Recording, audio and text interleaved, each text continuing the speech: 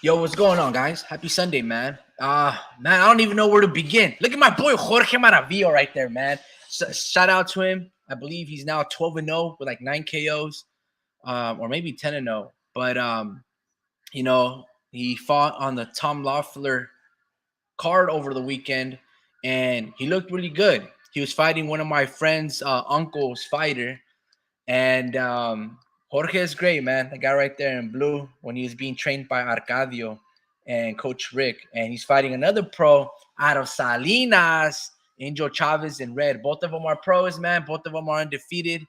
And, man, it's just amazing to see these kids grow, right? And, yeah, Jorge Maravillo, man. Check him out. Watched him since he was an amateur. So watched him grow up. An amazing fighter. And during the time, this was one of the best fights that I've ever got to see. So it's amazing to see them continue on the trend and not give up on the passion of boxing. So hopefully, like always, that they make it. Look, man, there's so much. Just hear these shots right here. Look at this.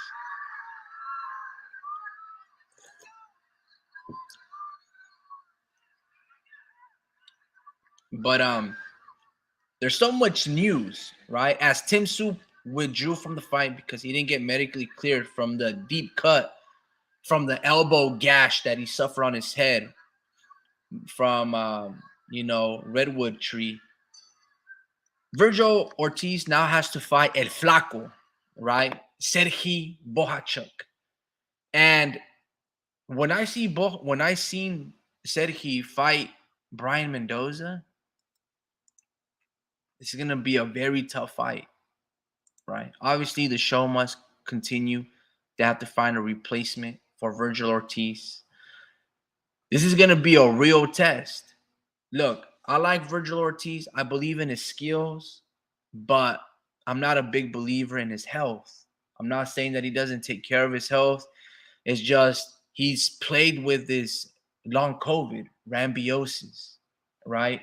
And just the signs are there, right? It's a very freak accident when you have him trying to make weight and he's passing out. This is not typical behavior, right? Like in terms of a young 22, 23-year-old kid. I mean, Virgil might be 26 now, but the point remains he's still relatively young and he's essentially having all these medical conditions. The future don't really look particularly that long for Virgil Ortiz. But obviously, I'll be rooting for him, and I wish everything goes well for Virgil.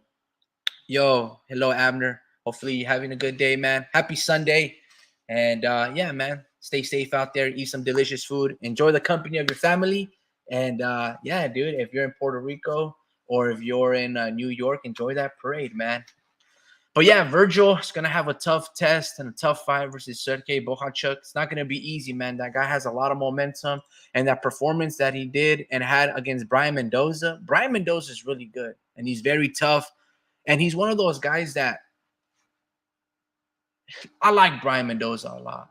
He's very crafty. He's got amazing defense, and his defense is varied, right? He can change up the look, and his surviving tactics is impeccable. Impeccable. Like when Tim Tszyu was nailing Brian Mendoza reverted to, like, from a defensive standpoint, he had like plan A, B, C, and D, and E, and F. Like it weren't working, but then he was like moving like Emmanuel Augustus, and he was doing it with Sergey Bohachuk, but Bohachuk reminded me of Dmitry Pirog, the same guy that knocked out Danny Jacobs way back then in like the early, 2012 era. This is who Bohachuk reminds me of. So hopefully Virgil, I don't know, man. Like I said before, and I don't want to be so critical of Robert Garcia, but when you have expectations on Robert Garcia's fighters, they always let you down. It's when Robert Garcia comes in that underdog role and the underdog position is where he surprises the hell out of you, like he did with Marcos Maidana and rejuvenating, Abner Mares' career, Brian Valoria's. When you start looking at how, like, Robert Garcia is an overachiever, but when you have that expectation, right, he falls down. And again, to be fair, this typically happens with most trainers of the year. Like the previous year, that same year they win the award, right? And then the next year, it seems like everyone, they're like, there's no element of surprise, right? And all of the other trainers and the fighters, they start studying that style and then they solve you, right? It's kind of like having a sophomore slump. Um, for example, you might be rookie of the year in football and you're dominating, catching all these teams by surprise. And then the following year, now they game plan properly. They know who you are, what to expect. There's more film tape on you, and they're able to judge you, and then they adjust accordingly. Anyway, I'll be rooting, obviously, for Virgil, pero it's not gonna be an easy fight. It's definitely not gonna be an easy fight, but be rooting for him. On other news, man, Xander Zayas fought last night on the top rank undercard. I know a lot of people are really critical of him, but I'm not, man. The kid for 20 years old, he looked impeccable last night. One of the things that I love about a few of these fighters that are coming up is that even how offensively minded they are driven, they never neglect their defense. And that was Xander Zayas. The co-main event, Shushu Carrington, same thing from him. Amazing catch and shoot, you know, beautiful, bro. Just beautiful. And I know Shushu's like 27 and Xander's like 2021, but wise beyond their years. Amazing. And Puerto Rico and New York, you can definitely get behind Xander Zayas. That dude is fantastic. And hopefully they don't try to rush him. He's got the style, he's got the charm, he's got the boxing skills. You know, he's bilingual. That's a star in the making. Just keep developing him. He's got youth on his side. Just do not rush him. Do not put him in there like they did with Erickson Lubin versus Jermell Charlo. He's got time to develop. I'm not saying you got to slow roll it like they did with Tank Davis. You know, Xander Zayas can do amazing things. Just give him time. There is no rush. Abner goes, what do you guys think about Collazo? I like him a lot, man. One of the things about Miguel Cotto fighters, right? If I'm not mistaken, Oscar Collazo is a Miguel Cotto co-promoted with Golden Boy. They've been, you know, co-promoting for ever since Miguel Cotto fought Saram Ali, right? And then they had Alberto Mercado. I like Collazo. You know, he's a guy, I don't know too much about his amateur experience.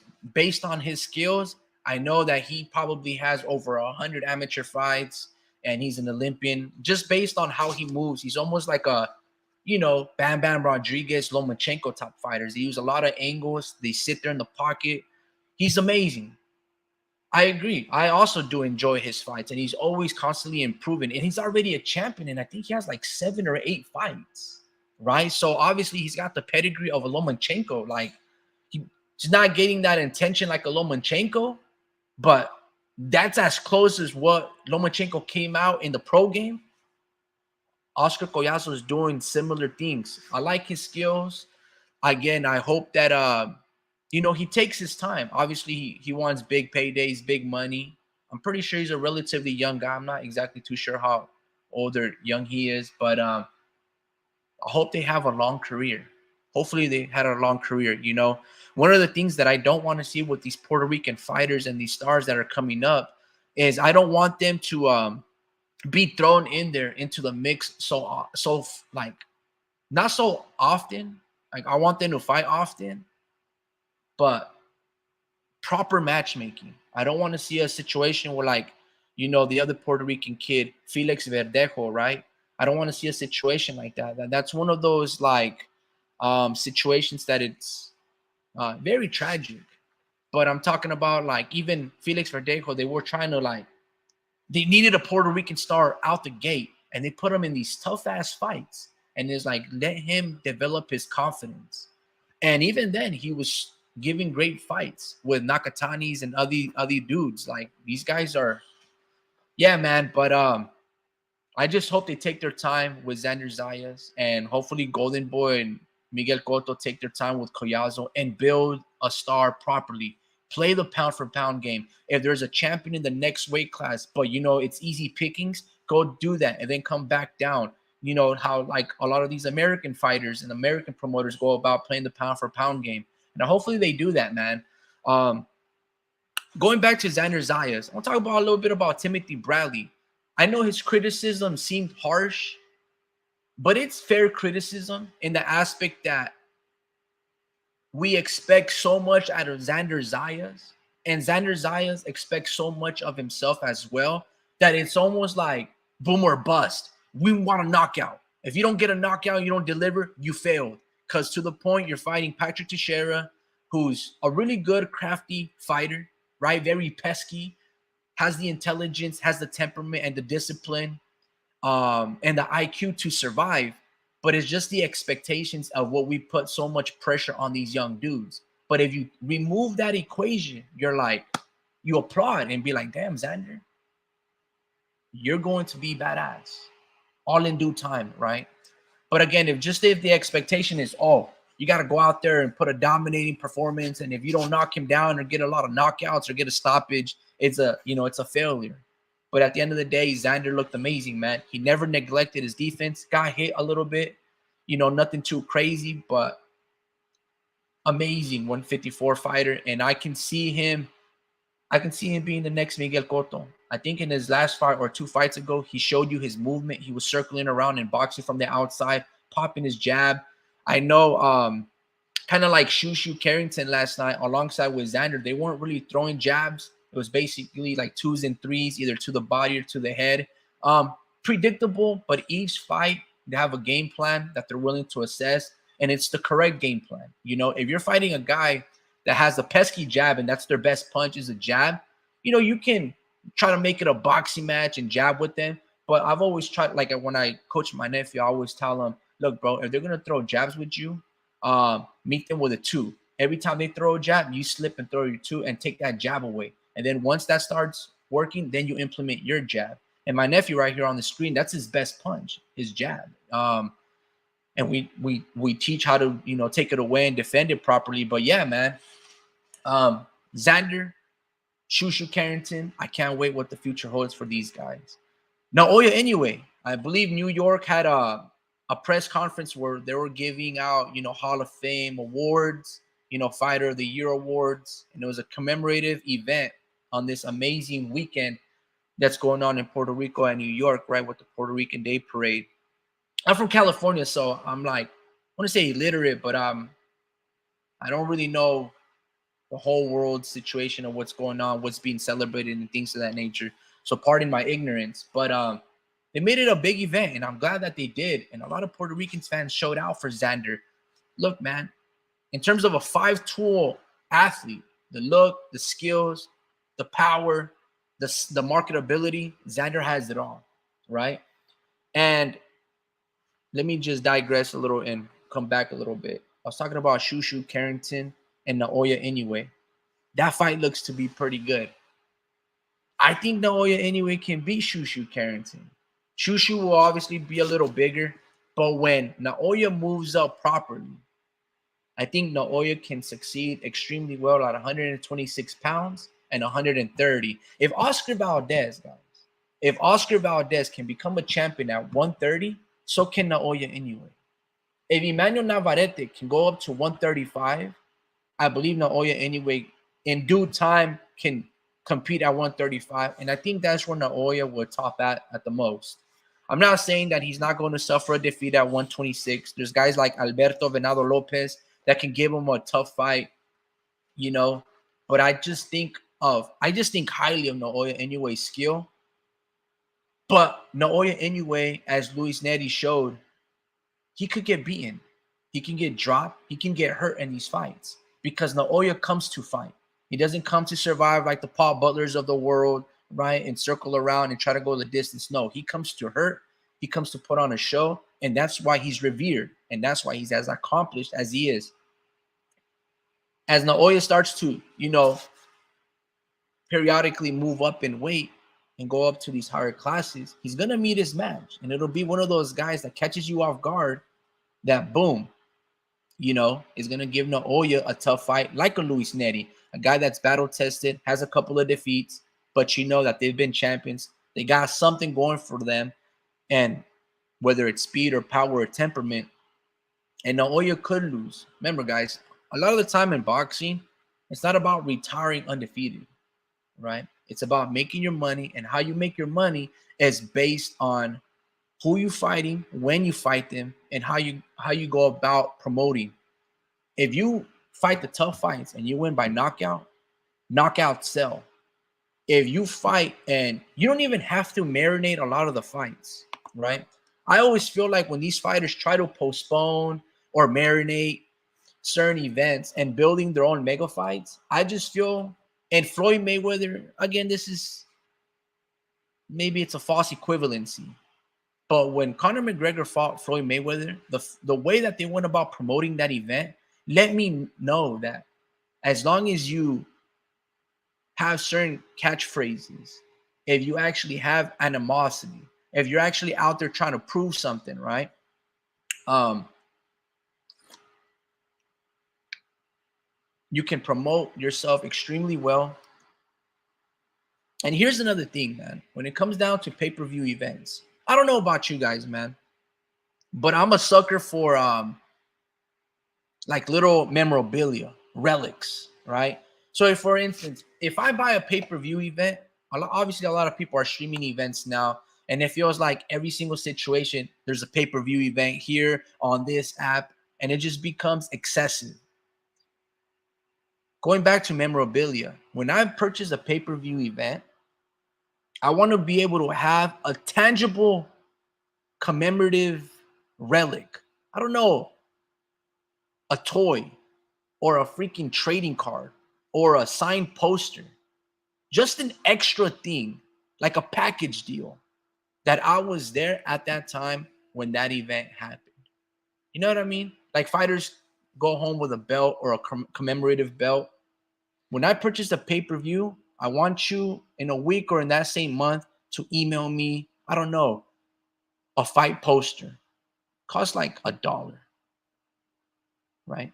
I just want something that I'm like, I purchased this. This was my ticket, not just a receipt that it shows the scan and verification on an email. You know what I mean? Like, I want a fight card. Because imagine this. Imagine this. Let's say Lomachenko turned pro and his first fight was on pay-per-view, right? I want to have a Lomachenko pay-per-view card of his first fight. And let's say he carries on to have 20 professional fights. Imagine having 20 Lomachenko. Doesn't have to be a signed card, but boom, you have 20 different Lomachenko fights commemorating and encapsulating that night, that event. Imagine that. And the next thing you know, you have a binder full of sleeves of Lomachenko. That would be fucking badass. So it's just another extra step to make fans want to buy the pay-per-view. You get money, and in return, they get something of value. Anyway, if you're just gonna sell all these pay-per-views, go ahead. But I'm just saying, as one of those fans that like to hoard a lot of things for memory and just be like, I was here in this time and space, I need that. Anyway, Naoya anyway, when he moves up to 126, we're gonna get a lot of banging fights. Shushu Carrington is really good. I believe Shushu can get beat. I believe Tiger Johnson and these fighters, they can all lose. And that's what makes boxing appealing to me, is when we start getting competitive matchups or the skill level is very nitpicking. It's like so close that almost every single fights are 50-50, 50-50. Yo, man. Happy Sunday again, guys. I gotta emphasize that, man. Hopefully you guys are having a good time. And but yeah, man, Puerto Rico has a lot of amazing stars coming up, starting with Xander Zayas at the forefront, and then to Abner Ortega's point, Oscar Collazo. I like these two fighters a lot. And, you know, yeah, man, I'm excited for them. I just hope they really take their time. I know everybody's, I don't know, man. We live in this very fast paced world where everybody wants that instant gratification overnight. You want that, we put a lot of pressure on ourselves.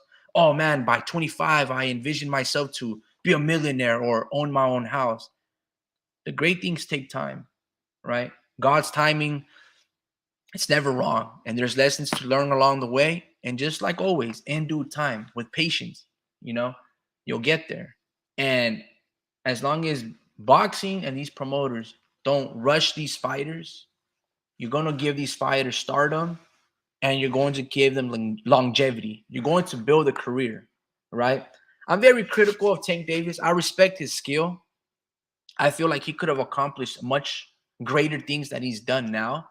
But in terms of slow rolling his career and giving him longevity, they've done that. But along the way, they've, you know, it could have gone extremely bad, right? I don't want to bring up things, but like that DUI when he kind of ran over a pregnant woman, like his career could have ended right then and there. You get what I'm saying? Damn, I forgot to turn off the cameras at home. You guys get what I'm saying? So sometimes the longer you wait, you miss out on these amazing opportunities. Luckily for Tank, for better or worse, he does have an angel guarding his back, right? Because if it was you and me that, we were going extremely fast, ran a red light, ran over some person, could have been, man, who knows, involuntary manslaughter. Could have been something much more hectic than what it really was that he just got, 3 months. We wouldn't have top money to pay for top lawyers, right? And we probably would have done hard time. Well, when you're rich and famous, you know, there's a lot of leniency.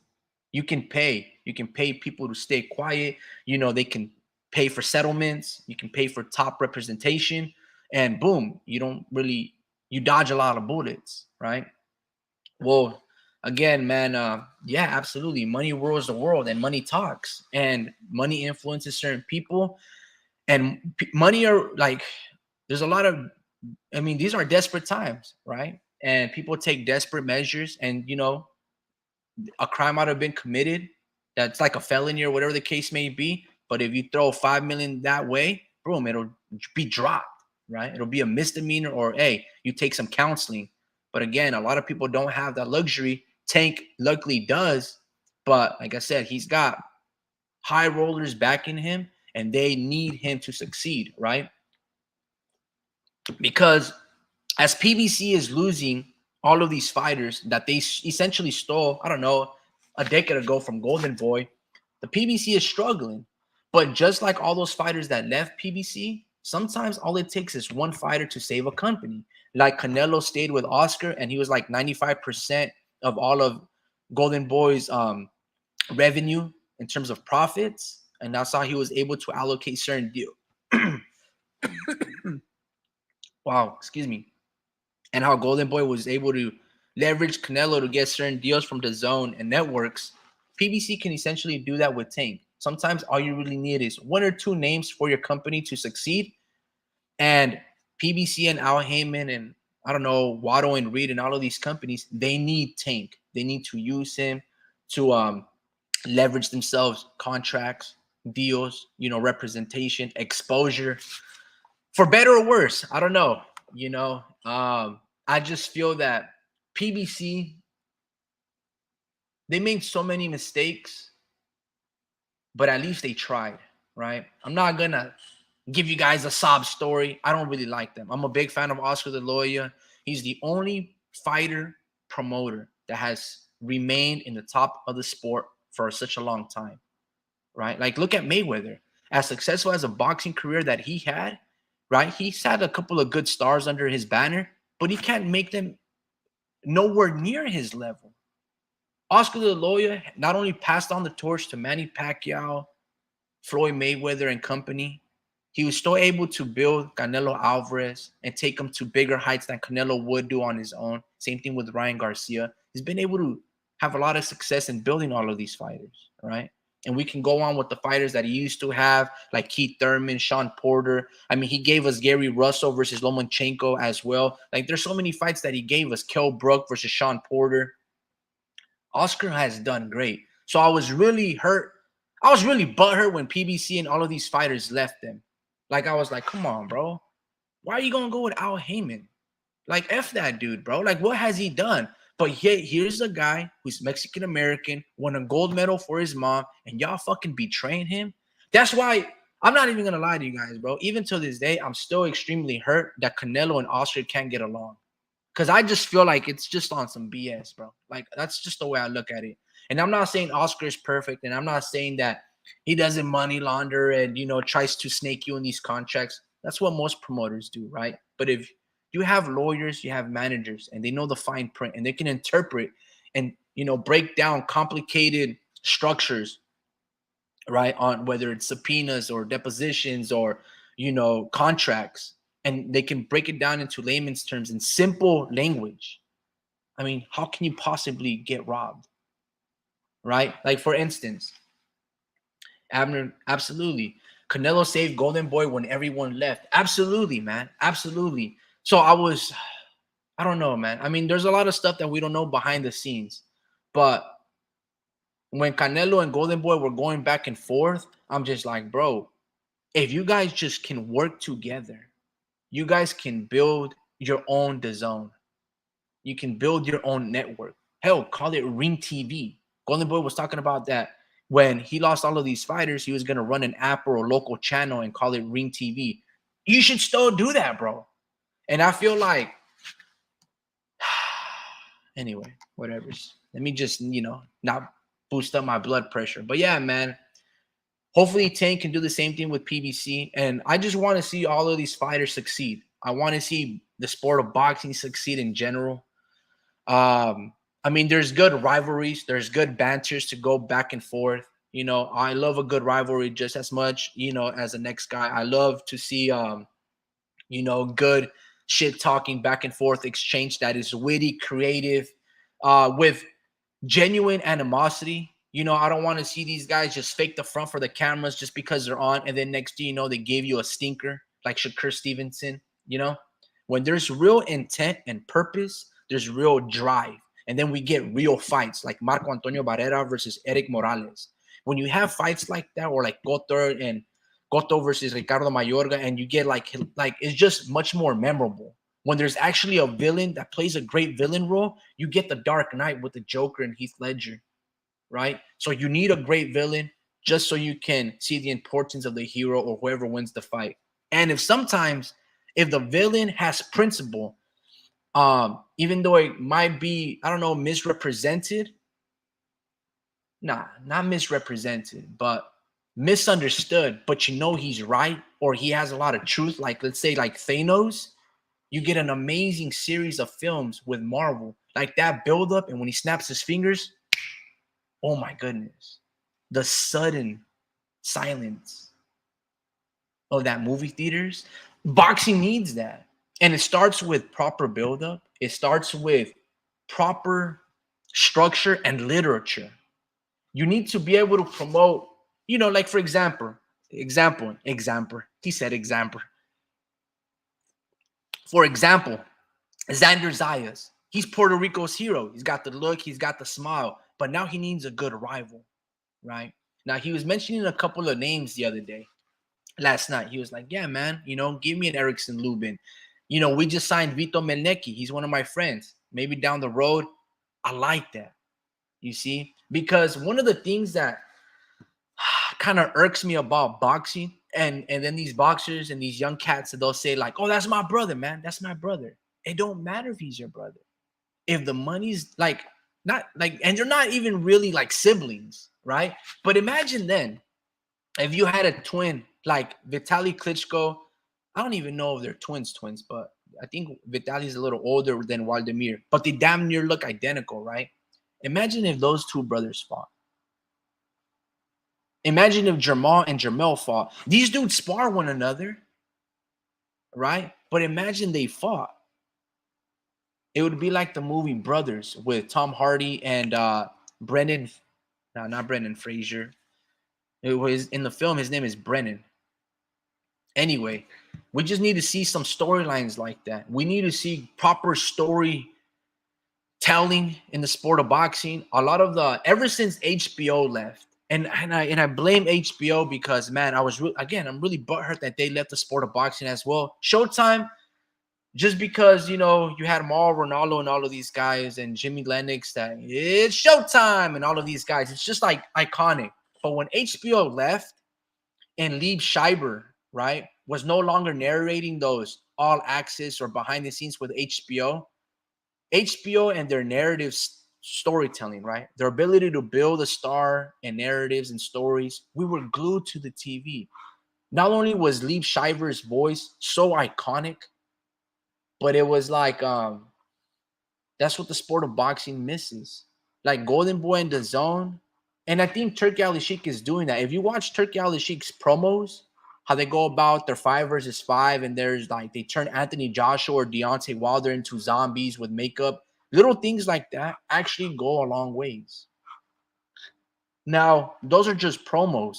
But when you can actually make genuine documentaries or mini series and follow an athlete behind the scenes with proper editing and storytelling and structure, wow, you can literally build a star overnight. If you can make a simple documentary, a training montage footage, dub it over some simple narration, some beautiful composition of shots, you juxtapose them correctly, um, put in some symbolism like Guillermo del Toro, man, you can create a star overnight. Hell, a freaking actor. Abner Mares goes, they never broke the promise they made to their mom, the Klitschko's. Ah, interesting. That's interesting. I actually got to look that up. Maybe, you know, the mom of the Klitschko's told them never fight one another. That's pretty cool, Abner. I actually did not know that, but that makes a lot of sense. You know, there's always childhood rivalries, right? Oh, big brother versus little brother. You know, big brother always beats up little brother, but the little brother always has his chip on his shoulder that he eventually beats the older brother. But that's interesting. Let me see. Why did the Klitschko's never fight one another? Never fight. Maybe there's a story. So there's a biography. Both brothers made their professional debuts on November 16, 1996 in Hamburg. Since then, both have been world heavyweight champions. They promised their mother that they would never fight each other. Wow. I did not know that. That's actually pretty cool. All right, let me go to Quora.com. I don't know what Quora is, but let's see. Let's figure this out. Why didn't the Klitschko brothers ever fight one another for a true heavyweight championship? Because at one time, for like decades, right?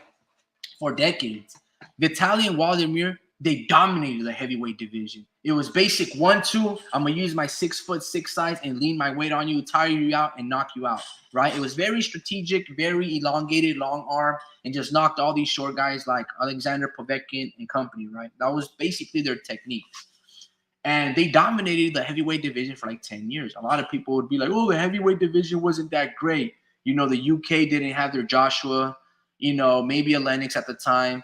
United States didn't really have anybody until, you know, overrated Wilder in terms of a political push. So the Klitschko's were like, a lot of people don't give them a lot of credit. But regardless, let me see if I can find something. Dude, what? Vitaly promised his mother he would never fight or hurt his brother. And Waldemir apparently made the same promise. Lucky for Wad, Vitaly accepted it. Let me see what the comments say. I really wanted one of them to end up being undisputed, preferably Vitaly.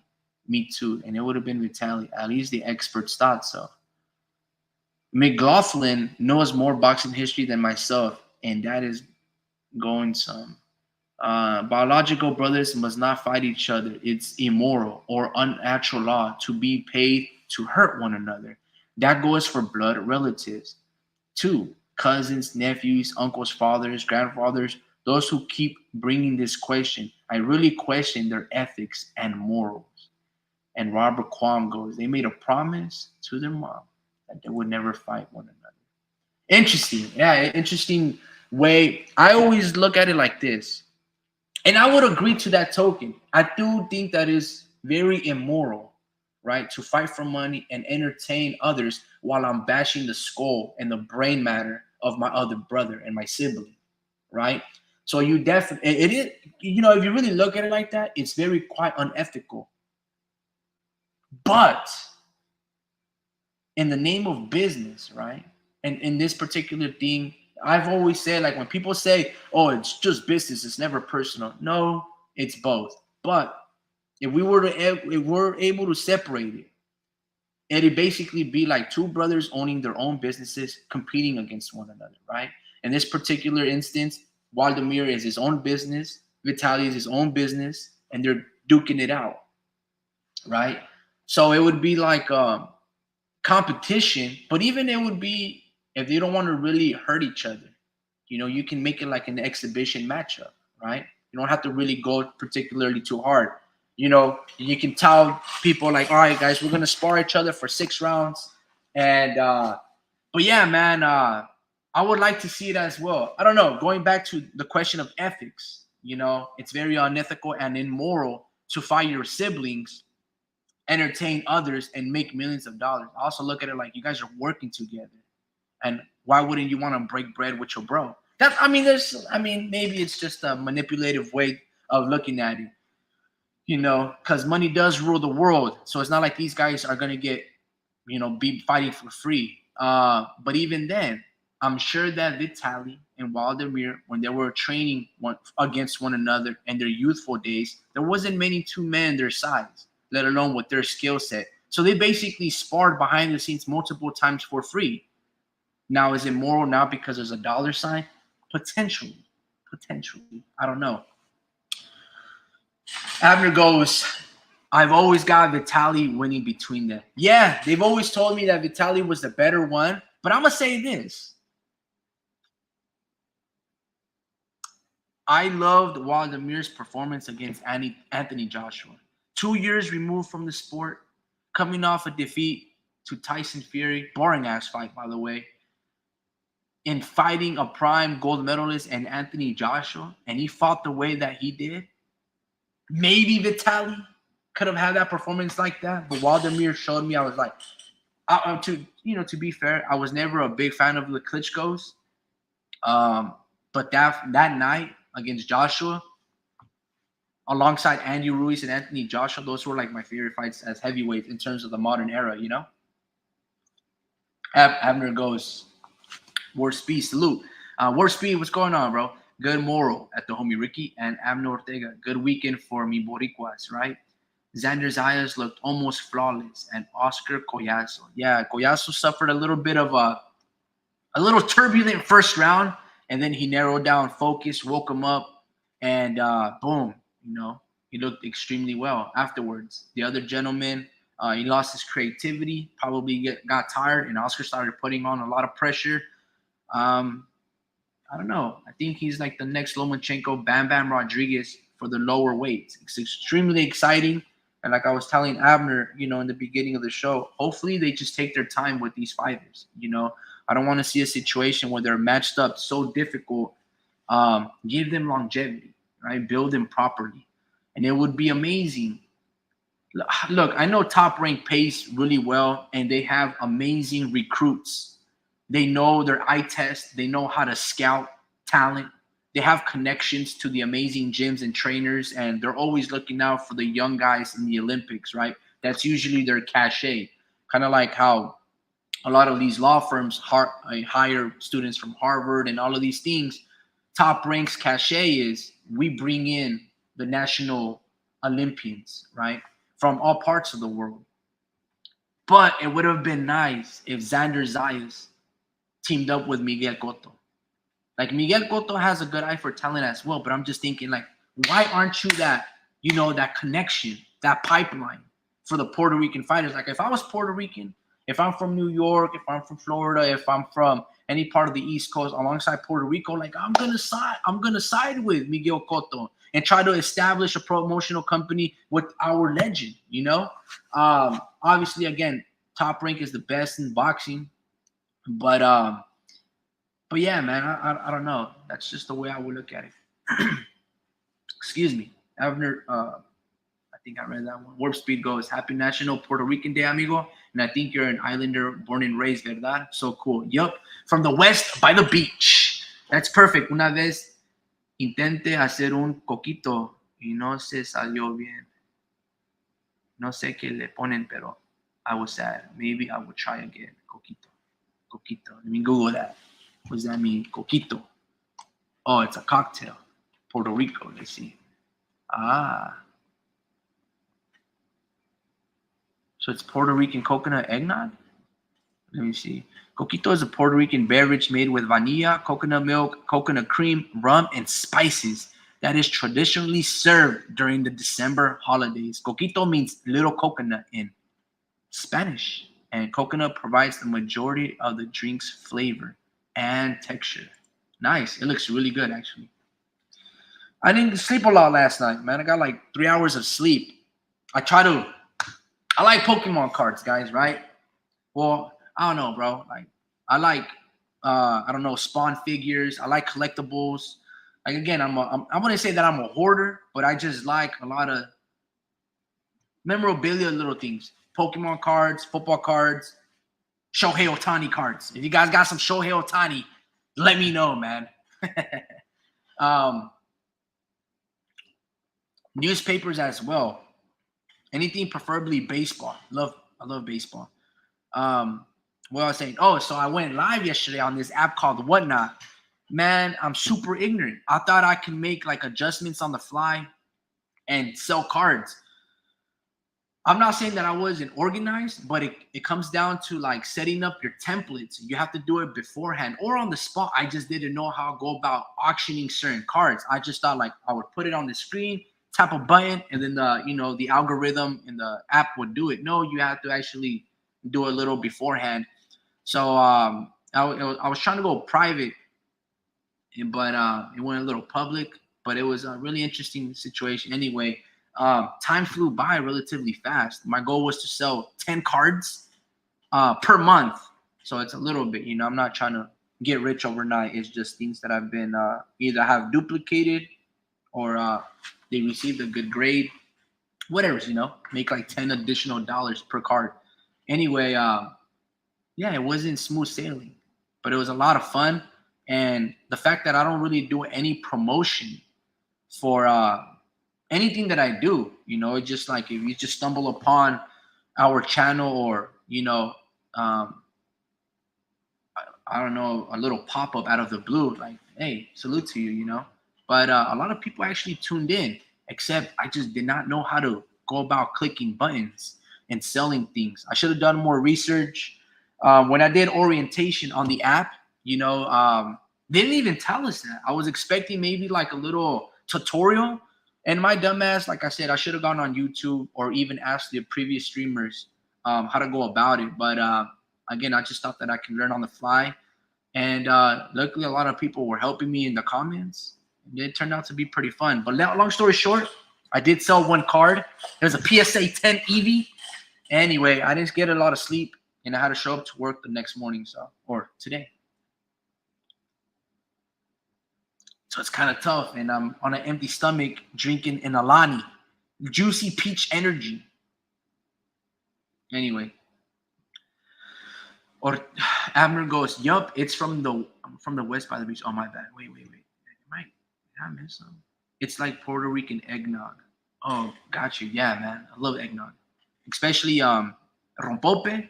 I think that's eggnog as well. Maybe it's different. And then you put it on your gelatina. Woo-hoo! Boy, nothing feels better and smoother than that.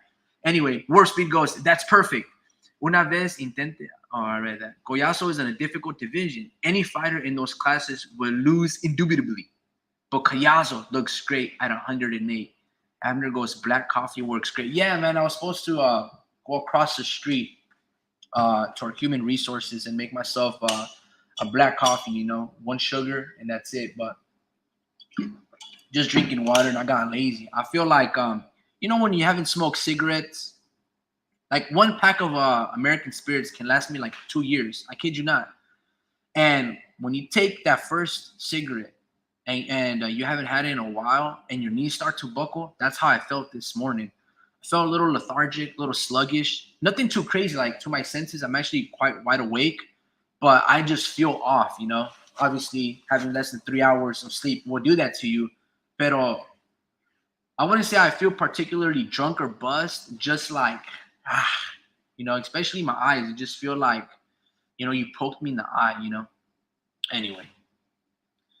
I talked about Virgil, talked about El Flaco, Sergey Bohachuk. We talked about Xander. Golden Boy, right? I love Golden Boy. I love Oscar De La Hoya, man. I mean, these fighters aren't perfect. I know they're gonna make a lot of mistakes, and they're gonna continue to make a lot of mistakes. I don't really put these fighters on a pedestal and think they're holier than thou, but I do expect a lot of great things from our people. Our people mean humankind, not just Latinos and Mexicans and all of that thing. Like, just when I look at boxing and boxers, I put them on a high pedestal, right? And I expect a lot of great things. I don't care if you're disrespectful, whatever the case may be. But what I talk about is professionalism, right? And just doing the right thing in terms of fairness, I suppose. The reason I try to preface this is I guess Ryan Garcia and Devin Haney are going out there in the last week or so, in the last couple of hours or days, and they're basically saying, Oscar and DAZN, where's my money? Right? So Golden Boy the other day, I guess he fought back a little bit.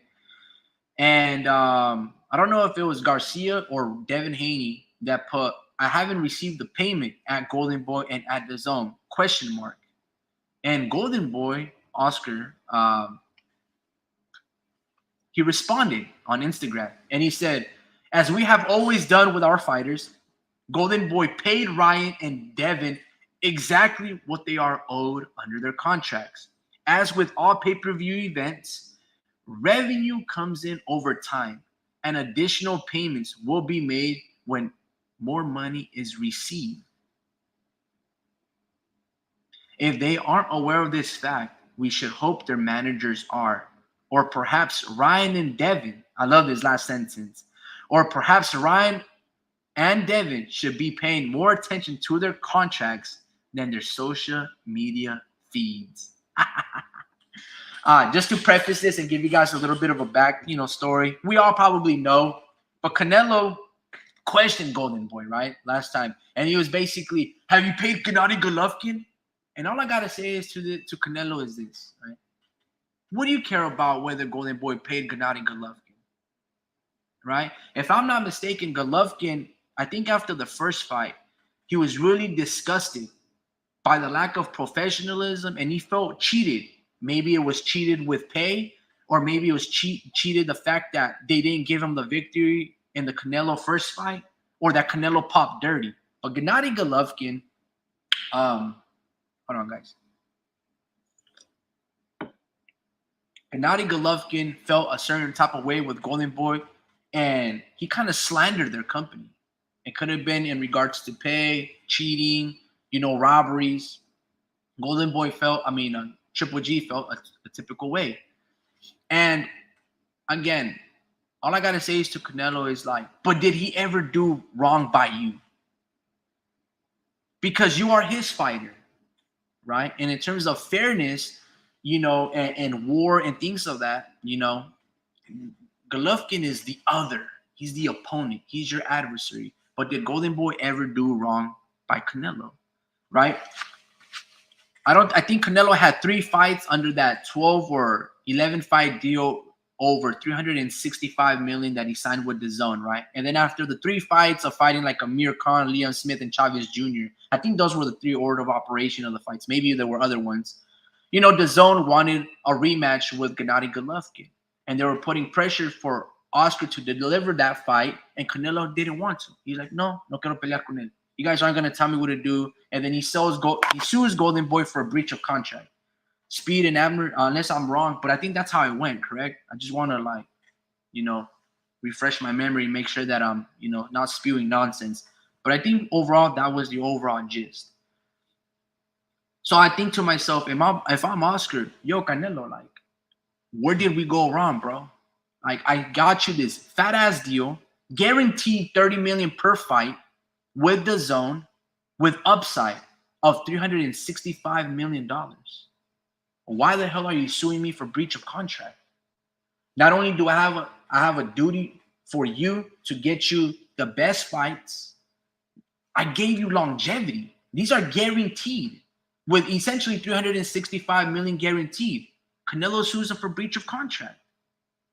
Okay, if you want to say, well, Golden Boy leveraged Canelo to get on DAZN for his other fighters so he can have money to pay for his other undercard fights.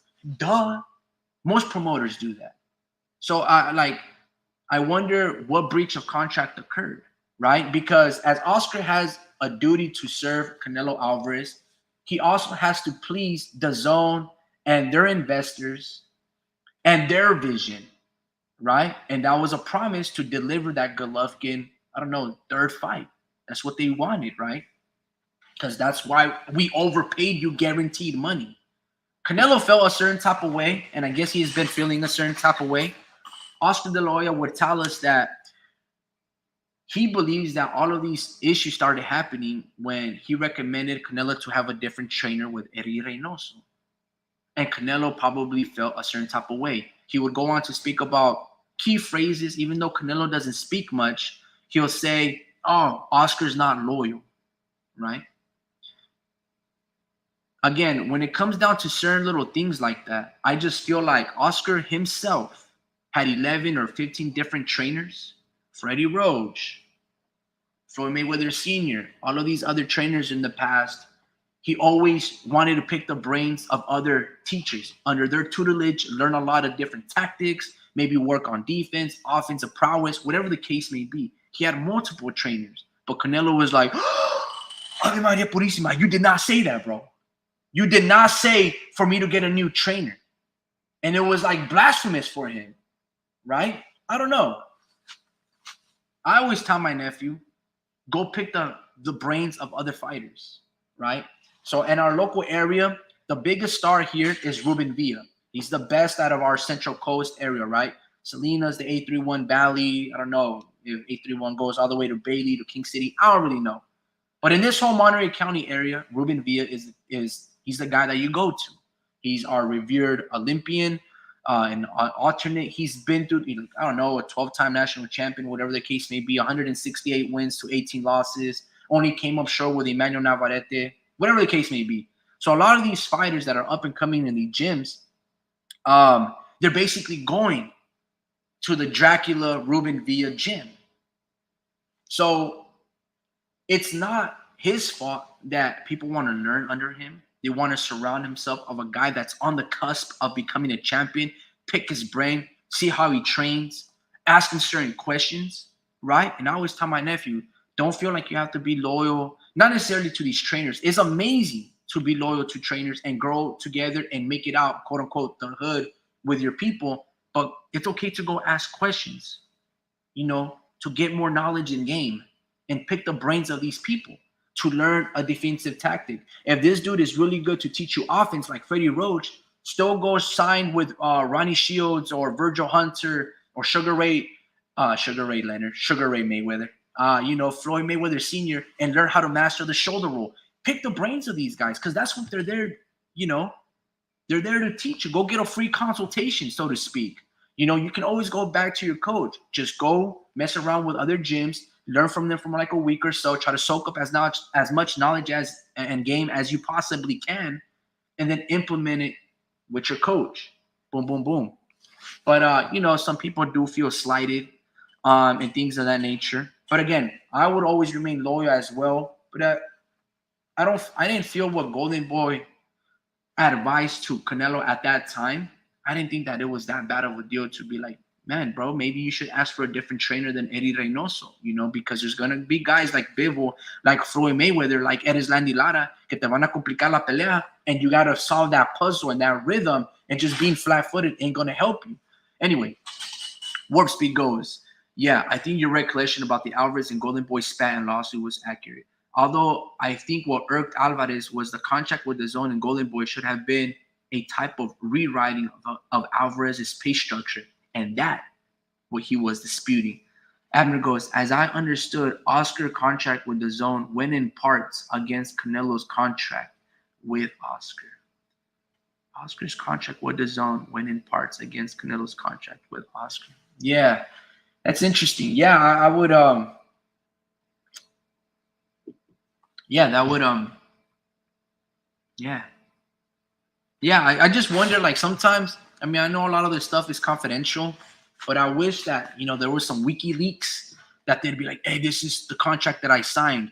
You guys know the story of Woodward and Bernstein, right? The two Washington Post editors and, journalists. They had their source, which is like an ex-FBI or a current FBI agent who went by the name Deep Throat, There is no deep throat in boxing. I don't know if that's the correct example. That should, but you guys know what I'm talking about. Like there is no. You guys ever played Metal Gear Solid? And then there's basically this person that leaks certain information. Boxing doesn't really have that. You know, some people might say Rick Glazier. He seems to be an insider that leaks certain information that are privy to details. And usually that quote unquote deep throat character that leaks certain information to like the guys of Woodward and Bernstein from the Washington Post that worked inside, the Watergate scandal with Richard Nixon, if I'm not mistaken, during that time. Boxing needs that person, that where they have the insider that they're leaking the pay-per-view numbers, so we don't get manipulated by these networks. Like, I don't know about you guys, but I know DAZN is private. There's rumors that they're gonna have an IPO and go public, but I just feel like don't be so pompous and don't have such a big ego. Release the pay-per-view numbers, the official numbers. Because like Turkey Al-Sheikh and these people, they will tell us, 25 million people illegally watched Tyson Fury versus Alexander Usyk. Okay, so how many people tuned in to watch that fight that paid? Supposedly it was like 1 point something million, right? And I'm thinking to myself, you guys know the illegal numbers way before that you guys got the actual real numbers, and it doesn't make sense. To that point, Ryan Garcia and Devin Haney are saying, we haven't gotten paid, right? Where is the rest of the money? Golden Boy says the money and pay-per-view events and the revenue comes in over time, and additional payments will be made when the money is received. That's clear, but it's also very ambiguous. Like, what do you mean by that? Because I remember reading, I don't know if it was a document or an interview, right? And hearing an interview or watching one, I don't really remember it. But Golden Boy and Floyd Mayweather, they were saying, till this day, I'm still getting paid, or money's coming in from that pay-per-view fight that we had between one another. And I think to myself, like, what do you mean by that? Do you mean that it was posted on YouTube, or DAZN bought certain rights, so then you get different distributor fee money? Or are you talking about you guys sold 1.5 million pay-per-view buys, I don't know, back in 2011, and money's still coming in from that day? Like, isn't that like a delayed payment? Like, that's so freaking, it's strange.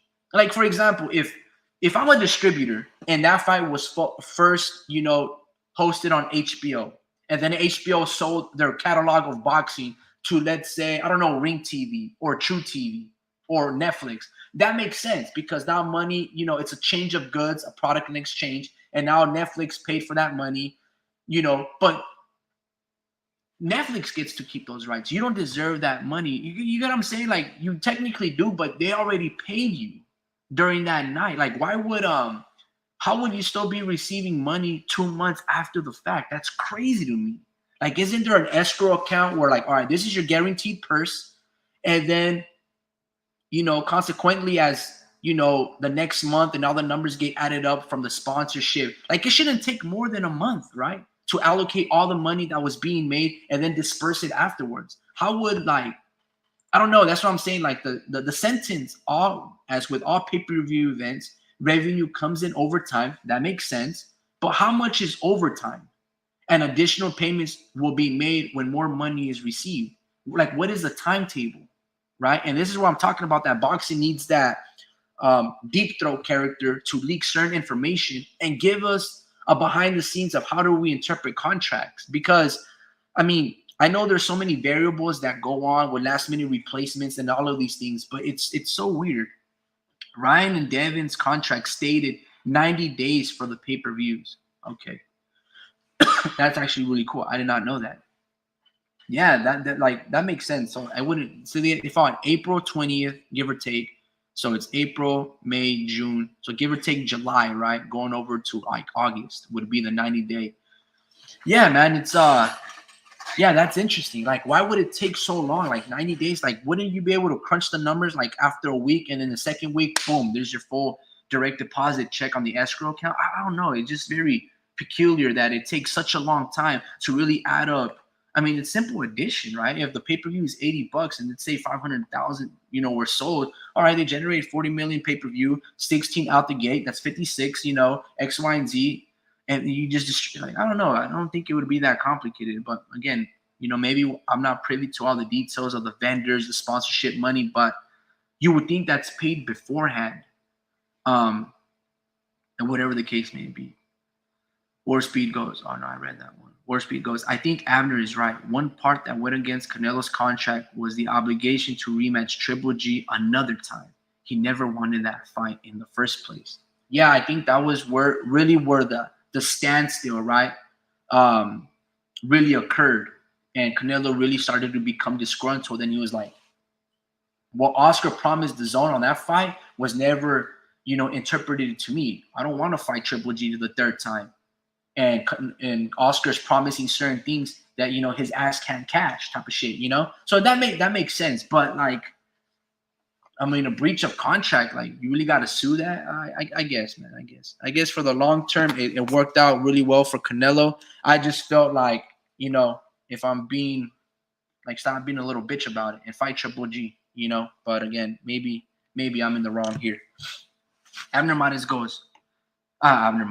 Ortega goes, he was being inactive. Yeah, it was very interesting times. But it's funny though, because I think during those 3 fights, he fought Amir Khan, Liam Smith, and you know what? And Chavez Jr. No, that can't be right. It had to be after, let me see, Saul Alvarez. So I know he went down after Cotto. He went down, let me see, when was Cotto? Like 2015. No, yeah, Cotto, Amir Khan, Liam Smith, Chavez Jr., and then he fought Golovkin the first time, and then Golovkin the second time. All right, let me see. Breach of contract. Canelo sues Oscar for breach of contract. I just got to refresh my memory because maybe the order of operations of some of the fights that I'm probably wrong. Okay, what went wrong? Golden Boy Promotions part allegedly breach of contract, seeking a minimum of $280 million in damages. Holy snap, that's big money. 2 years ago, Alvarez and DAZN agreed to the richest deal in boxing history. Alvarez would fight on DAZN for his next 11 fights at a price of $365 million.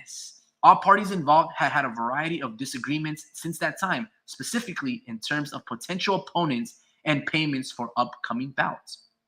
Alvarez wanted his contract to hold as is, so he was okay with the contract, meaning he will get paid his full amount per fight, which had been a point of contention between the parties, and he has to have a final say on his opponents. That's the second clause. Until those aspects are worked out, the sport's biggest star, who is in his prime, will likely be sidelined. Here's what we know about the Alvarez situation. Okay, I read that. We're going to skip that. As it begins, the Zone producing ads featuring Alvarez was built out of the rest. Okay.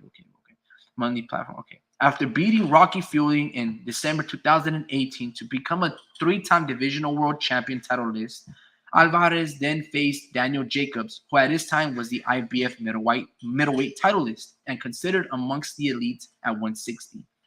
After that fight in May 2019, things started to turn sour. So that's when it occurred. So he went on to fight Golovkin 2 times already, then Rocky Fielding, then Daniel Jacobs. And that's when, and if I'm not mistaken, Gennady 1 and Gennady 2 were on HBO, right? And they weren't with DAZN at the time. And that's why DAZN wanted to make and cement their name by throwing out this money and having Triple G versus Canelo for the 3rd time. That's what they were going to, at least make some of the money back, trying to get that fight with that momentum. Because at that time, that second fight, I watched it with my dad, and I think Speed, maybe 2 months ago, and that fight is fantastic. Like, when we talk about offensive-minded fighters that are knockout artists, Golovkin, like Canelo, did not neglect their defense. Like Xander Zayas and Shushu Carrington last night, as offensively driven as those fighters are, they don't neglect their defense. It's beautiful to see. And when I watched that rematch between Golovkin and Canelo, that second one, Thing of beauty, folks. Thing of beauty. Oh my goodness. So much replay value. And it was a mirror match. Fantastic, man. Fantastic. Dude. I can't say nothing. So that's when that point of contention happened after the Danny Jacobs fight. Because I guess they were probably putting a lot of pressure on Oscar to deliver that fight. And that's when they part ways, give or take. Canelo fights Sergey Kolovev, Callum Smith, Avni Yildirim, Billy Joe, Killer Plant, Dimitri. And then after 2008 or 2009, 3-4 years later, he fights Gennady Golovkin. Interesting. Yeah. Interesting. Yeah, man. I just feel like, okay, so Oscar got you this big money deal, right, Canelo? And you still want to shit all over his name. And until he puts a cease and desist letter, saying that I haven't been paying, you shut your mouth, right? I feel like Oscar should do that more often. And when you have guys like Canelo and even guys like Errol Spence trying to slander your name, oh, you don't treat black fighters well. Okay, then fucker, where's the lawsuit? What makes you say that? Because if you ask your contemporary, Jermell Charlo and Jamal Charlo, they got nothing but nice things to say about me. But I don't know, man. I would have put those cease and desist letters a long time ago. Hey, you don't say my name. You don't speak about my name, X, Y, and Z. That's if I'm Oscar the lawyer. You know what I mean? Like, I'm not going to let little pipsqueak shits. If I'm Oscar, like Rolly Romero trying to say shit to me, like, bro, I'm going to go medalist X, Y, and Z for all these dudes in my prime. What are you, Rolly? You're just a roly-poly-oly, dude. You nothing, Anyway. Okay. He was being inactive. Abner goes, Canelo's career was getting staggered at the time. Yeah, I think so. Let me see. So let me see. There was a time. So when he failed the drug test with Gennady Golovkin, and then the WBC went on this witch hunt, and he had to absolve himself with the hair follicle, show receipts of the clenbuterol. 2017, he had to wait basically a whole year. When he fought Golovkin the first time, he waited a whole year to fight Golovkin. Golovkin had a fight in May against Vanes Martirosyan. Then he fought 3 months later Rocky Fielding, and then 5 months later Danny Jacobs. 6 months later Sergey, and then a whole year from Sergey to Callum Smith. Damn. I see. But that must have been beforehand. I'm not too sure. But yeah, man, his career was a little staggered and stagnant during that clenbuterol situation that nobody brings up anymore. Let's see. But War Speed goes, but let's just be direct here. He didn't want to fight for a man who cross-dressed and does drugs. That's why he eventually brought up those matters in the Munguia buildup.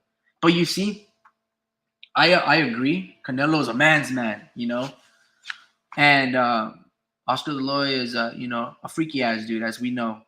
But if that's the truth, right? And I believe that is true to be a true statement. Whenever those fishnets were leaked, I don't know, back in 2014 or 2013 or the Lara fight, it took him 10 years to really express himself in the Jaime Munguia situation. I know he's been always like leaking certain posts, and there was like things on Twitter or Instagram that he put like, hey, here's a fucking spoon, go if but it just like yeah, man, I don't know, bro. I just feel like whatever. I won't say that. But Abner goes, Canelo versus Oscar and fishnets would have been a commercial success. Yeah, man. I'm glad we didn't see that, man. But on that little related topic, though, there's this new league, right? Called like the PFL, the Pillow, the Fighting Championship or the Pillow Fighting League. That thing is hilarious, man. Like people get down with that shit. That's hilarious. That's such a interesting concept, man. The PFL, I think that's what it's called, the Pillow Fighting League or something like that. That's hilarious. I saw a little segment on Instagram or one of those YouTube reels. It's hilarious, man. Some of them pillows do hurt. But yeah, I got a question for you guys. If Canelo and Oscar De La Hoya were to fight, in respect to their prime, who you guys have winning? I'm not going to lie. As a big fan that I am with Oscar and those amazing fights that he had with Shane Mosley, I think Canelo beats him. What do you guys think? Man, if you are into strange fighting leagues, check out Hockey Boxing. is just boxing on ice skates. Check out hockey boxing. Hockey boxing. Like you're just talking about like a hockey, like a traditional hockey fight that happens and breaks out between like the San Jose Sharks versus, I don't know, the Pittsburgh Penguins, or there's an actual league called hockey boxing. Abner goes, wait. Well, I guess middleweight. Yeah, I don't think Oscar was the greatest middleweight, but I think he fought Tito Trinidad at 160, no? At 147, I got Oscar. Oh, yeah, for sure. So I don't think Canelo was nowhere as established at 147. Even at 154, I think Oscar would have beat Canelo easily. But let's say middleweight. Let me see. Oscar de la Hoya box strike. I want to just make sure, just to give you guys some reference point, who he fought at middleweight. I gotta sign in with Google. Yeah.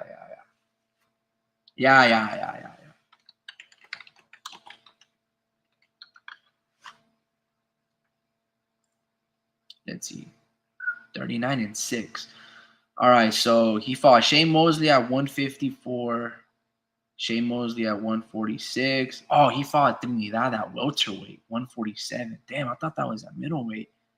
So at middleweight, 154. Let's see. Man, he only fought Felix Sturm. Shh. Yeah, well, at middleweight, of course, we don't have a great reference. So Canelo would easily more or less beat him. 147, Pernell, Whitaker, Goodfellow, Rivera, Corte. Damn, I thought for some reason some of these fights were at 160. Yo, he also fought Arturo Gatti? No shit. I guess we can't, it's not a fair comparison, huh? Damn. I thought it was actually going to be a fair comparison, but nah, I guess not. Yeah, Oscar at 147, that was his prime. War Speed goes, Hockey Boxing League. Russia beat me to the idea, and now the U.S. has OBE in Massachusetts or somewhere like that. Abner goes, Canelo's prime is 160. I would agree. Oscar beats Canelo at 147 for sure. It's probably at 154. Abner goes, he fought everyone. Yeah, he fought everybody, man. That's one of the things that people forget. Like even Steve Forbes out of the Contender, and then he still wanted. He didn't look that particularly that good against Steve Forbes. And he still went on to fight Manny Pacquiao at 142. Like, how did he make one? I think it was like at 145, but it was like, how do you even make that, bro? That's crazy. Yeah, a lot of people, it is what it is.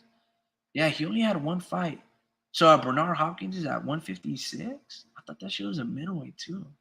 For some reason, I thought Oscar at least campaigned one time at 168. But boy, oh boy, am I wrong, bro. He started his career at 130. Nope, 135. He did have a fight at 131. And then all of those amazing fights would make Mosley at 135, 147, 154. I guess a better reference too would be Oscar versus Canelo at 154. War Speed goes Canelo. Oscar would beat Canelo at 154. Canelo fought who? Austin Trout, Erislandy Lara, Floyd Mayweather, 154-ish. He fought Miguel Cotto at 159. And then Oscar had a couple of good fights at 154. He had Shane Mosley, Fernando Vargas, Luis Ramon Campas. That boy had 80 wins to 5 losses. Holy snaps. He fought Mosley at 154. B-Hop, Ricardo Mayorga, all of those guys, right? And then Canelo had a couple of those at 154. Over 147, I got Canelo Alvarez. You think Canelo at 154 beats Oscar? As well, they were both at 154.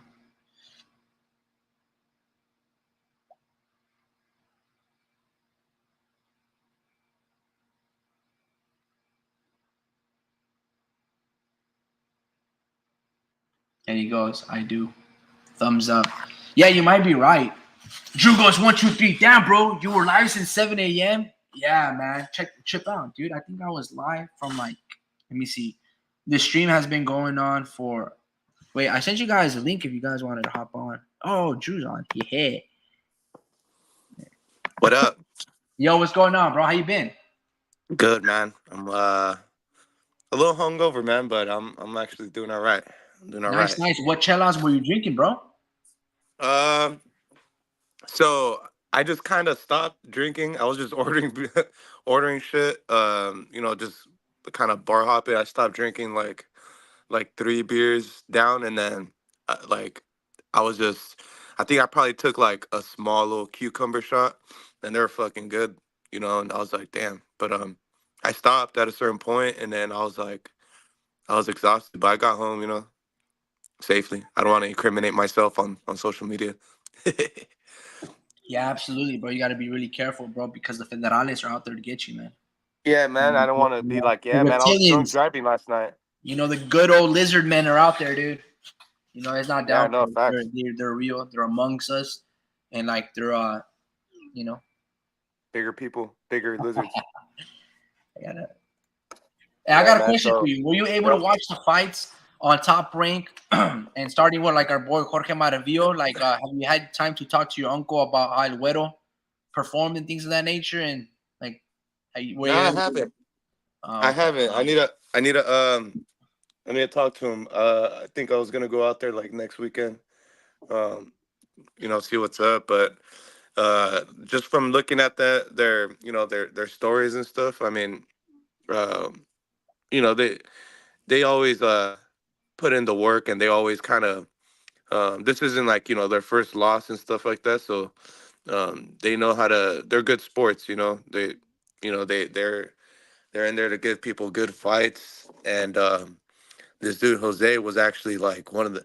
I remember him when I was. I think he's around my age, Yeah. and I remember when I was a kid. I actually did. I did see him as a kid, and he was actually like out of his own city, like the first like Golden Glove champ in his city of Concord. Um, so he was like the shit back in the day. I think something happened, uh, but this wasn't. I don't think this is his prime. Like back, I was you know, talking to my uncle about him, and he said like this dude was like a standout amateur and stuff like that, and actually you know, has just as much experience like fighting as Dan, because he's been doing it since he was a little kid. Dan is his uncle. I mean my uncle, my bad, and his trainer. Um, so he's been doing it for a minute, and I'm not too sure how long Jorge's been doing it. But he was more of a dog in there. Yeah. But yeah, Jose comes in there to fight, and he's a bigger dude, bro. He used to fight 160 pounders, and bigger like 6 footers. It's more like Angel Chavez's size. So for Jorge to really go in there and do what he did, it's pretty impressive, man. It says a lot. I'm gonna remember this for a long time. Because when he fights, goes up in competition, I'm gonna remember him. Giving bigger people a harder time than and he's like the smaller dude. So that's pretty impressive out of Jorge. But Jose will be back, bro. He's one of the few fighters out of my uncle's gym that stays in the gym. So he's a true warrior. He's he has the right mentality. Um, to really do anything. He was talking about being a future world champion and stuff like that, and he kind of still acts like it. He still acts like a champion. He still wants to be a champion. So Yeah. um, the sky's the limit, man. I mean, you can do whatever you want. Put your mind when you Well, put your mind into it, you can do really, whatever. no, absolutely, man. So hopefully it doesn't become discouraged and disgruntled. It's been it's rough patch, but hey, sometimes you got to learn the hard way, and you just got to persevere. And a lot of the time, and a lot of these boxers will tell you they weren't the best fighters at their gym. They just never quit, right? They're the ones Right. that are long standing. So you might not get it right the first couple of times, but boom. But of course, it's very difficult to really build a lot of momentum in terms of the promoters and fight for really big venues. But hey, if there's a will, there's a way. So hopefully, El Güero doesn't get discouraged and he continues on with the dream and the passion. It's never over until you hang him up. And when you have your two fists, I mean, you always got an opportunity as a fighting man. So just to give you guys some preface, talking about Xander Zayas, The guy that you guys see currently on screen right here, these are two fighters from our hometown, right, of Salinas, California. And Jorge Maravillo is, these kids at the time were 14 and 15. And both of them, Angel Chavez in the red and Jorge Maravillo, they're professionals now. And Jorge is 10 and 0. He kind of looks like Xander Zayas, A you little know? bit. Yeah, like they're almost damn identical, you know? Relatively boxy head type of stuff, Xander's you know? Like, Xander's if you bigger. look up Jorge Maravillo, they look exactly like the same. Anyway, um, and at this time, Jorge used to fight like Xander, kind of in the pocket and rolling with the punches like he does with his left hooks. And I think you asked a question, Drew. You were saying how long has Jorge Maravillo done this? If I'm not mistaken, bro, I don't think Jorge has more than 20 amateur fights. Oh, okay. Now I could be wrong. I could be wrong, but I don't think he had more than 20 amateur fights. I remember we were training out together out of this little gym. It was like a home place, residential place that this dude built in his, in his garage, Coach Rick, and what you may call it. And they would also train at the Salinas City boxing gym with Arcadio. I think that's what it was called. I forgot exactly, but at the time he had gotten into a party and he had, like, I think they said, again, I don't want to be spilling certain things, I could be even wrong, but they cracked a bottle on the back of his head, so he was like alienated, and I think he had a scar. I could be wrong, or he was going through like ACO or elbow surgery, so he was really Mm. prolonged in his training. So he lost a little bit of momentum, but dude, when he would train with his, like, I don't know, bro, like 18 or 18-ounce gloves, when he Jorge, the kid in blue, when he would hit the mitts, bro, boom, boom, boom, like a certain level of thudding that I had never heard before. Now at the time he was like, Jorge's pretty big. He's like 6'1", 5'11" ish, And Damn. at the time he was like 15 or 16. And bro, when I tell you, when he would hit, it would like echo hella loud. Bro, his hands were hella heavy. And both of them, bro, it was like boom, boom, boom. It was crazy. Like when I would hit, you can only, like, you can hear the pop, but I had to like really load up and like throw it all. His was like effortlessly, like boom, boom, boom. And to be fair, at this time, he was probably like 175 pounds or 165, and I was 126, 131 pounds. So there's Mm. 40 pounds of mass. But bro, like, it was intense, man, intense. Now I could be wrong about the context that it gave you with the party and stuff like that, but it's just that I remember, if I have I mean, this is like a 10-year-old story, but anyway, he lost a lot of momentum in terms of competing ever so often. But I don't think he had a lot of amateur fights, bro. I actually want to say that Jorge Maravillo only had like around 15, Mm. and then he was going through losing a lot of weight, going through like training facilities like regiments, like Beast Fit and all of these cross country, trying to get in shape to really slim down to like make 141, 147, because obviously he's a big kid and he doesn't want to like fight at his natural weight class. So he Yeah. wanted to really get strong, but be skinny strong, right?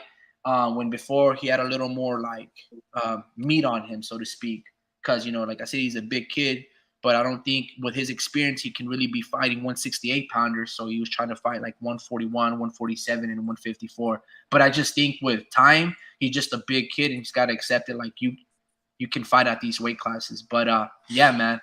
But anyway, guys.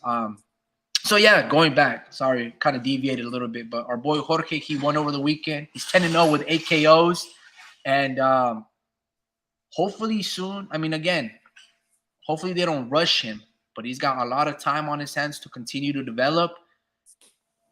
A guy like Jorge or even Angel Chavez. Angel Chavez is like 6'3". He's 164, 60, 68 pounder. But you think Jorge could beat like a guy like Vito Melnecki or no?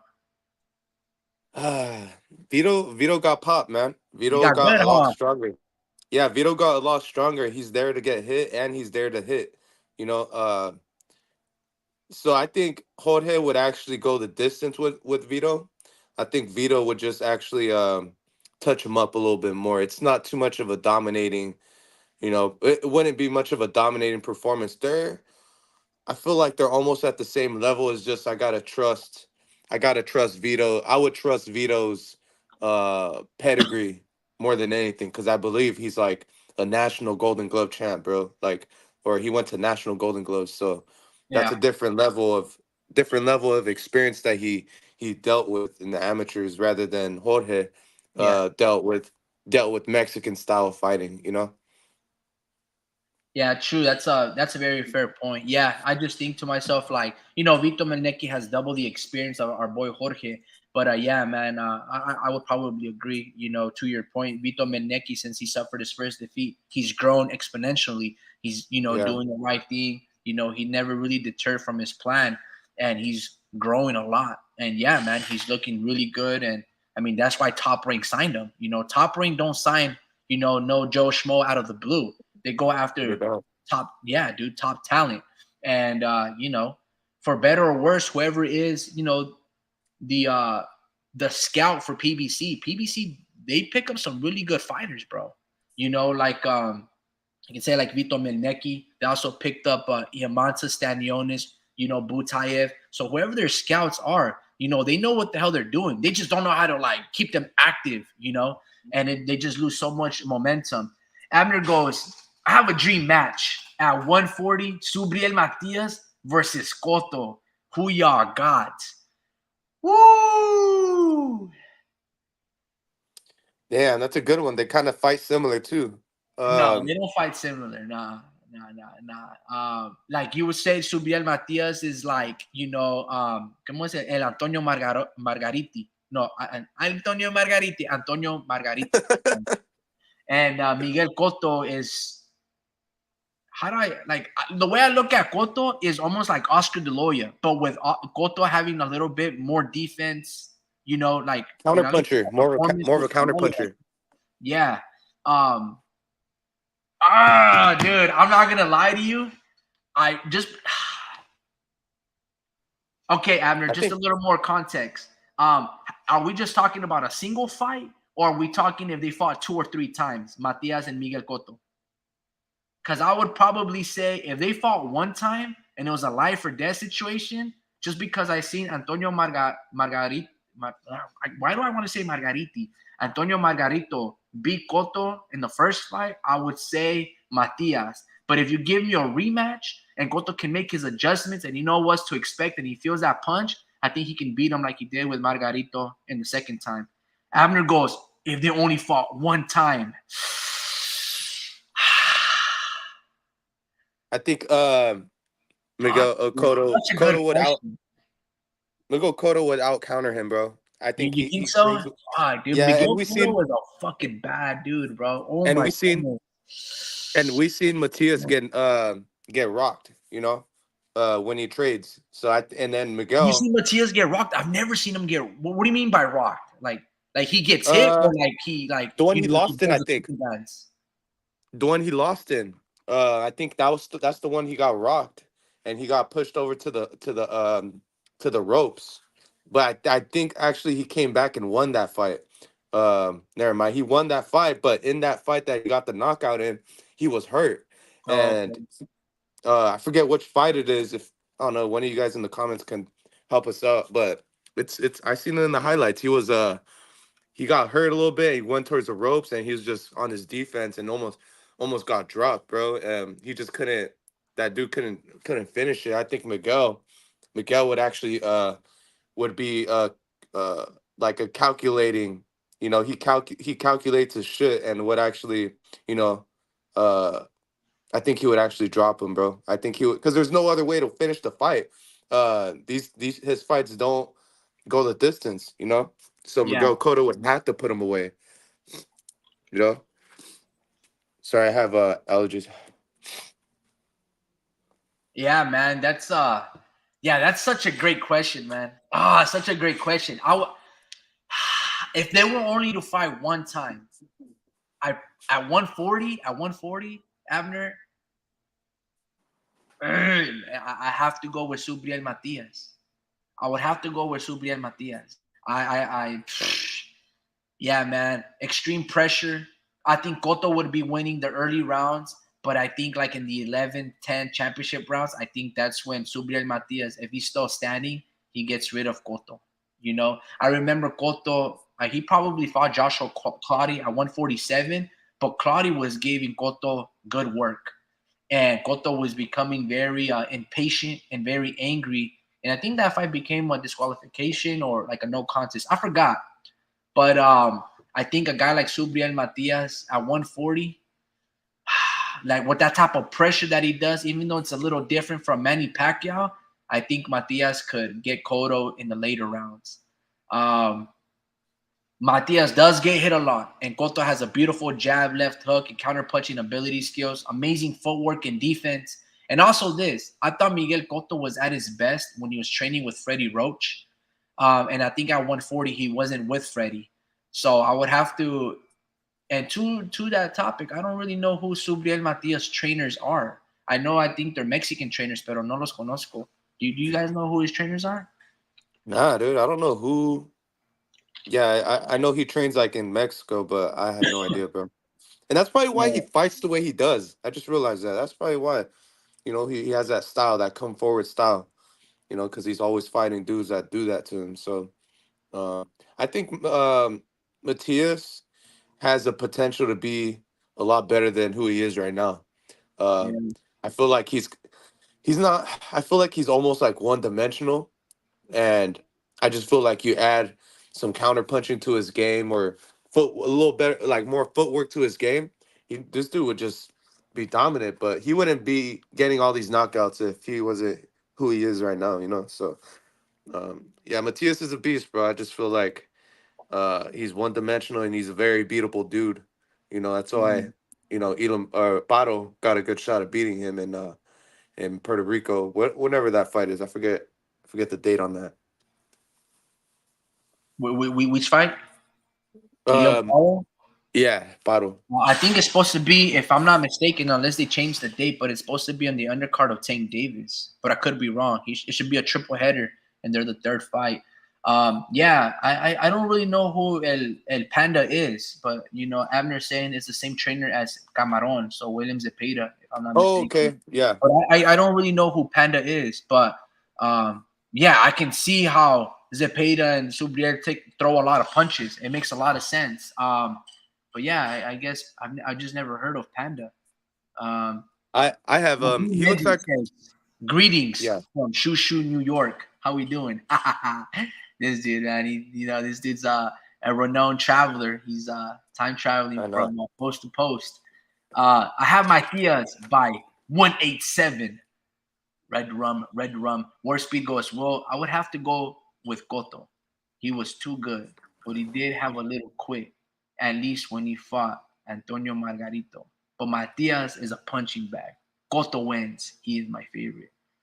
Abner goes, it's pressure fighter against counter puncher. And they fought one time. Cotto had chin issues at 140. War speed goes at Adi Medi. Hey, thanks for the heads up on that fight. That short got me very close to 10K views and 15 additional subs. That's a juicy nose. Juice 123. Juicy nose. What are you talking about? I got Matias as a more solid at 140. Adi goes, yes, sir. Anytime. Abner goes, Demarcus Chop Chop Curly, Rock Cotto. Subriel Matias trainer is El Panda, same as Camaron. Good point about 140, guys. No, not sure who trained Subriel. Matchroom released a video yesterday that has that info. I know he fights in uh, GC Quipilco. GC Quipilco. I keep forgetting the fights of Subriel, even his killing of Maxime Dadashev. I forgot how it was playing out. I just remember he gets tagged a lot and he throws even harder. I'm sad that Subriel Matias versus Leon Paro will be on the same night as Tank versus Martin, so I'm conflicted to see which fight I'll be streaming. ¿De qué se trata esto? Se trata de vendiendo drogas. No, I don't even know, bro. Nomás estamos hablando del boxeo, de los puertorriqueños, Xander Zayas. Ahorita el tema es de Miguel Cotto contra Subriel Matías en una pelea de leyendas. ganaría en esta, I don't know how you say hypothetical, pero yeah. Las peleas de los graves boricuas de ayer at JS. Yup. Okay, thanks. Claro, claro, amigo. Yeah, man. No, guys, I had to say Subriel Matias. I love Cotto. I love his style. I love his defense. Um, I don't know if it was Speed or Drew that said he had a little bit of quit in him. It's hard to say because did Margarito really have, plaster of Paris in his guantes? I don't know. Again, he got caught in that situation versus Shane Mosley. That's when that scene Richardson caught him, but maybe it had been a thing that was going on in his previous fights, or maybe it was trace elements of horsehair that really loaded up that punch. I don't really know. But Margarito, as we always know, he's a dude that takes a lot of punches and he wears you down, right? Like he did with Sergio Maravilla Martinez when they fought like at 147. Margarito is just a big dude, right? So it's really difficult to state, if again when they fought in the rematch, he was still taking the same amount of punches that he did. Excuse me. In that rematch with Cotto years later, and I think Mosley beat Margarito, and I think Pacquiao went through Margarito before Cotto fought him in the rematch and avenged that loss. Again, I don't remember the whole chain of operations, like how it actually went, but that's just what I kind of remember. Adi goes, we are talking about which Puerto Rican star will have a stellar career in reggaeton after boxing. Que gana, Cotto o Sobriel Matias. That's for sure. Yeah, man. You know something? I'm surprised none of these reggaeton artists support these Puerto Rican boxers. Example: Bad Bunny, Wisin y Yandel, Lune, uh, Don Omar, etc. Collazo looks more like a salsero, man. Yeah, man. That's a very good point. I don't know if Bad Bunny and those guys are extreme boxing fans. I know Daddy Yankee played baseball. I think Don Omar also played baseball as well. So they really get behind their baseball athletes. But yeah, to your point, I think the only guy that really supports his Puerto Rican fighters like Edgar Berlanga is Fat Joe. And I'm not even too sure if Fat Joe is from Puerto Rico. He's probably sure. Like, I don't know. Albert Pujols. Yeah, but He supports boxing too. yeah, man. Did you know, bro, that Albert Pujols had 700 home runs? Yeah, dude, I seen that. He did that like last year, or I forget how many years ago. But yeah, dude, like time went by, and I realized he's still in the fucking league. I was like, damn, how many years is that? I think he's retired this year. Like, I don't think he's in the majors this year. Yeah, Like, he he's retired last year. he's a couple years removed, but I didn't know that he had 700 home runs. I know he'd been in the league for like 20 something years or close to it, Yeah, but crazy. I thought he had like at least like yeah, I know he hit a lot of home runs, but I didn't know that it was 700, bro. I'm like, damn, bro, like he was close to catching Barry. That's Yeah. intense. But yeah, no, that's a very good astute point, Adi. I feel like the Puerto Rican superstars, right? The reggaeton artists and reggaeton trap and all of these things, they do have to support boxers. It's always good to be affiliated, and a good hip hop song or an up and coming artist supporting their fellow colleagues and residents goes a long ways. I mean, look how Yella Beezy helped promote Errol Spence, and conversely, the hip hop community and the fan base, they started siding with Errol Spence for a lot of the time because it was just relatable, it's one of us type of thing. So imagine like if Bad Bunny backed, Xander Zayas or Oscar Collazo, the levels of elevation that they would go to. But hey, I don't know who it is that you have to know, industry plants or anything of that nature. I don't really know how the business goes. If you want to be like, yeah, I'll back them, but you gotta, throw me some money so I can make a song for them, like Robinson Cano. Remember that one song, Drew? Yeah. Yeah, that shit is a smack thing. What was it called? Robinson Cano?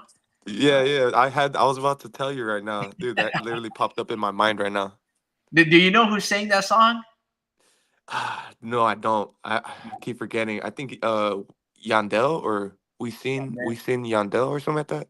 For sure. I forget his name. Yeah. And no era Messiah? Messiah? Oh yeah, Messiah. Yeah, you might get flagged, bro, if you do it.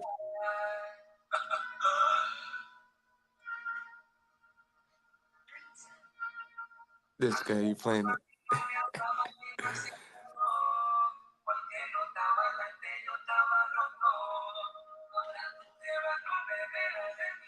Conecta,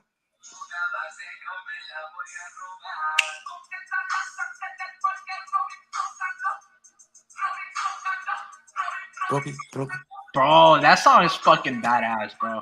Yeah, That shit that was smash. funny. Yeah, no, very true, guys. Like, you need associations, you need community ties. That helps your brand, man. And yeah, absolutely. Yeah, the hopefully the hip hop community and reggaeton community do support their, fellow Puerto Rican boxers. But to be fair, you know, maybe Xander Zayas is that guy that connects, all of their people together, and they make it communal. So it takes two to tango. So hopefully soon, Xander Zayas is a young kid. I'm sure a lot of people in Puerto Rico know about him, whether it's from Puerto Ricans in New York or in the East Coast alongside the island. So hopefully Bad Bunny does support him. But man, a lot of these guys, they do a lot of weird things behind the scenes, and he's probably still chasing Kylie Jenner or something. I don't even know. Adi Medi goes, he looks more like a salsero. Abner Maris goes, I'm Puerto Rican, but I'm realistic. Berlanga better be starting his demo.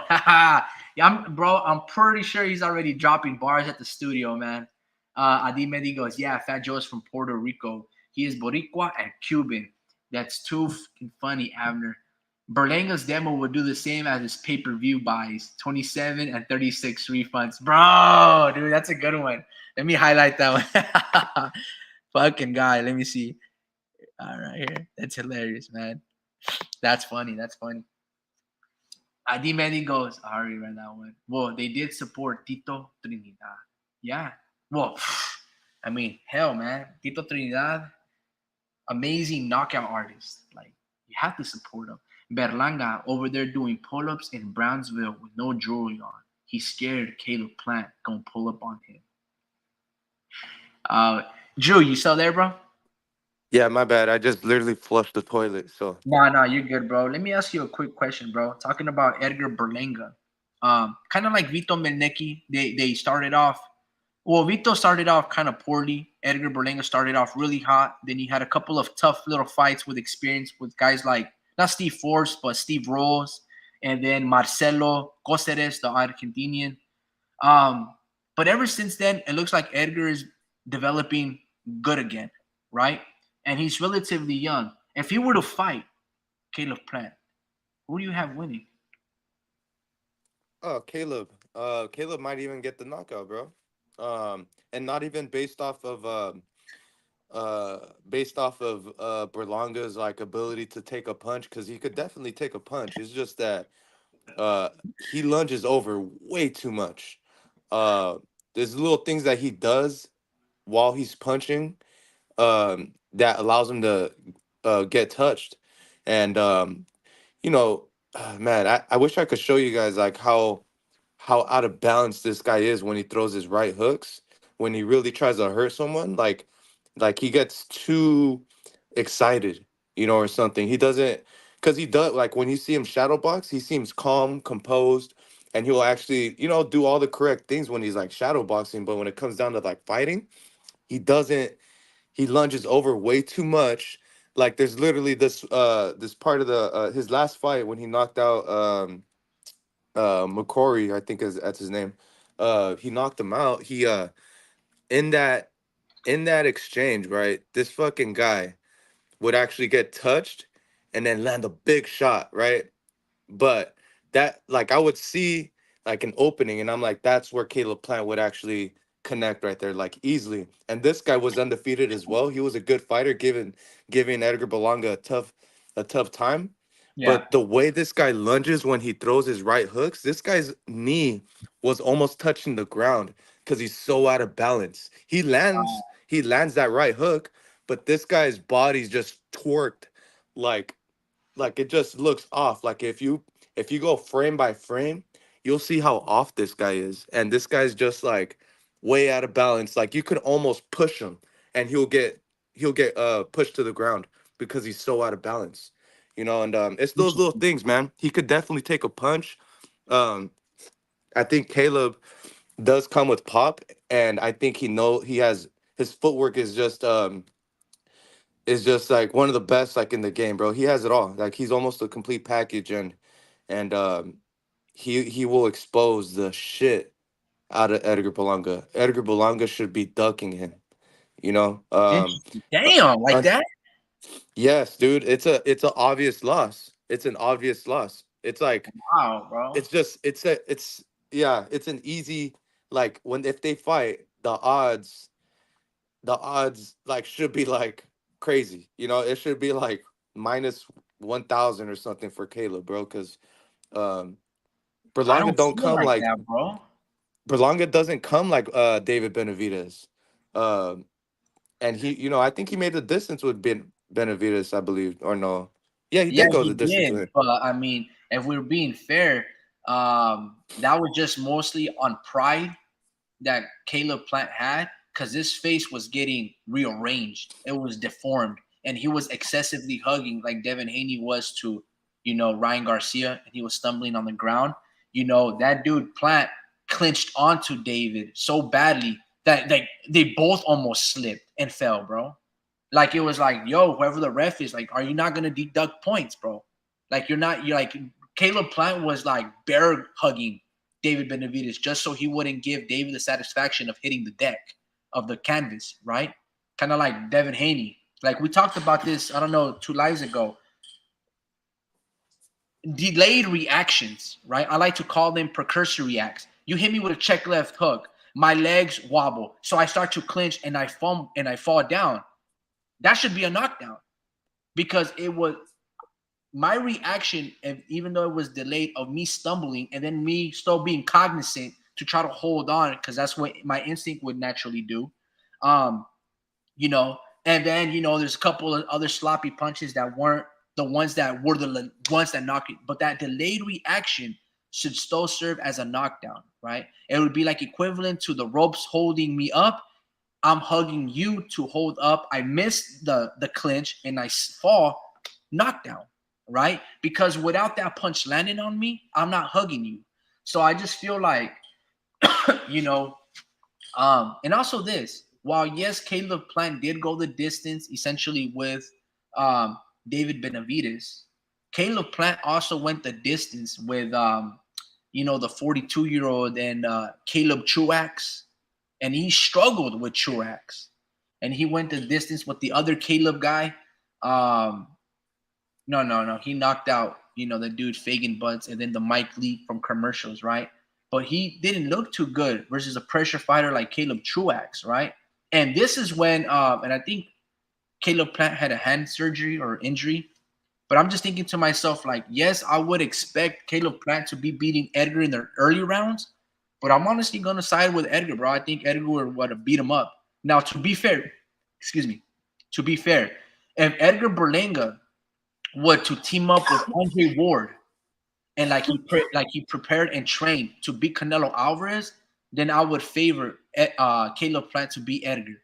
But that same Caleb Plant that fought David Benavidez, that aura of invincibility, that wear and tear, I think Caleb Plant also is kind of inactive. Like he's not fighting as often. I would favor Edgar Berlanga, even though they're like about the same age, Like I think Caleb Plant's like 30, Edgar Berlanga's like 28. I just feel like Caleb Plant like has like facial damage tissue. He's gonna cut easily, and all Edgar really needs is one punch.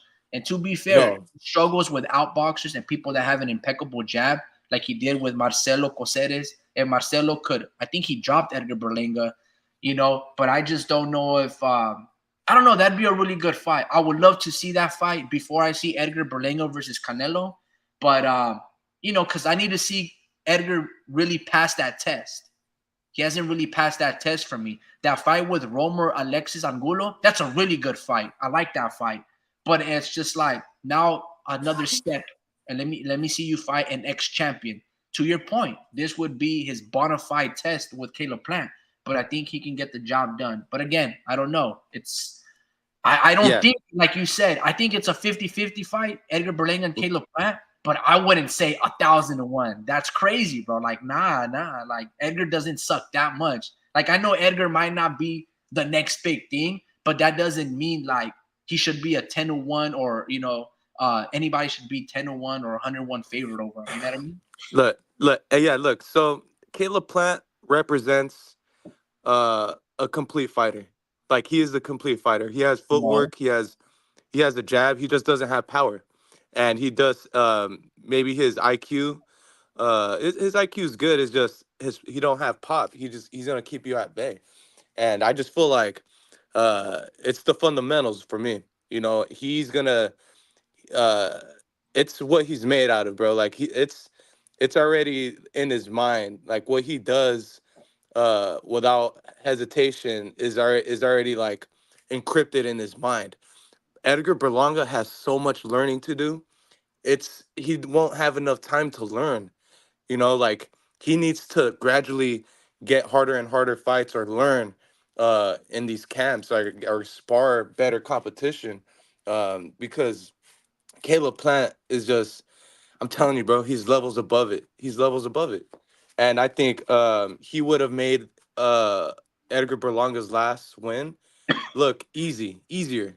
I'm telling you, bro, Edgar Berlanga doesn't do things correctly.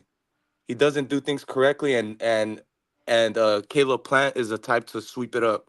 He's the type to check you on that. He does everything good. He represents everything what a great amateur boxer is, because he's an amateur legend, bro. Like this guy's a legendary 3-round fighter, bro. And you got to be on point. I mean, I know I I know Edgar agree. I Berlanga. agree with that statement. I know Edgar Berlanga punches hard, but he doesn't punch enough. He doesn't have enough volume, and he's gonna get connected. He doesn't let his hands go like David Benavidez. And maybe you need to start asking yourself this. Maybe it's David Benavidez that's actually that great. Kind of like similar to Ah, Usyk and Dubai. You know, look how Dubai looked after he fought Usyk. He looked great. Maybe Usyk is just that great. You know, I think it's just the same situation here.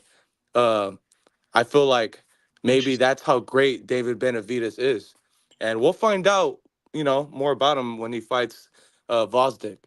But he maybe that's why I'm starting to think David Benavidez is just that great, and he actually lost a lot of rounds against Caleb Plant. And Yeah. David Benavidez throws so many punches. He's not Berlanga's not throwing, not even, I'm not exactly sure, but I'm gonna say not even close from what I see, um, as many punches as David Benavidez. So that's why he doesn't punch enough, doesn't have the IQ. Uh, I'm gonna say Caleb Plant, and Caleb Plant's gonna be like, "What the fuck? This is easy," because it's just they're two different types of fighters, bro. One goes in there to hurt, the other one goes in there to hurt and outbox you. So checkmate, Yeah, man, that's interesting. That's interesting. Yeah, because checkmate. all right, you said a couple of things, and I just want to, just for the sake of argument, I would agree with Caleb Plant being a legendary 3-round fighter.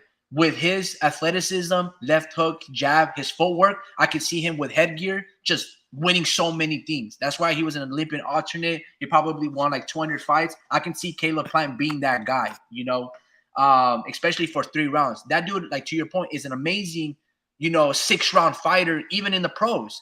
I think he was probably up against Canelo Alvarez, and he was also beating David Benavidez. Yeah, But this ain't the amateurs, and he gets tired, right? He gets tired. He starts making the mistakes. And you said something. So I'm going to agree with you halfway with Caleb Plant. And the other half, you also said this. He's a complete fighter. I don't think Caleb Plant is a complete fighter. I think he's more complete boxer than he is a fighter.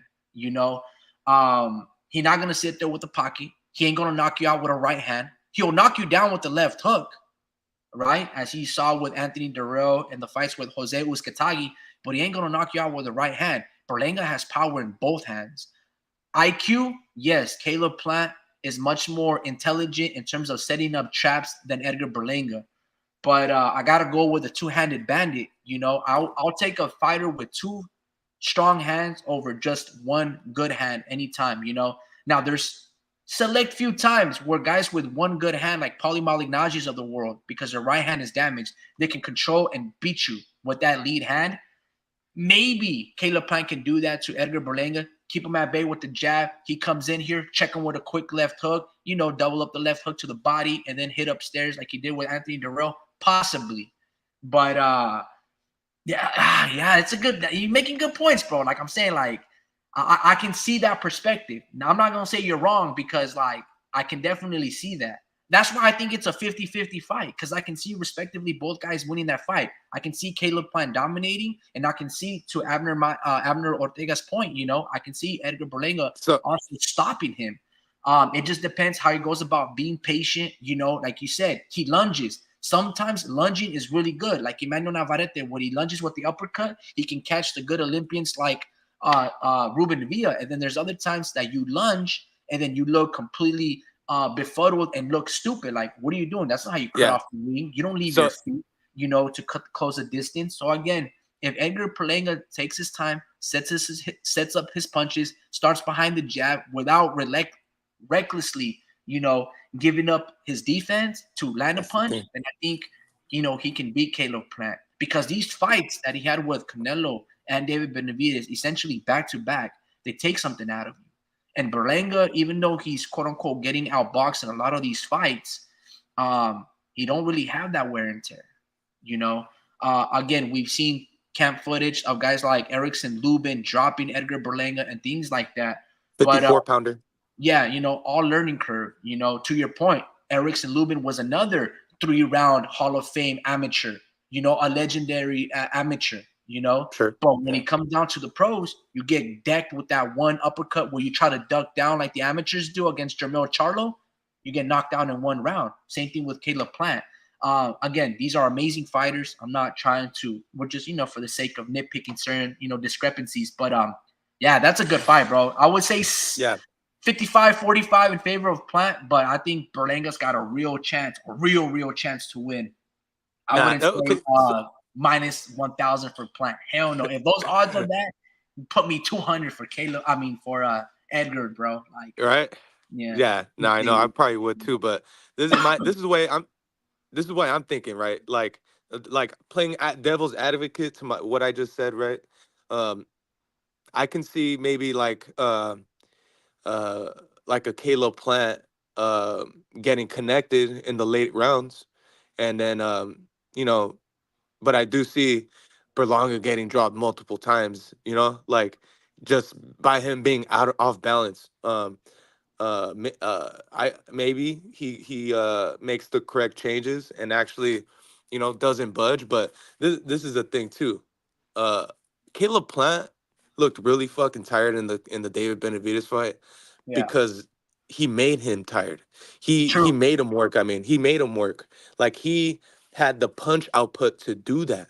I Yeah. think I've seen Caleb Plant other his other fights, and it was like the ninth round, 10th round, and he was coming. He came with some energy, bro. Like he did not seem tired at all, And I was like, what? I think it was David Benavidez just making him fucking tired, you know. So it's just you said Berlanga gotta have that jab. That's the thing. He's not smart with that jab, bro. Like, Yeah. Caleb Plant is one ups his jab. His jab is gonna beat his jab. So he got to come with something else, you know. I Caleb think Plant the got footwork of Caleb Plant is going to trouble anybody. And obviously, if David, I would say, is more of a bigger puncher. And to your point, he was putting a lot of pressure. He got Caleb Plant tired with those body shots, with those flurries of punches, And, David, like Edgar Berlanga, in terms of loading up on their power, they really need to be planted. So, yeah, again, that's a good fight. I would favor Caleb because of his legs. Um, when I watched that fight versus Canelo Alvarez, which in my opinion is probably Canelo's most entertaining and his best fight and performance. Obviously, it's his most accomplished night because he became undisputed. But Caleb Plant was a great opponent. And to your point, I don't know if Edgar can do what Canelo could do. And I don't know if he's got the IQ to have the proper punch selection and even beat a dude that has a shoulder roll if Caleb Plant tends to utilize that style on Edgar. Yeah, no, it's a dude, that's a fucking fantastic fight. I hope it I happens like Munguia better. for Edgar Berlanga Not for shit. or For Munguia any of versus them. Caleb Plant. Yeah, yeah. Oh, okay, got you. Yeah, man. I mean, yeah, dude. Like, does so good, so good question, bro. Like, that's a great question. I don't know who brought it up or brought the scenario, but that's Yeah, a I don't great know how. fight, man. I like to see like all of them have a round robin, like just fight one another. Yeah. You know, that would be amazing. But yeah, who knows? Let me read a couple of these comments real quick. Um, let me see.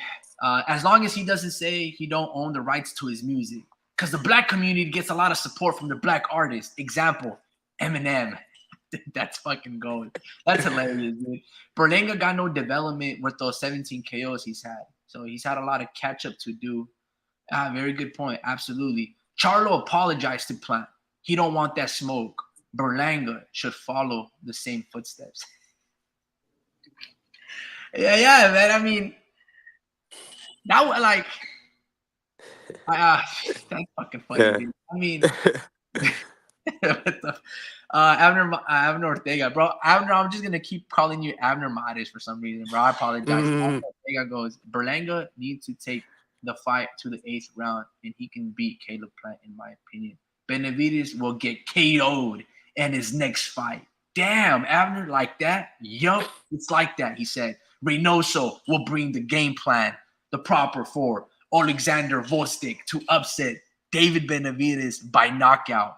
Woo! Adi goes, I don't really like Benavidez, but I don't see him getting knocked out unless it's a body shot. I hope I'm wrong. I would like to see Canelo versus David. I just read that yesterday that Benavidez said the Canelo fight is looking realistic. He better be careful going back down to 168.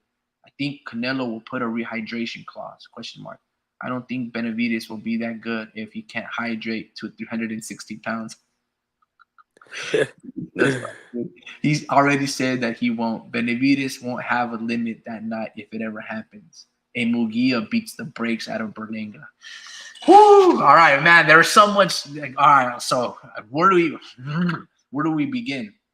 All right, Reynoso. Okay, so Abner has he thinks that Vosdik, the guy that put Adonis Stevenson in a coma, that went, I don't know, 9 rounds with, or 11 rounds, 7 through 11 rounds with Artur Beterbiev.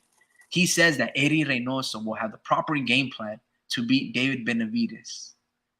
He says a step further. He says that Vosdik is going to knock out David. You just said a couple minutes ago, Drew, that just David is that guy. You know, we just got to accept the fact, like you said, that David is just that good. So I'm guessing you don't think that's going to happen. You think David's going to pass his real test, this test where he fights a guy probably bigger or stronger and more experienced than him. How do you feel about that fight, bro? Canelo Benavidez? Benavidez versus Vosdik. Oh, Next week. I don't know. I don't know a lot about Volsdig is the thing. You know, I don't know if he has power. I heard he does, but we got to see. He is lengthy. I think Benavidez Let me try to find it. goes the distance with this guy. You know, Benavidez still has that jab. Yeah. And he matches his size. He definitely has a better jab than Volsdig.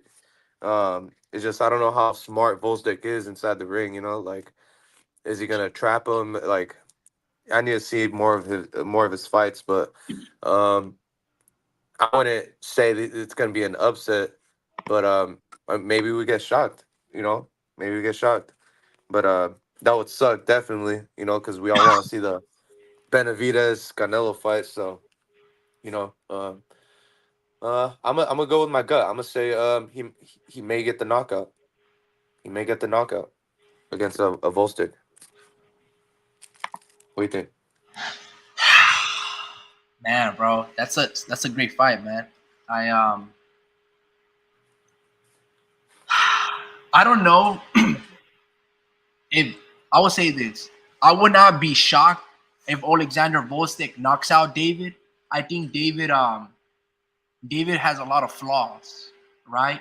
And he's been getting away with it because, for better or worse, he tends to fight smaller guys than him, right? Guys like Kyron Davis, Ronald Ellis, even guys like Demetrius Andre, who's a 154 pounder going up to his third or fourth weight class. David is, to Adi Medi's point, that dude rehydrates to 360 pounds. He's a big dude, bro, right? And I thought David was doing the proper things with getting Memo Heredia on his camp. Apparently, they parted ways, and it was on bad terms.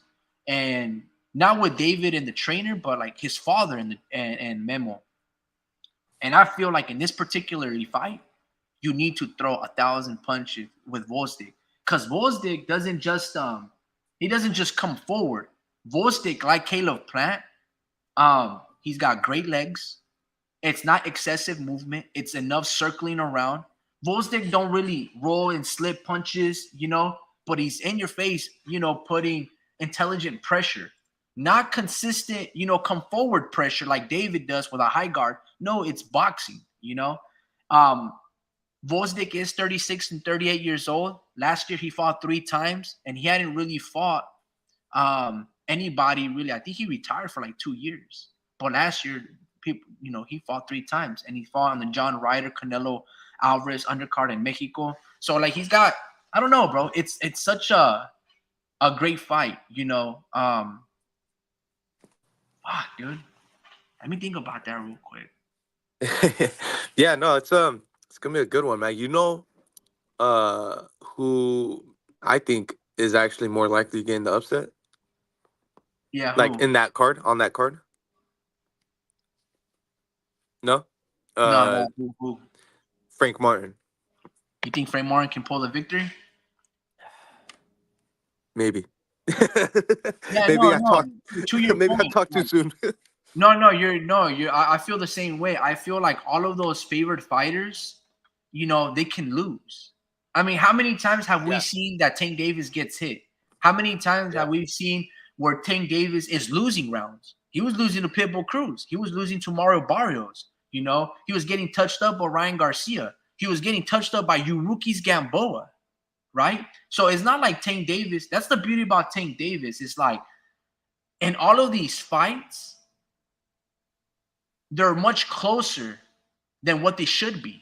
Because if Tank Davis is supposed to be this revered, not just cash cow, but this amazing pound for pound fighter, then how come he didn't fight Devin Haney and become undisputed? How come he didn't knock out Josh Taylor at 140 and fighting Mario Barrios? See, Tank Davis is very insecure about himself and about his skills, and he buys into the hype, because recently he just released like a little segment in regards to Ryan Garcia. And he was like, yeah, bro, like when I was watching this dude knock out people in sparring and knocking out these dudes in the manner, like, bro, I was kind of fucking nervous. I was kind of scared. And I was like, wow, bro, that's like, we already knew that, which is why you put all those stipulations on the contract. But be that as it may, right? Tank Davis gets touched on all of these fights. That's why he didn't fight Devin when he probably would have knocked Devin out at 135. He probably would have knocked out Josh Taylor. But guess what? Teofimo Lopez did all those things. So that lets me know that Tank Davis isn't, I'm not going to say he's a facade, because I believe that his skills, his intelligence, his footwork, the way he parries and catch and shoots, like, it's what stars are made out of. Like, he's the goods. He's got the goods. But his resume, therefore his accomplishments, I can't give him that credit. In my opinion, Tank Davis is not a pound-for-pound fighter. Because resume, I believe Tank Davis could beat guys like Naoya Inoue, sure. But see, at least Naoya Inoue is fighting those top dogs, right? He's not circumventing and, placating and moving around strategically, right? I mean, Naoya has backing. He's moving around strategically, but at least he's still fighting the dudes. Whereas Tank Davis, he circumvents certain opponents and certain threats. He's very wise beyond his years. He's very studious. He might not be the greatest, narrator to read you a book, but in terms of the boxing sphere, Tank Davis knows everything. He knows contracts. He's got people really with great intentions looking out for him. And like he's got all that, the IQ, the rehydrations, the catch weights. He's intelligent, bro. He knows the boxing game. You know, he's at his craft. Like it's not going to be easy to beat Tank Davis, but his resume don't speak of that in terms of his contemporaries. Like he don't have an Errol Spence on his resume. He don't. He don't have a unification bout. He's not undisputed. You know, he's just one of the guys in per weight class.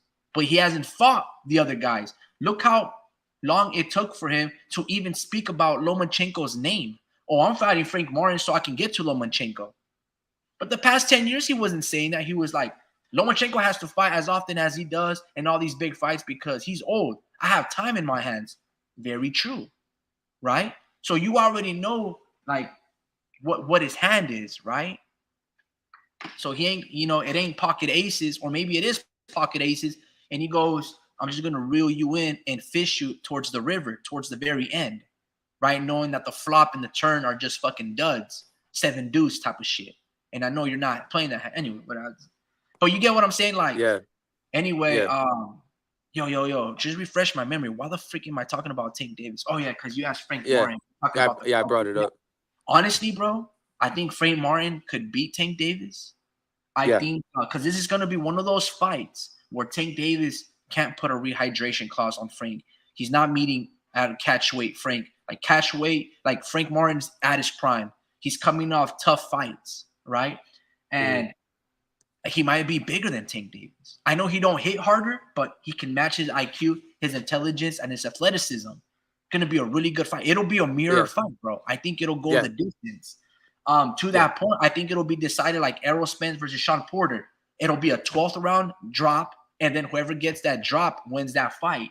Leon Paro, I think he can beat Subriel Matias. To your guys' point, I think Gvozdyk can also beat David Benavidez. And that's what makes me so excited about next fight's undercard. I think all those favorite fighters, they can lose. By that same token, they can also win. But like, I think Frank can definitely beat Davis. Leon Paro can beat Matias. You know, I think Gvozdyk can beat David Benavidez. And I'm not gonna lie to you, bro. I think Kyron Davis could upset Elijah Garcia from Arizona. You know, when I looked at this fight that Elijah Garcia had, not with Armando Resendez, I completely got that shit wrong. But he fought this other Mexican guy that used, you know, movement. Kyron Davis can move, and he's faced big punches like David Benavidez, and he did pretty well. I don't even know, dude. I don't even know. Yeah. It's kind of like that's such a really good card for Amazon Prime. I think this is their second one that they're hosting. First one being, you know, the Pitbull Cruz, Rolly, and Tim Sufendora. So I'm extremely excited. But let's read a couple of these comments. Let's say Abner Ortega goes, Munguia beat the brakes out of Berlanga. Ask Adonis if he has power. Adi goes, is he still in a coma? No. Is Adonis a vegetable now? Adi, he woke up. What's the hardest part of a vegetable to eat? I'm afraid to ask. The wheelchair. Damn, dude. Come on, man. That was hard, man. I'm glad you understand the joke. I like dark humor. Life is too short to take seriously, and none of us make it alive from it. Agreed 100. The triciclo looks awesome. The tricycle looks awesome. Is it me, or does Frank Martin look like he could be Derek James's son? Adi, behave, Adi. Bro, I wanted to ask you about the icon of the funny-looking pig. Do you have a pig? Let's see. Let me see. But I was gonna look up something. Frank Martin and Derek James. It looked like he could be like Derek James could be his son. Nah, I don't think so, man. Hell no, they don't even look identical. Derek James and Frank Martin. No way, man. You know, I can see like Derek James and Tank Davis because of the complexion, but you know, like Kendrick Lamar says, man, we get it, we got it. The darker the berry, the sweeter the juice. We know you like to put gin in your juice. We know that you like to think that you're bishop in juice. Woo, yeah. Drake says that in the Family Ties. Yo. Actually, just a little sidebar, real quick. I want to talk about some hip hop, bro. What? Yeah. You know, so you know the beef between Kendrick Lamar and Drake, right? Dun, dun, dun, dun. Dun dun dun. Look. Just straight off the get. Who, in your opinion, who do you think won that fight? That that 12th round heavyweight between Kendrick and Drake. Bro, bro, bro, bro. I'm just kidding. It was Kendrick, bro. I mean, super obvious. Super Uh, obvious. Elaborate. What you yeah. mean by that, bro? It's super obvious, man. Uh, like it was just like 100% defeat. You know, like he admitted it, and there was a clear. What do you say? Like the consensus was that Kendrick won, and that was that was like the consensus of the day, and it kind of and I didn't really hear anybody say like, "Oh, Drake won," you know, like it was really like it was really just kind of like I don't know. You can't back up like you can't back up Drake and say he won, you know, when the facts are the facts, and it's like you can literally do a point system on it too. You know, he's got Kendrick literally got more points than fucking Drake. Like that's just that's just how it is. Like yeah, man, you don't really win a battle when you're the one that's getting that younger chicks. Hey, bro, and you know, I got Oh, a quick number. stop it right there. All right, hold on. Before we start getting into the lyrics and breaking down the system Okay, and okay. all the bars, I will say this.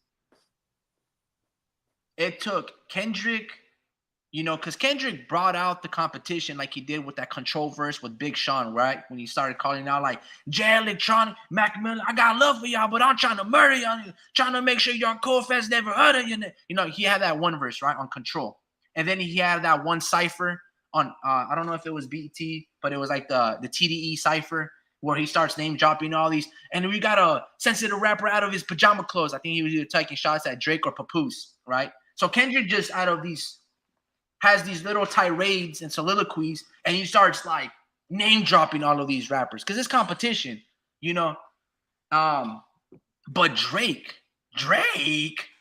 um, bro, he battled Kendrick. Kendrick needed to make like 4 or 5 tracks to Drake's 3 or 4. So it was a back and forth. Like so for he had that song with Metro Boom, that was playing in all of these NBA games and stuff, and it was mid. It was mid, right? But that caught Drake's attention. And then Kendrick makes another song. And then Drake rebuttals. And honestly, like he had Euphoria, right? So he came out with 2 disses. Wait, hold on. Just to make sure I'm not fucking up the order. Kendrick and Drake beef songs in order. I don't even know that's correct. Okay. All right. So this is the complete track in order. So they made a song like that, right? Future, Metro Boomin, and Kendrick Lamar. And then Drake responds with Push-Ups. Push-Ups was fantastic, bro. Like that one, that Push-Up song. Hold on, bro. Let me just put a little situation for you guys, just so you guys can know.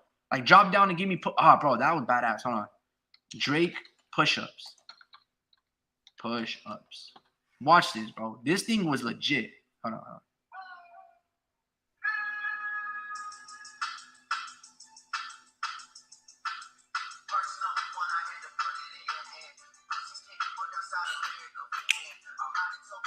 You're gonna get flagged, dude. I'm hitting in the maker, depending on you. And in my city, it was friend zone. You won't ever take no chains out of us. How the fuck you big stepping with a size 7 men's on? Woo! Look, bro. How you tripping with a size 7 men's shoe on, bro? And a lot of these times, Drake was just taking shots of Kendrick's size. And Family Matters, he went on to say, like, man, your back is up against the curb. The curve, bro. Not the wall, the curve. That's how tiny he is. When you put hands on your woman, is it self-defense? Because she's bigger than you? Bro, like, those are so slept on. And he kept it going anyway. So when they chopped that Metro Boom song like that, Drake responded with push-ups. Bro, Drake hands down. Right? And then I think he might have made another one, the tailor-made freestyle, but I think Kendrick just dropped Euphoria, right? And Euphoria was fantastic. So this just became very amicable, a friendly battle between competitions and essentially between heavyweights. It was fantastic. It was a great back and forth. Then all of a sudden, excuse me. You good? Get some water. Yeah, man. I didn't have a lot of sleep, so I'm a little exhausted. So then Kendrick dropped Euphoria, and then he dropped another one almost like right after. It's called 616 in LA. So off the gate, it's like 3-2 or 3-3, right? And then from that, Drake dropped Family Matters, bro. And Family Matters was fantastic. It was basically 3 different beats, 3 different songs, and it was amazing. The first one was for Kendrick. The second one was for like Rick Ross and everybody else. And then the third one was like, Kendrick just opened his mouth. Can someone go hand him a Grammy right now? Like, the flow switch up was impeccable. Like that third one was, dude, Family Matters was fantastic. And this was a great back and forth. Like, bro, I was so engulfed or indulged into this like drama between these heavyweights. And what I loved about Drake is he's this pop artist, bro.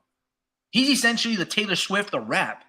And Kendrick, who's supposed to be this Grammy Award winner, he 13 and he won like a Pulitzer Award. Like, he's supposed to be this revered, iconic pillar of hip hop. What hip hop and Jay Electronica, Wu-Tang Clan. Who's that guy that's saying Black Cop? You know what I mean? Speed. Who's that guy? Not MF Doom, but come on, Rick. You're supposed to know this shit. ¿Cómo se llama ese morro? Not Ice Cube. Black Cop. I don't know, bro. Oh, KRS-One, Curse One, KRS-One. God, dude, I would have never known. To get that. Anyway, so Kendrick's supposed to be cut from those guys' cloth, and he was having a tough time with Drake, bro. Like Drake stood to the battle. You know what I'm saying? And it was fantastic. Like I'm like, damn, bro. And then to Adi Medi's point, Kendrick comes out with this Meet the Grams. Like he said, like he used the word diabolical. Holy snaps, bro. You know that movie, the director that makes all those like Midsommar movies, or have you seen Midsommar? I think his name is Ari Aster. No, I haven't. No? Okay, he's this freaking filmmaker, right? He's this filmmaker. He makes guys like he makes movies like Hereditary and Midsommar. Like it's like do you know who Darren Aronofsky is? He made like Black Swan. Nah. The movie Pi, The Fountain. Let me see a popular movie. Okay, so there's these amazing American directors. Pie? There's these amazing directors. No, not The Life of Pi. That one's fantastic though. American Pie. Japanese or Hawaiian director. I said American Pie. Oh no, not American Pie. No, that's a comedy. But this dude Ari Aster, he makes these very sinister films. There's the movies like Insidious and The Conjuring that are really good films, and there's these other films, bro, that it's kind of it's layered. You're peeling off the onion, and they're different. He's built a cult following, right? His name is Ari Aster, and his films are actually quite disturbing to watch. Very disturbing to watch. Midsommar, just to name a few, which is basically, I don't want to ruin it. You guys have to watch him and just Google and just type in Ari Aster IMDb, and you can find out his movie catalog and stuff. All of his films are very disturbing, but you leave there thinking to yourself like, and let me take a step back. Hold on. It feels like you're watching a documentary. It feels like there's so much layer of truth. That's why it's disturbing. Kendrick came out with that song, Meet the Grams, right? It was like psychological warfare. It was very personal. It was diabolical. Like it was like Ether. What Ether is to Jay-Z, Meet the Grams was to the Drake family and the Graham family, right? I think Aubrey Graham is their last name. So it's like, meet your mom, meet your dad, meet your son. Hello, son. Like, hey, Drake, this is your son. Bro, he dropped some of the most wicked, satanical, Illuminati bars, like an expose, just like exposing somebody. And it was just like, wow. It was, bro, like there's no turning back. Like we can never be friends because like holy shit, bro. Like Meet the Grams was I had never heard anything like that, bro. You know, I've heard like you know, when Nas dropped Ether and you know there was Tupac, like that's why to you know dude, it was anyway, when I listened to that song, it didn't feel like a song. It was disturbing piece of music. You know, there's like some things that like should never be said, and that was said in Meet the Grams, right? It was bro, it was really disturbing, and but it was a great diss record. Like that was one of the only ones that was legitimate a diss record, right? Meet the other ones, you know, Euphoria, Family Matters, like even that one, Drake was like PG, you know, like he was like, I gotta go bad, I gotta go bad, I gotta go bad. Like it was like very watered down. And then Kendrick was like, well, let me be very blunt, very precise, and very clear. This is how I fucking feel about you. And it was just like boom, boom, boom. It was like David Benavides throwing those haymakers to Caleb Plant, trying to knock him out, you know, where it's like, damn, bro, you're really trying to concave this dude's face and turn his brain into pink matter, you know, and just have him laying right there on the canvas like a dead carcass. Like a dead carcass. Carcass means dead, bro. Anyway, so yeah, anyway, as we go down, then Kendrick dropped that very club banger song, Not Like Us. And then Drake responded with a mediocre ass one series called The Heart Six. Anyway, but even though, basically what I'm trying to say is this. I felt like actually Drake, okay, to your point, yes, Kendrick won because of Meet the Grams, right? But Drake stood his ground and he made it not to 12 rounds, but he went old school, 1980s, 15 round, back and forth rap battle with a guy that he ain't supposed to even go one round with him. You know, Drake stood his ground. Where guys like J. Cole, he walked away. Drake, being a pop artist, held it down with a Pulitzer, you know, writer. It's like if I made a short film and I'm going up against Quentin Tarantino, and they'll be like, "Well, Pulp Fiction is better than your short film." Why are you even comparing? Why are you even comparing Pulp Fiction to my short film? Is it comparable? This shouldn't even be in the same topic of conversation. That's what Kendrick was supposed to dominate Drake by that level of like standard, but he didn't, bro. That's why he needed to make 6 or 7 diss tracks because Drake was bringing it, bro. Like we didn't question a lot of the things of Mr. Morale and all of these albums to Pimp a Butterfly that Kendrick was going through all of these situations in his career, right? It's like, damn, bro, like, are you really abusive to your girl? You know, are you another Mayweather and stuff like that? Like you start questioning Kendrick because he's supposed to be like this very conscientious objector and he's supposed to be like holier than thou and be very perceptive and stuff. But you're like, no, you're just a piece of shit like all the rest of the dudes.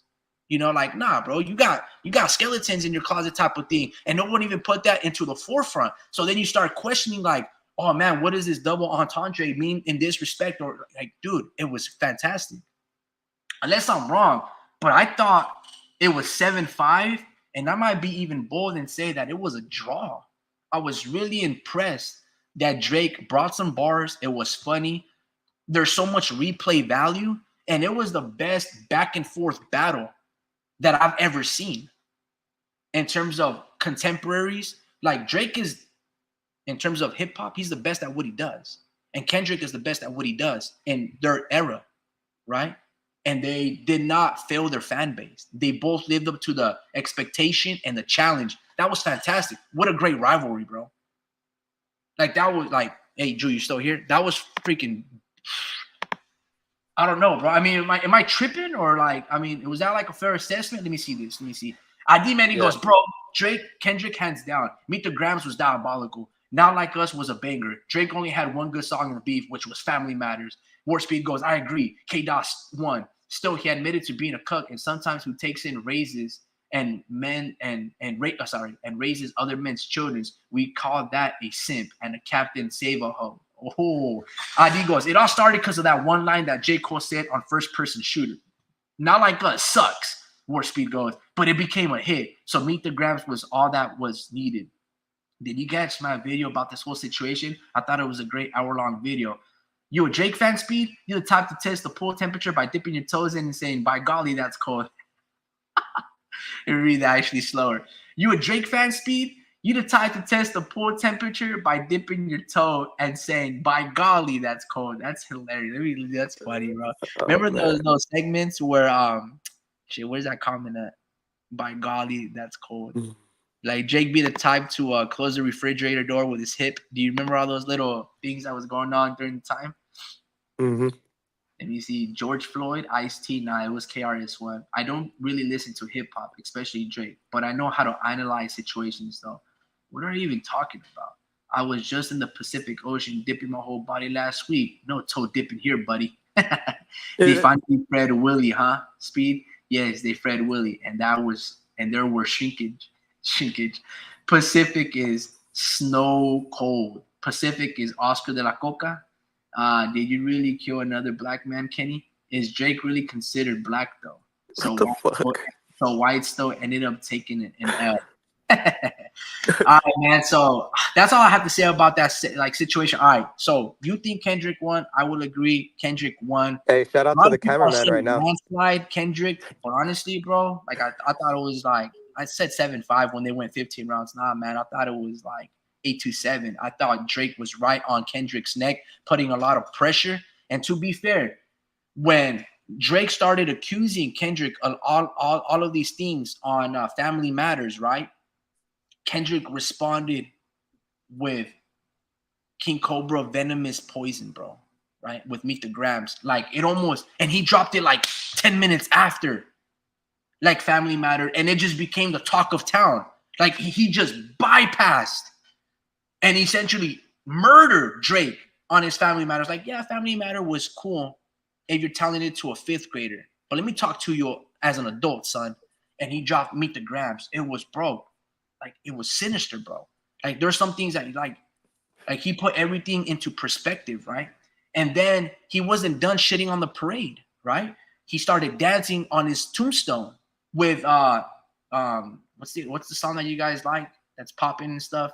Not Like Us. He was dancing, bro, when they just buried Drake, and then Drake tried to do his best impersonation of trying to, steal the throne by the Heart Six, but the Heart Six was super disappointing. I think one of the cool things, but stupid parts because he downplays it. He goes, "Man, we leaked information to Kendrick that I had a missing daughter, but in reality, we planted that." And he calls the same people that planted that clowns. Like the people that fed you that information are clowns. But you said you leaked it, so are you calling yourself a clown indirectly? Like you sound stupid. The Heart Six was a disappointment. Because if you guys are Kendrick Lamar fans, Kendrick Lamar has amazing tracks called The Heart Part One, The Heart Part Two, The Heart Part 3, 4, and 5. It's amazing. Like very poetic. I don't even know how it goes about phrasing some certain themes. When T-Pain was like, "I could put you on a mansion somewhere in Wisconsin." Like, how you gonna rhyme Wisconsin with mansion? But somehow he did. Well, Kendrick does that a lot of the time in his like songs. I'm not equating T-Pain to Kendrick, but I'm just saying the wordplay, it's fantastic scripture, bro. Like it's very biblical. Anyway, yeah, dude. So for Drake to hold his ground in the manner that he did, just fantastic, bro. I thought it was a heavyweight battle. Muhammad Ali versus all of these 15 rounds, 8-7, bro. Kendrick by like a little bit. I don't know. I could be wrong, but I thought it was fantastic. Yeah, man. Yeah. Kendrick won. I wasn't. I guess what? And guess what? To this day, I didn't even listen to any of Drake's disses to Kendrick, bro. I haven't listened Really? to him yet. Yep. So I only listen to to Kendrick's because I'm like, I don't even want to bother to listen to your excuses. Like, uh, I heard little bits of like responses after he came out.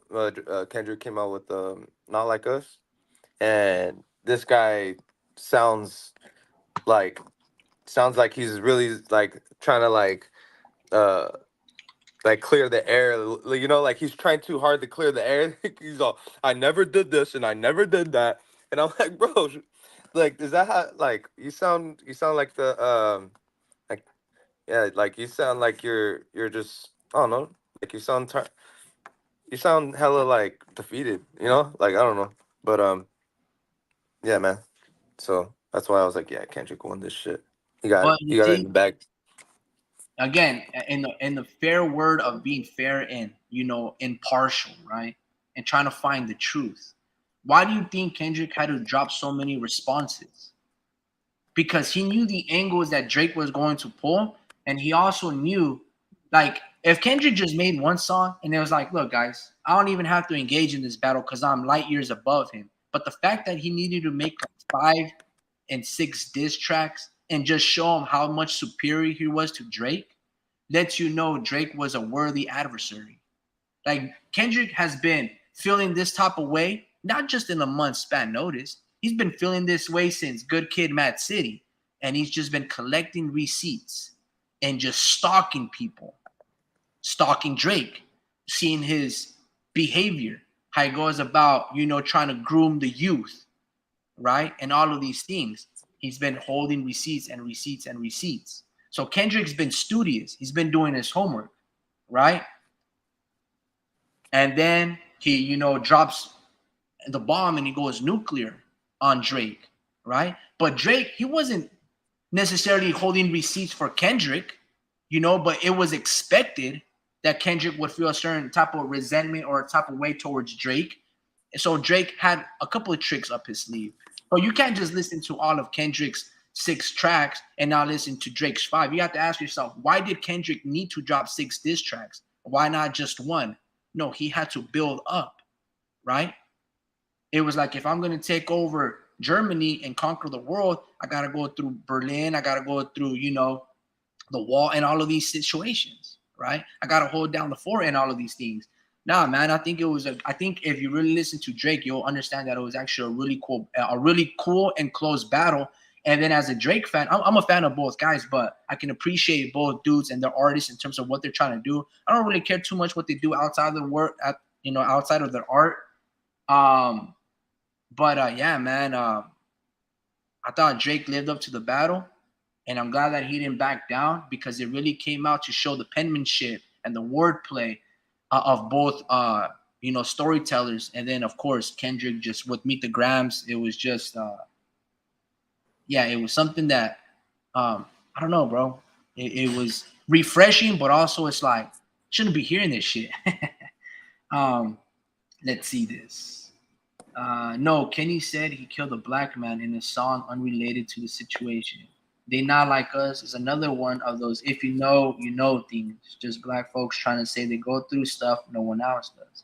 The us versus they thing. That's why it's justifiable for some whites and browns to only appreciate their own and thus go against others, aka racial motivations. What do you, huh? They Not Like Us is one of those if you know things. Just about. I don't know if that's how I interpreted that Kendrick Lamar lyrics. You know what I'm saying? I mean, but yeah, I mean, I can't wait for Terrence Crawford to come out to this song against Madrimo.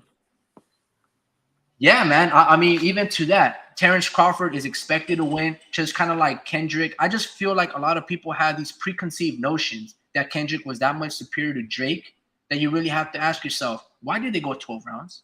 Why did Kendrick have to drop 6 diss tracks and Kendrick had to drop 6? There was a lot of back and forth. Terrence Crawford might beat Madrimo, right? But if Madrimov goes the distance with Terrence Crawford, yeah, it might get knocked down by Terrence Crawford. But what if Madrimov drops Terrence Crawford? It's essentially a win for Madrimov. I mean, he's a 10-0 prospect. Drake is a pop artist, and Kendrick needed to drop 6 or 7 rebuttals. You got to ask yourself why. Why wasn't one song enough? No, he needed 5 or 6 to really narrate the point. I just look at it like it's a really close. Really close, really close. He's going to come out to Eminem's Haley song. Nah, I don't think so, man. But Eminem did say that he wants to walk out Terrence Crawford for this next fight. It only took Terrence Crawford to be undisputed, a 3-time divisional champion, and all these things for Eminem to be like, you know what, buddy, you're doing amazing things, buddy. Let me walk you out, yeah. Like really, bro. But it is what it is, man. Yeah, no, man. I just wanted to talk about that a little briefly. I thought it was fantastic. I was from both ends, bro. I think Drake didn't let his core fan base down at all.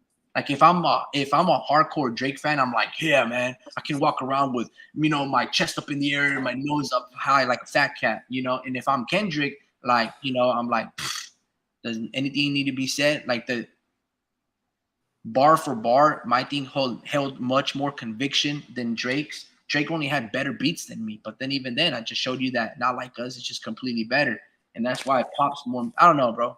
I thought it was close. Um, I It did was a not think it knockout. was undisputed. I thought it was a split decision at best, bro. It was a knockout.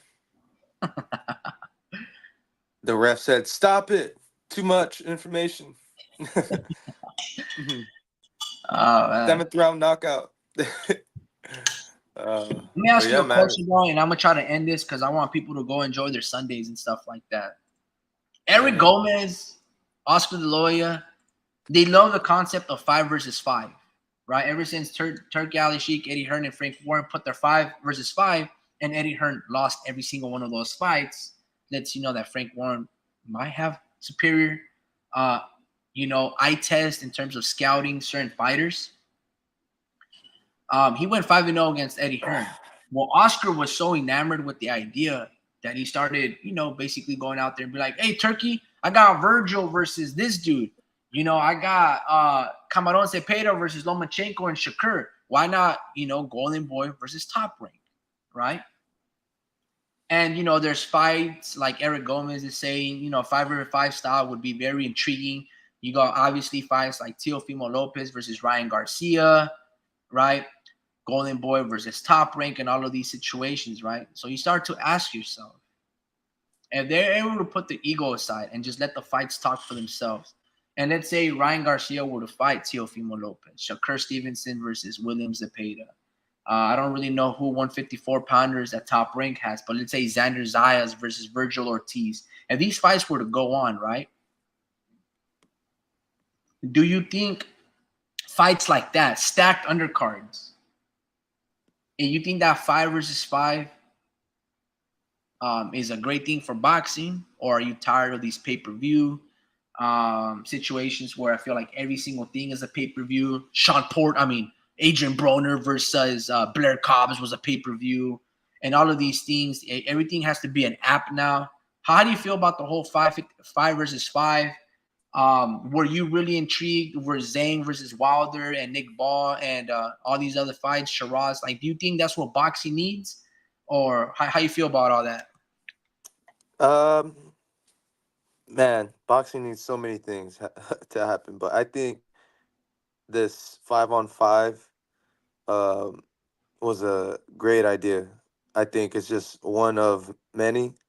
I think it makes the fights easier to make.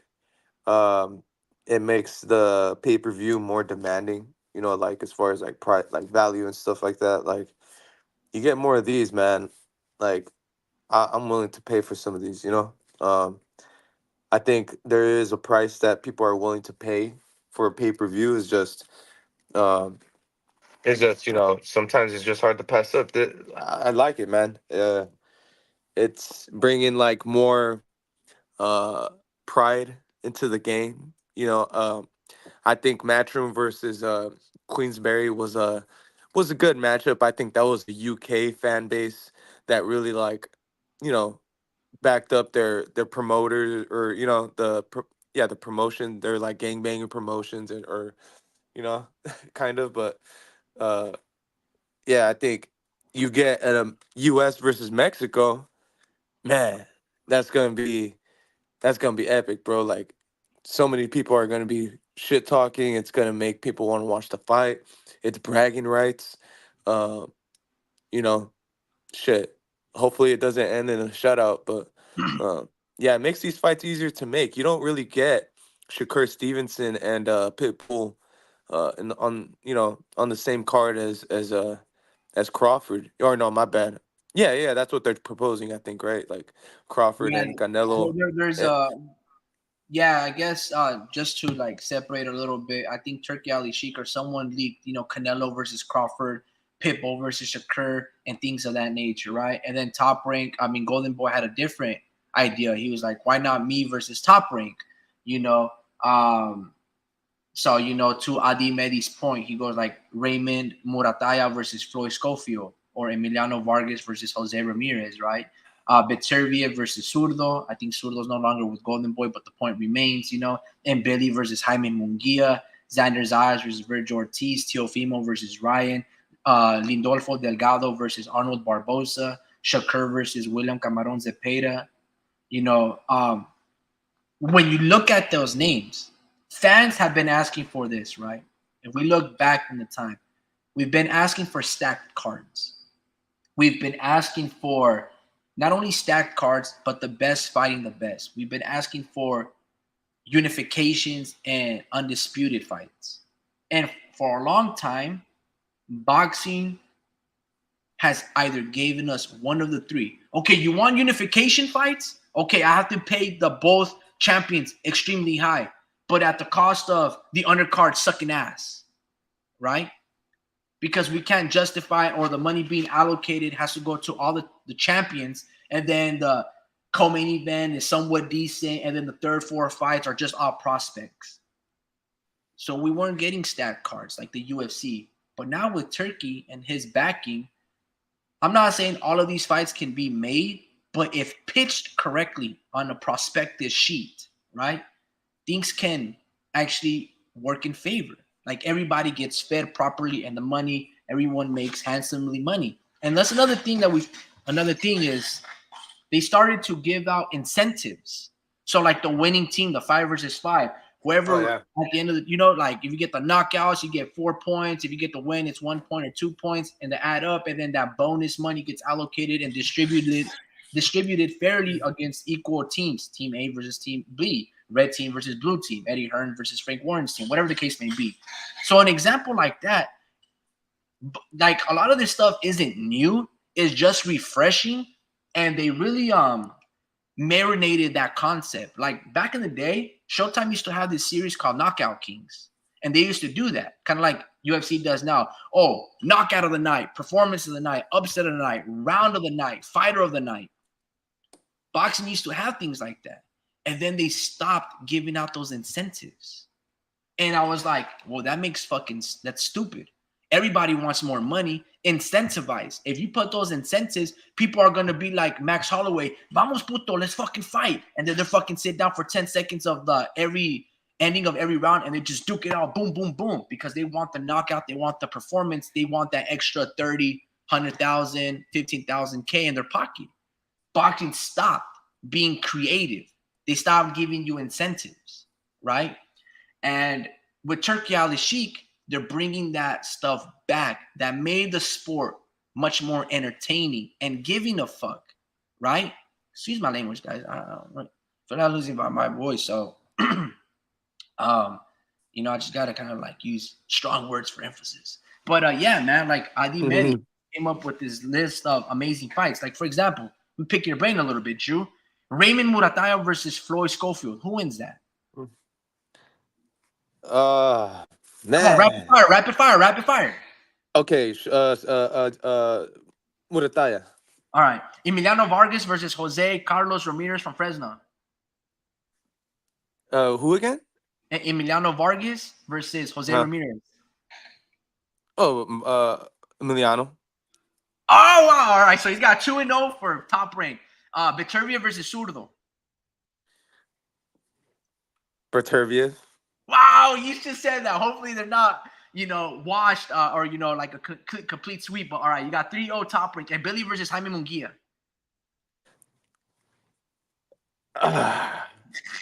Jaime.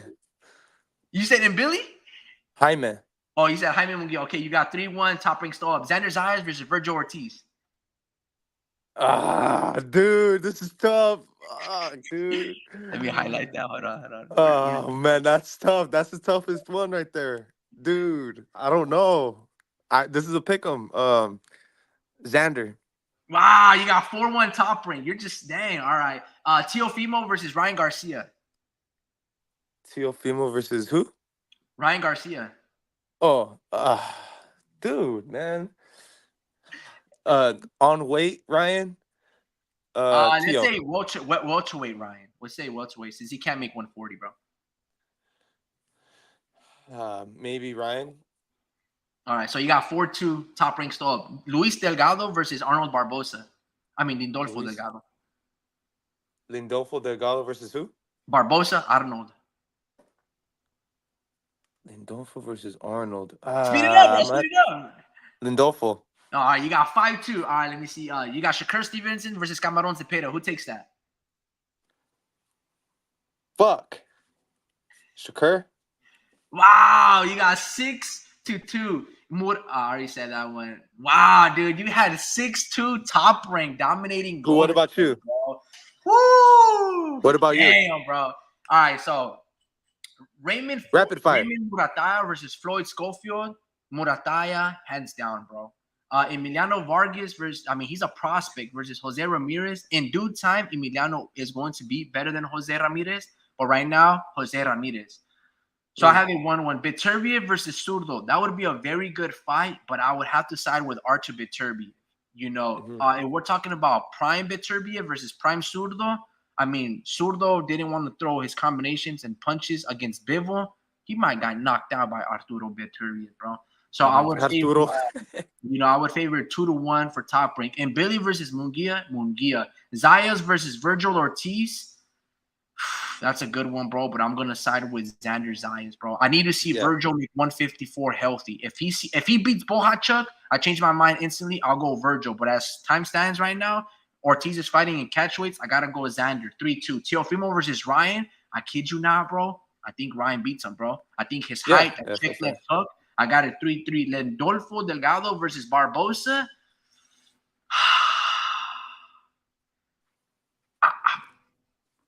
Delgado is a bigger dude. Delgado should be a welterweight, so I'm gonna go with him. I think Barbosa, I've been not liking his performances, bro. 4-3. Same. I got a 4-3 top rank right now, bro. That's the way I look at it. That's such a good lineup. And I think, and then you got Shakur versus Cepeda. I skipped one. I'm gonna go with Cepeda. I think that would be 4-4. You know, I think it'll be 4-4. I think, that's how it'd be. And then you would have to have an honorary mention. And then I would go with Yocasta Valle versus like Siniesa Estrada again. And I thought Yocasta Valle beat Siniesa Estrada. So if they had a rematch, I would go Yocasta Valle. But I think Siniesa, after becoming undisputed, she's moving up. So it is what it is. But yeah, man, those Saudi cards are stacked with great fights from top to bottom. I think I would have it 4-4. I think Ryan and Teo, obviously Teo is much more accomplished. But Ryan, as long as he doesn't turn his back to Teo, I think he'll be fine. I think he can piece Teo. Teofimo has problems with tall fighters. Like he had problems with that tall fighter, Nakatalia. He had problems with the tall fighter and what's his name? The Spaniard. His last fight, he kind of struggled as well. And all of these dudes tend to be relatively tall. Teofimo Lopez is a really big dude, and Ryan is a huge dude. So if they were fighting, I just think Ryan would, And Shakur versus Zepeda, again, I'm not a big fan of Shakur. I think if Zepeda were to throw 1,500 punches, I just don't think Shakur can. Shakur ain't getting knocked out because the dude's going to run for dear life, but he's going to be holding a lot. And if you have a Harvey Dock being the ref, we already know what that's going to be about. But it is what it is. War Speed goes, well, there's also the issue of Floyd Schofield. He has had a fight lived up for the undercard of Paul versus Tyson against the Long Beach Snoop-supported H2O, Sile Ashton Sylvier. I don't know how to pronounce the name. PBC got forced. Abner goes, PBC got forced to give more than one good fight for the next one. I am glad. Whoever is putting that pressure on PBC to develop, I'm going to say this, because whoever is the the marketing guy that has to distribute, or is the CEO of Amazon Sports Entertainment, right? Like at HBO, there used to be Peter Nelson. Showtime had Weasel, Steven Espinoza. Whoever that is for Amazon Prime, either maybe they should deserve all the credit for forcing PBC to give us stacked undercards, or PBC is like, look, dude, we don't have many dates. We have to put stacked cards because we need to build these stars if we want network deals. So it's about freaking time that they're giving us stacked cards. Like that last fight that we had, Let me see that last undercard that we had with Tim Sue versus Sebastian Fundora. They gave us Pitbull Cruz versus Rolly Romero. There was Brian Mendoza versus Bohachuk. There was Kermel Morton versus that other kid. Those were amazing fights. Amazing fights. And this one with Leon Paro, Subriel Matias. I think earlier Adi gave us Carlos Adames versus Terrell Gachet. And then he mentioned another fight coupled with Frank versus Martin. Wait, Frank versus Tank. And then David Benavides. Like, that's amazing. For speed, who do you have? Adi and Abner. Abner goes, these are really close matchups. Cameron will make Shakur work for the rounds. I agree. Adi goes, I have Murataya, Vargas, Arturo, and Billy over Jaime. I got Virgil, Ryan. Damn, he has like 6'2", just like Drew. Adi goes, I'm going with Christian and Billy, the Frenchman, because these cards always have massive upsets.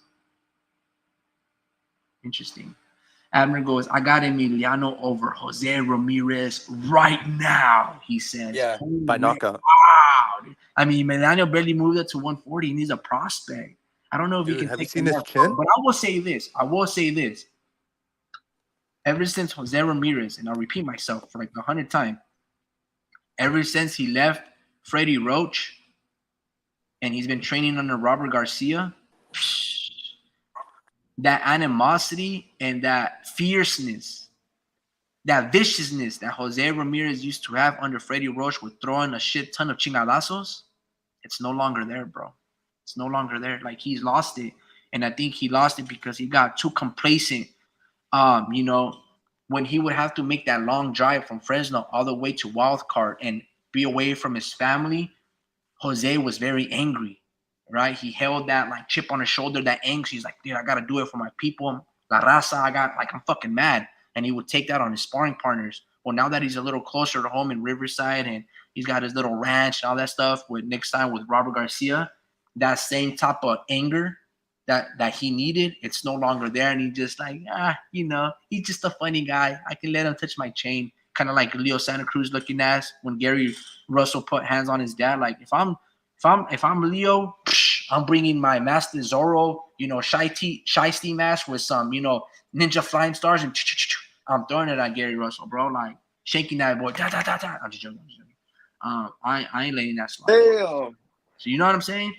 But Abner goes, Munguia should win too. But I heard Shakur is a free agent after the next fight. Yeah, I think so too.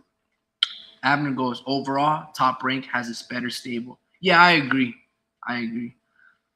Speed goes, I have Zurdo beating Arturo Berterbiev. I have Jaime Munguia barely beating Christian and Billy. I have Zayas beating Virgil, Tio beating Ryan, Lindolfo Delgado beating Abner, Arnold Barbosa, Cameron beating Shakur, and Murataya and Vargas. You have it like 4-4 like Ricky.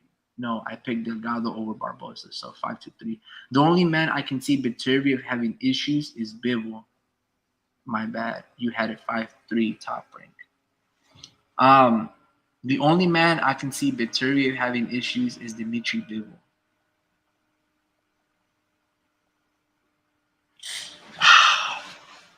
Yeah. It's a good question. I feel like I'm not saying that Dimitri Bivol ever ducked anybody. I'm not saying that. But, Vozdik and Archie Beterbiev, they're the ones that had to, quote-unquote, clean up the division. And Bivol just stood back there, fighting the fights that he can get, right? Like the Craig Richards, right? And he goes the distance with these guys, right? And I asked myself, what would Archie Beterbiev or Vozdik do to the Craig Richards of the world? He would knock them out. And Bivol has this leniency or this complacency to just win by decision and get the job done, right? And this is, in my opinion, has hurt his brand. So since he's very strategic with his game plan inside the ring, I think he's very strategic outside of the ring. And I'm going to say is he aged Alexander Vozdik and he aged Artur Beterbiev out. He aged them out. Now we can always say, oh, well, nah, man, there's cross promotion, But the reality is this: there shouldn't be any issues. And when I saw Artur Beterbiev when they first met with Bivol, I forgot exactly what he said to Bivol, but it kind of caught Bivol off guard. And Artur Beterbiev said something like kind of angry and like malicious, right? And Bivol was like, "Oh," like he was stunned and he kind of stood quiet. And Archer basically had to check the temperature and let him know, like, I feel a type of way about this. Again, Bivol was very strategic, and I'm not gonna say that Bivol ducked anybody, right? But he was really thrown a bone. You know, talk about breach of contracts. I don't know if Canelo chose Bivol because in his past performances, Bivol looked like shit. You know, he was going distance with guys that he should have been knocking them out and looked impressive, like Craig Richards and company. So Canelo maybe thought he was the weakest link, or maybe kind of like Miguel Cotto when he wanted to make a deal and learn the business and co-promote with Oscar De La Hoya. Oscar was like, "Well, I need you to fight Jaime." Cotto was like, "No, I won't fight Jaime, but I will fight Saram Ali." He fights Saram Ali. He basically loses to Saram Ali on purpose so they can give the belt to Jaime Munguia and they can build him up. I think that's the same thing that Eddie Hearn probably asked Canelo. It's like, "Hey, look, dude, I let you become undisputed. You know, I let you walk away to PBC. I need you to throw me a bone and fight Bivol." And Canelo is like, Eddie, I love you, dude. You funny. Yeah, man. Help me become a 7-time champ and let me fight you. And that's what happened. I could be wrong, but in no world has Canelo ever fought the Dimitri Bivols of the world. Maybe in Arizmendi Lara, in terms of high risk, low reward type of dude. But that dude that Canelo fought, Arizmendi Lara, that's 10 years removed. In midst of from that fight, fighting the obscure, dangerous opponents, he went on to cherry pick Chavez and Liam Smith and Amir Khan and Callum Johnson and all of these guys, Rocky Fieldings of the world. Canelo refused to fight another, Dimitri Bivol. So I think that's exactly what happened. They threw Bivol a bone, and Canelo looked tiny. I mean, I think to this day Canelo is tiny at 168, but it's apparent that he don't want to make middleweight. He doesn't want to lose all that weight. But at 175, Canelo should have never been competed at that weight class. Yeah, you can knock out Kovalev, but I mean, you weren't even beating Kovalev. Like I thought Kovalev was beating him with those little Peter Pan jabs. But anyway, I could be wrong.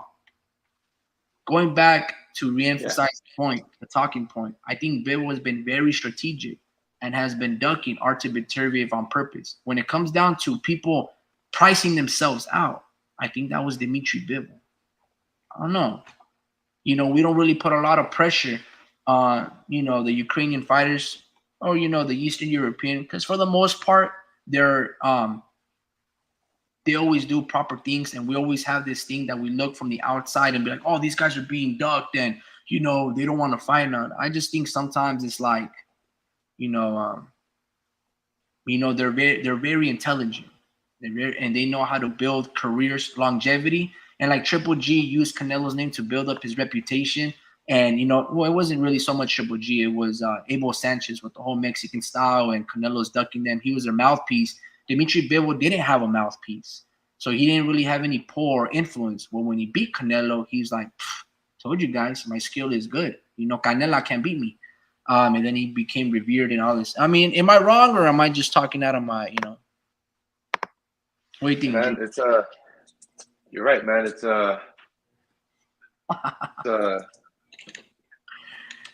it's just Bivol. I don't know what's up with him. Like, it's just I'm confident in him. That rematch at 168, and I'm like, dude, like you beat him in the rematch, and he's just being hard headed or whatever you want to call it. Like he doesn't want to fight that dude at 175. He wants to fight him at 168, and I think he sees favoritism on Canelo, and he hates it. He doesn't like it. He's like, dude, you don't have the. Why do you feel obligated to tell me what that when I call the shots now, I beat you. Mentality, and he knows what's that amount of money he can get, but he just like, what? I got enough money. I want, and I mean, I guess if you don't want to fight him again, like you beat him in a rematch, man. Like I don't know what the issue is. So it's really things for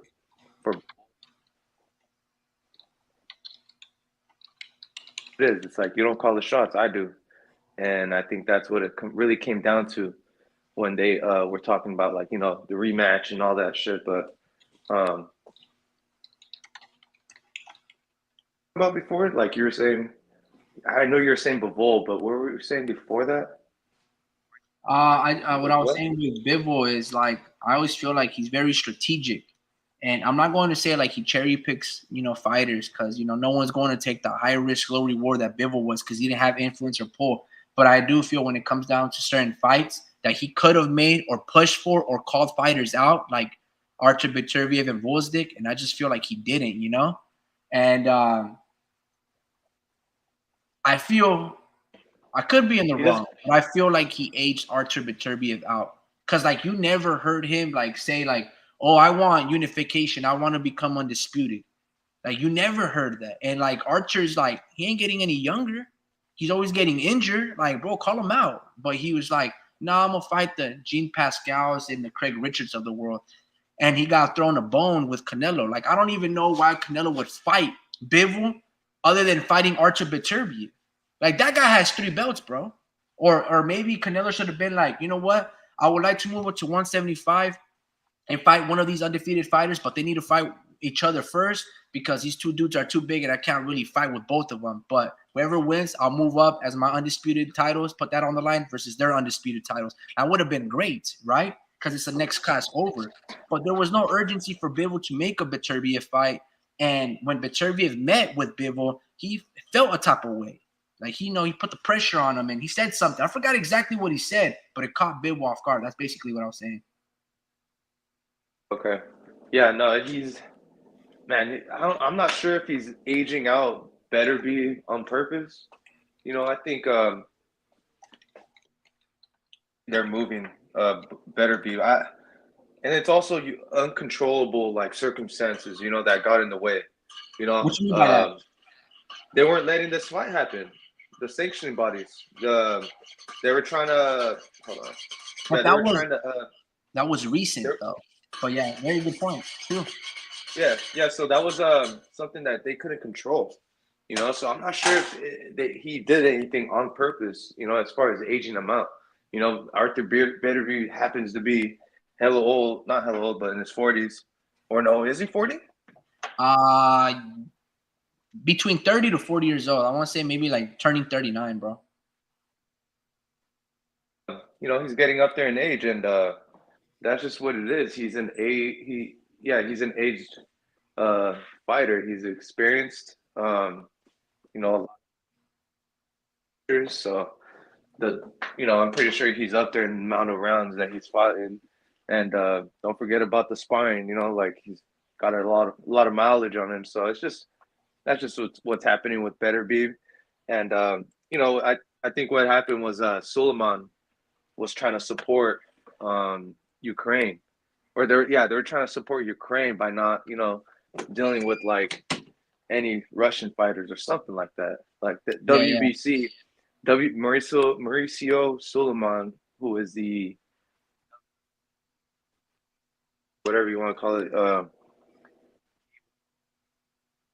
support any of this until he got the green light and said, saying, hey, make this fight happen or whatever the case is. But um, they couldn't do anything. But I think you see Beterbiev's, intentions.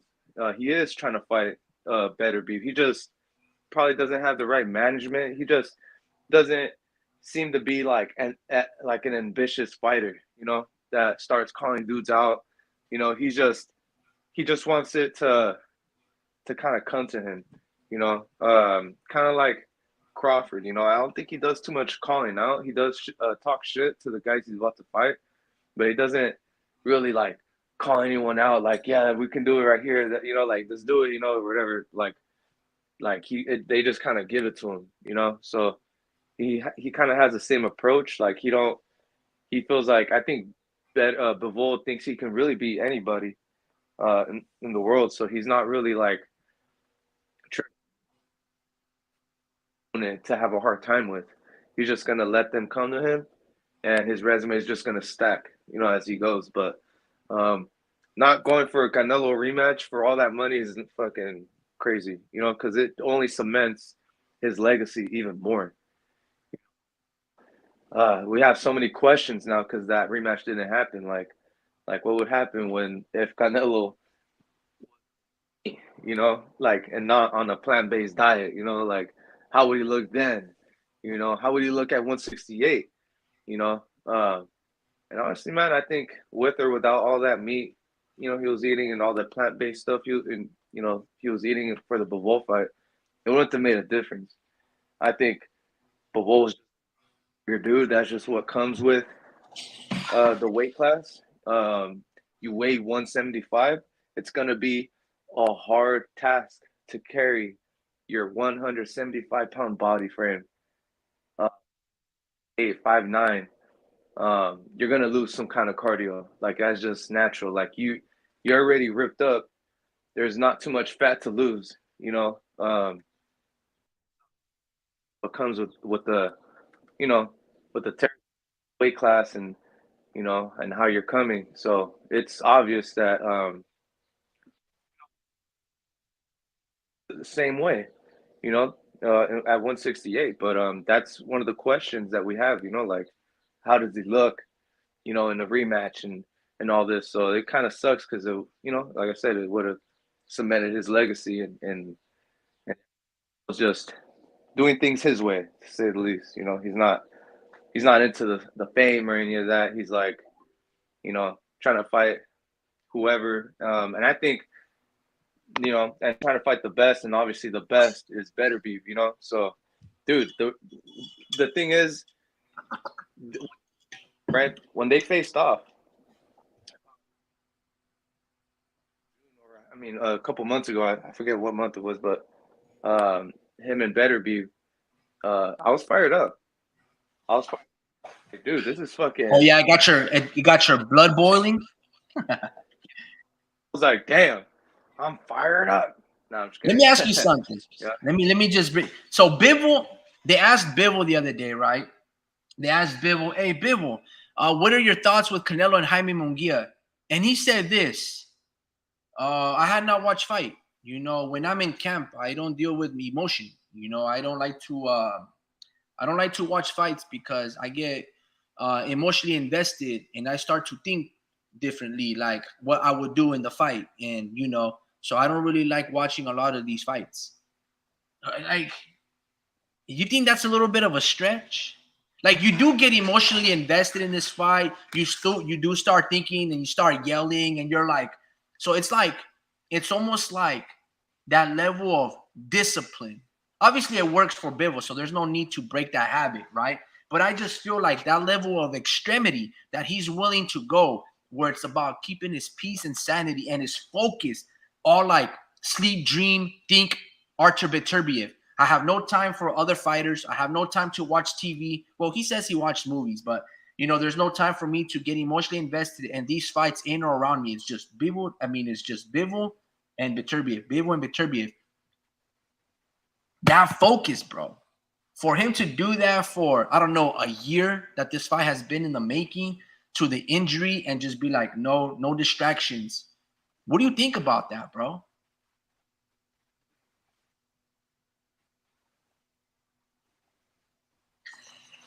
Yo, guys, can you guys hear me, or did I say nothing? Or maybe my mic's going off. I'm not exactly too sure. Can you guys type something to see if I don't know, maybe my internet went out. Drew.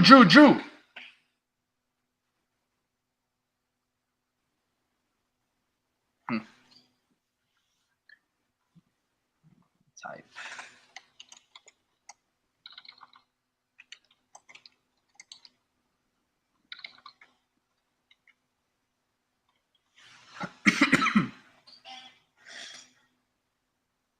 I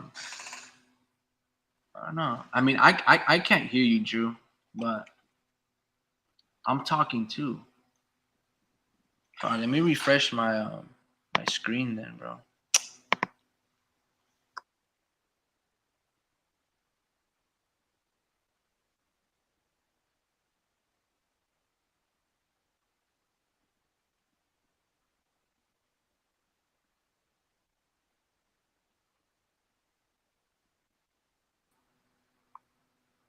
Okay, for sure, it's Abner. Thank you for the clarification, bro. Yeah, Drew, I can't hear you, bro. When you were talking earlier, you were coming out in and out, but I was still able to like, understand, and filling out the clues. But Yo, can you hear me? yeah, I can hear you now, bro. Yes, sir. Ah, dude, I think it was my AirPods. Oh, that's all good, That's bro. why. It Fuck. happens. My bad. Um, damn. What was your question? Well, Um, uh, I don't know if I hold really on. had a question other than like, what were your thoughts? Abner goes, Bivol saves his strategy thinking for his fight during training. So basically, there was an interview. I think it was with Marcos from Fight Hub, and he caught Bivol, and he asked him, Bivol, what did you think of Canelo versus Jaime Munguia? And Bivol goes, I haven't seen the fight. When I'm in camp, you can call me a little weird or crazy, but I don't like to watch fights. I like to focus on my fights. I don't want to use my emotion. When I watch fights, I think about certain things like how I go about picking my shots and fighting, or basically what would he do scenarios, right? Did you hear anything of this, or you want me to repeat it? No, I haven't. I haven't heard any of it. Okay, so then Bill basically said, like, yeah, I don't really watch fights or anything. I watch movies, but when I'm in camp, I just focus on me. I just focus on my fighter and the fight that I have. So it's kind of like the old expectation, right? When trainer says, okay, no family at the gym, no women, have abstinence, abstain from, having sex because it weakens your legs. It's basically like that same level of thinking. That most fighters like stay away from, so to speak, chasing the prize. Bivol goes a step further. He goes, I don't watch anything in boxing related because I don't want to I believe he kept using the word emotion. I don't want to use too much emotion. Like you and me will watch a fight, we get we have money on the line, we're like, and Bivol likes to be calm and reserved, which makes sense. The warrior that he is, he's gonna have a great battle himself. He I, wants to stay calm and not really get nervous, and it's been working for him ever since. Have you ever heard about that? Like, what yeah, do you yeah. think about that? Well, I think um, I think he's lacking a lot of English words to express himself. I don't really think he's like he's starting to express himself a little bit better, because he's learning English. But I think maybe if that interview was like a couple months ago, or like before he started learning better English, because it definitely got better after the Canelo fight. But um, he's lacking a lot of English words to express how he really feels. I don't. That's how I thought Russians were. They're calm, composed. Just watching like other dudes like Khabib. Like I think that's just the nature of like Russians and how they go about things. Like that's just who they are as people. Yeah. So maybe he's lacking a lot of words, but yeah, he's just a calm dude, bro. Like I think it's in them. Like it's bred. Like it's in them since they were kids. Like he's just um calm, composed. He's you know focused on the task at hand. You know, he's not gonna say too many things that's gonna you know make him feel like he's talking too much. He's gonna uh be not be too high on his highs and not be too low on his lows. Like that's just how he seems as a person. Yeah, true, true. Yeah, no, Abner, he eloquently put it, that just gives you a view of the mindset of elite fighters that, example Bivol has. That no sex thing was a myth, though. Finito Lopez didn't abstain from sex and never lost a fight. Yeah, man. I think to that point, Crawford said the same as well. And then I think Neil deGrasse Tyson, the astrophysicist, They asked him a question like that in a podcast, and he goes, "No, man." He goes, "You guys, the athletes, the competing athletes should have sex because it actually builds up testosterone and other drive." So he was giving you like antithesis of like, no, you're supposed to have that because, sure, it releases I forgot, like serotonin or some shit, but he goes, it builds up more testosterone and all these things. And he goes, if you're so worried about losing a little bit of potassium or whatever, you just eat a banana. It's a very interesting situation. It's just one of those like myths and things that is just like, to your point, Abner, and what you said, it's just the mindset of the fighter. It's the same thing of that. Like the way I always look at it from the old times is like, when you get the woman, that's the prize. We call them trophy wives or whatever. But when the man gets a woman, a lot of things happen. A lot of people realize that, okay, our boy is straight, X, Y, and Z, he's now became a man type of shit. So I just feel it's like that same mindset as well. If a fighter is going in there and you need him to be brutal and barbaric and fierce, like you need to live discipline. You need to be patient. You can't have time, have time for a good time. You can't be with the woman, X, Y, and Z. You got to like, women can't come to the gym. You got to be secluded, and just be a madman. And I just feel like that's where that mindset comes from. And then, of course, there's guys like Finito Lopez and Bud Crawford and just be like, no, that's stupid. And Canelo, like, no, I want my family to be near me.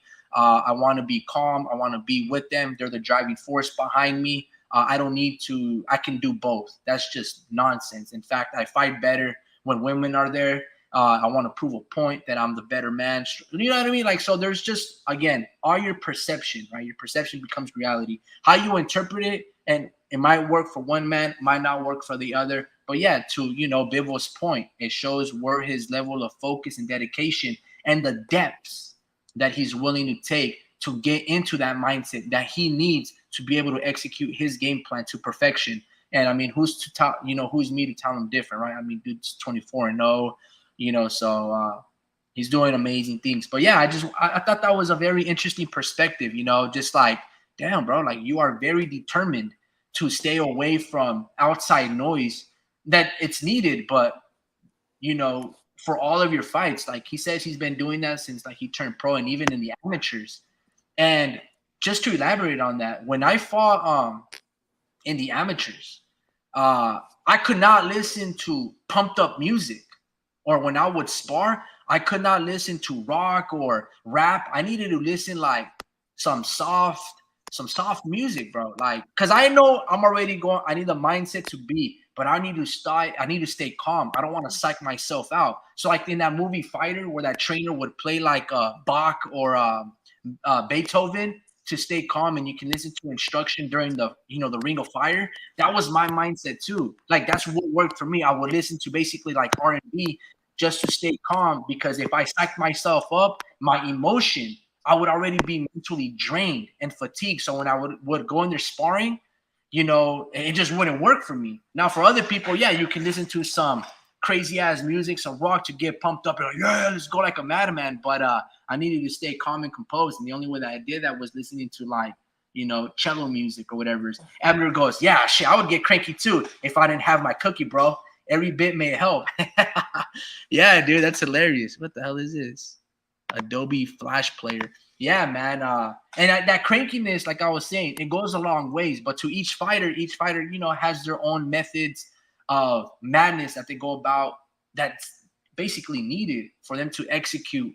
But yeah, I thought that little bit of part of emotion from Bivol was quite interesting. It's like he wants to be stoic and show no emotion, stay calm and composed, because he doesn't want to get rattled, right? He feels like if he focuses on another fight, he starts thinking in his brain, he's in his mind and thinking about shit that is like, no, don't deter me away from my main focus. So I thought that was really, like you said, in the mindset of the elite fighters.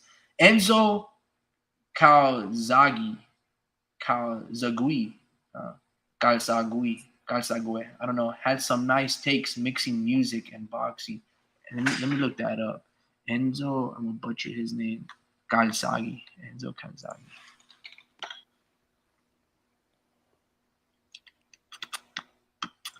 Yo, guys, but I think I've been on here for quite a long time, man. I'm gonna say like 3 hours and 30 minutes. Amber, thank you for you know, your comments, bro. You're top tier, man. Drew, I'm a little fatigued, bro. I need to Yo, take Abner on his go make a black coffee. I gotta go across the street. What do you got any more hot takes? Any perspective on these upcoming matches? I know that you're saying that David. Let me before we leave, you said like 2 hours ago that David was that guy. Like it's just a testament of how great David is. I think Abner and Adi, we were saying like we know he's good, but we're not that big of a believer, right? I feel like I respect David's skills, but I need to see it yet. I haven't seen it. Where like, oh my gosh, I feel like this is his first test. What makes you believe that David is that guy? Like, what do you see that we've never seen before? You know what I mean? yeah, it's different because it's the mindset. It's the look, man. Sometimes, some fighters need the right resources to become the fighter that they are. Um, and that's why people, gravitate towards like, the younger brother of this good fighter, because that means that they can duplicate what their older sibling has done. Um, and don't get me wrong, I'm not saying Jose Benavidez is this like world beater, but he was that dude at one point, bro. He was even like, I think he was like the youngest national Golden Glove champ ever in history. I think at 16 years old, which is fucking impressive. So, you know, he's seen what great is, So I think um dudes like Benavides, for him to have what he has as far as like, finances and because he's made a ton of money to this point, so for him to have it's the mindset and or not the mindset, it is the mindset, but it's the work ethic. uh his like I listen to other podcasts as well, and they actually who actually talked to David and who actually interviewed David, uh and just overhearing, his work ethic, I'm like, damn, this guy's a beast, bro. Like it's you see him, he's not this big jack dude. So what you ask yourself, like, what makes a good fighter? And it's the heart. I've grown to learn, through my experience of sparring. It's the skinny motherfuckers that fuck you up. It's never really like the big jacked guys, because they have such a hard time moving with their muscular bodies, and they can't really turn on their punches as good, Yeah. because there's just so much muscle in that joint, in the It way. makes you And stiff. You can yeah, predict where that punch is coming from, kind of like Joshua versus Andy Ruiz. But yeah, keep going. yeah, exactly. And it stiffens you up. There is like this mixture of skinny like strength, and that's like Crawford. He's got muscle and he's skinny, you know but what and he's also got that work ethic. It's work ethic, bro.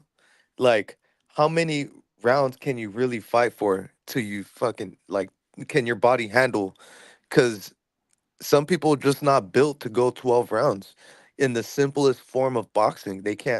Just they just don't have the win, they don't have the work ethic to go 12 rounds. um and Now, if is they it do that, because to your point, is it because they have so much muscle that takes up so much oxygen from them? yeah, and it's like, so to break it down, right? Like, you are a mass and you weigh whatever you're supposed to weigh. um that right there, all the fluids that are running through your body is extremely important, right? You the blood, it goes up to your brain, and it circulates, and it feeds your muscles as well. If your blood supply is too busy supplying your blood for your fucking muscle than your brain, then you're gonna get tired faster. That's just how it works. Like, so that's why the less muscle you have, it's kind of good, but you want to have the mixture. Yeah, you want to have the right amount of muscle on you. And I think dudes like Jerron Ennis, he is prime example of what a my coach said this. He called up Damien. He goes, Damien, get up here. And he goes, take off your shirt. Oh and he yeah, takes he takes off his shirt in front of the whole gym. He goes, this is what a fighter looks like, you know? And I was like, I'm never gonna forget that. And that's what I was kind of, you know, I was gonna say, he's prime example of what a fighter's supposed to look like. Now there's IQ that plays a big role in fights, and there's work ethic that plays or heart, I guess you can say, because when you work ethic, I feel like you use the word work ethic in training camp. I think after in fights, it's your heart, that carries you through if you're having like a hard time, or whatever case is like. um so yeah, it's like there's a mixture of all that, and I feel like going back to David Benavidez, he has it all. Like he may be lacking some punching power, but that has to do with his work ethic. He's burning up all that muscle. I'm not sure exactly like what his like strength and conditioning it looks like. yeah, um I'm not sure what he's pushing. I think they keep that on the hush hush. They don't like to. The good fighters don't like to put it out there. But there you got dudes like Devin Haney. Posting his stuff, his workouts. I'm pretty sure David Benavidez is doing the similar type of stuff that Devin is. yeah, As far as squatting, the squats and all that shit. So I'm looking at it. I'm looking at David, and I'm like, this guy has the resources. Because when you come up and you're making a little bit of money, but you're this good fighter, man, resources are so important. And I feel like Benavidez, he moved from Washington to Florida. Let me tell you, I have moved from a cold, not moved, but I've stayed in other areas because I travel for work sometimes. And dude, it's like I left from Salinas to Vegas, and I was losing weight just existing out there, you know? So that's what I'm talking about. Resources. David Benavidez made the move and moved all the way to Florida. Most fighters can't do that. They don't got the budget to do that. He did. He moved, and now guess what? He's losing all this weight, and that gives you room to actually put on more muscle to become more hydrated, because he's losing it without effort. You know. Now put the effort in. Now you're probably adding on a little bit more muscle because you're at 175, and now you're just in this prime state. You're in prime. You're in your prime right now. You know. So that's what I look at when I see David Benavidez is a work ethic. Um, People who I feel like who don't know boxing will say he fucking sucks, or he's like this slouched over fighter. It's like, dude, like I like when they underestimate a dude that looks like David Benavidez. Because he teaches boxing. He teaches fighters the sweet science of boxing. You don't have to be this big jacked up ass fighter. You don't have to you don't have to have a six pack to be the pound for pound fighter. I'm not saying that he is, but he will if if he gets this title at this weight class. We start putting him in that conversation, but um that's what David is, bro. He teaches, he teaches the casuals what the science of boxing is, you know. yeah. No, so I think eh, I know what you're yeah, talking about when it comes down to his interviews. I think you're referring more to like the boxing voice, right? When he gets interviewed by Ness, he's he very was open. Matilda. When you ask him questions, he's like he's very calm and friendly, and he does a really good job with his speech to kind of just give you an insider look of contracts and certain things. And he's very, not only is he very humble, but very honest with his approach. Like when they asked him recently about when they're like, "Oh, do you think you're a pound for pound fighter? What would you put?" And he goes, "No, I haven't really done much of any of that stuff. I don't, He says, he goes, I respect the champs and I respect titles and the significance of it. So I can't just basically throw around, all fighters on the pound for pound list too loosely." But I will say this: even him, he makes mistakes because he put Tank Davis up there, and I'm like, well, if you respect titles, then you can't really put Tank Davis up there because he didn't fight the two legit champions at 135 at 140. He did fight at 130, Pedraza, but then he didn't fight Devin or Lomachenko. He didn't fight Josh Taylor when they were undisputed. So if you really respect titles, it's kind of like, I don't know, like a subliminal underlining tone that why should Tank be on there? I know you might be cool with him. I know that he's the main event of your card. So obviously you don't want to bad trash talk him and the significance of, the importance of Tank is to your career in this particular time and space. But I'm like, you got to keep it 100, like all the way. To me, to your point, and you were talking about just like body composition and how, and how what boxers is supposed to look like. That's the beauty about this sport, is that you can't measure the mindset of a fighter. You don't know what the fighter IQ looks like just because he has the muscles and he looks like the part, or he's got big calves, big thighs, big shoulders. Oh my God. And sometimes it's the skinny guys, like you stated, that work you, that breathe properly, that hit harder than all those dudes with the muscle because they're fluid with their punching mechanics, like Shiraz, right? Amo Williams can have all this muscle and he can be all this athletic, but Shiraz with his long length maximizes, and when you catches you at the end of those punches or jabs, boom, it's bone hitting cranium, and you're like, throw my way. So it's like, I get what you're saying, and that's the beauty about the sport of boxing, is that you can have a guy like Joshua versus a guy like Andy Ruiz, and one dude that you would think, bro, this is a mismatch. Next, surprises this character, and you're just like, wow, I did not see that coming, because from the outside looking in, you don't think that Andy would stand a chance. And that's the beauty about boxing. You see all the muscles on Joshua, you think, oh bro, this dude's gonna be way faster, and then you see Andy throw his combinations with the thudding power. You're like, bro, this fucking dude hits harder than Joshua. How could that possibly be? This dude squats like 600, and it's just like those little things, you put it into context, and then you start to question yourself. Man, the sweet science, it's much more different and complicated than just what the eye sees, right? The intangibles, the unmeasurables, the heart, the IQ, timing, like you can't necessarily study that. Now you can study rhythm, you can study when that fighter might give that perception that he's going to throw the no-look Danny Garcia hook. But yeah, man, that's the beauty about boxing. But yeah, tying all back together, David Benavidez, I don't see that. I don't see what you see in him yet. I'm seeing it as he's increasing the level of competition. But I also have to take a step back and be like, why are you fighting Ronald Ellis? Why are you fighting those guys like Kyron Davis, 154-pounders, middleweights? If you are what you say they are, because I've seen when he was 15 years old and like somewhere close to 300 pounds, when he was sparring Kelly Pavlik, I think it was Kelly Pavlik.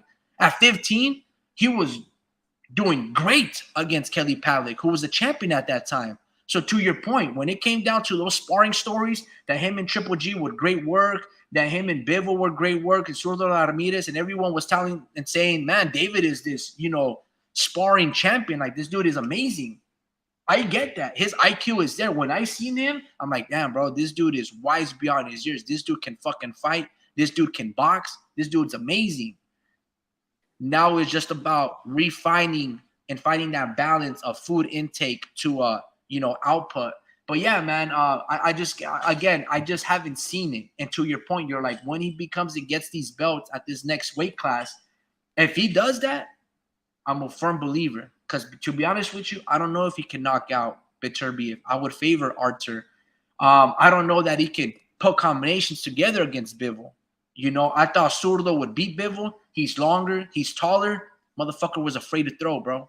He could not time. Bivol's predictable. 1-2, in and out, step back, 2-3. And it was just like Zurdo, what happened to your left hook to the body? What happened to that little gazelle uppercut that you throw to the solar plexus? You're just throwing this weak ass jab. Where's your head movement, bro? You never used to fight like this at 168 with Jesse Hart. What happened?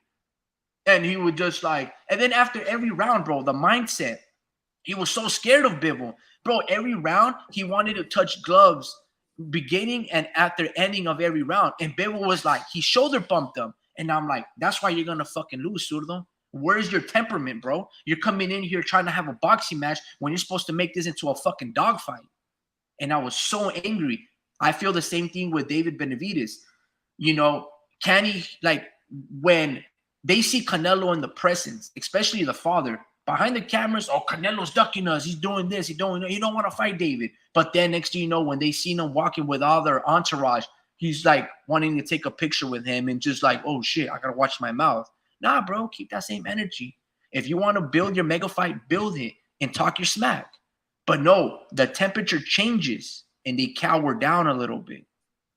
And it's just like, for instance, when Canelo beat Jaime Munguia, I don't know if Canelo was talking to Peso Pluma. He's like, hey, vente, like, come inside the ring, or if he was talking to David.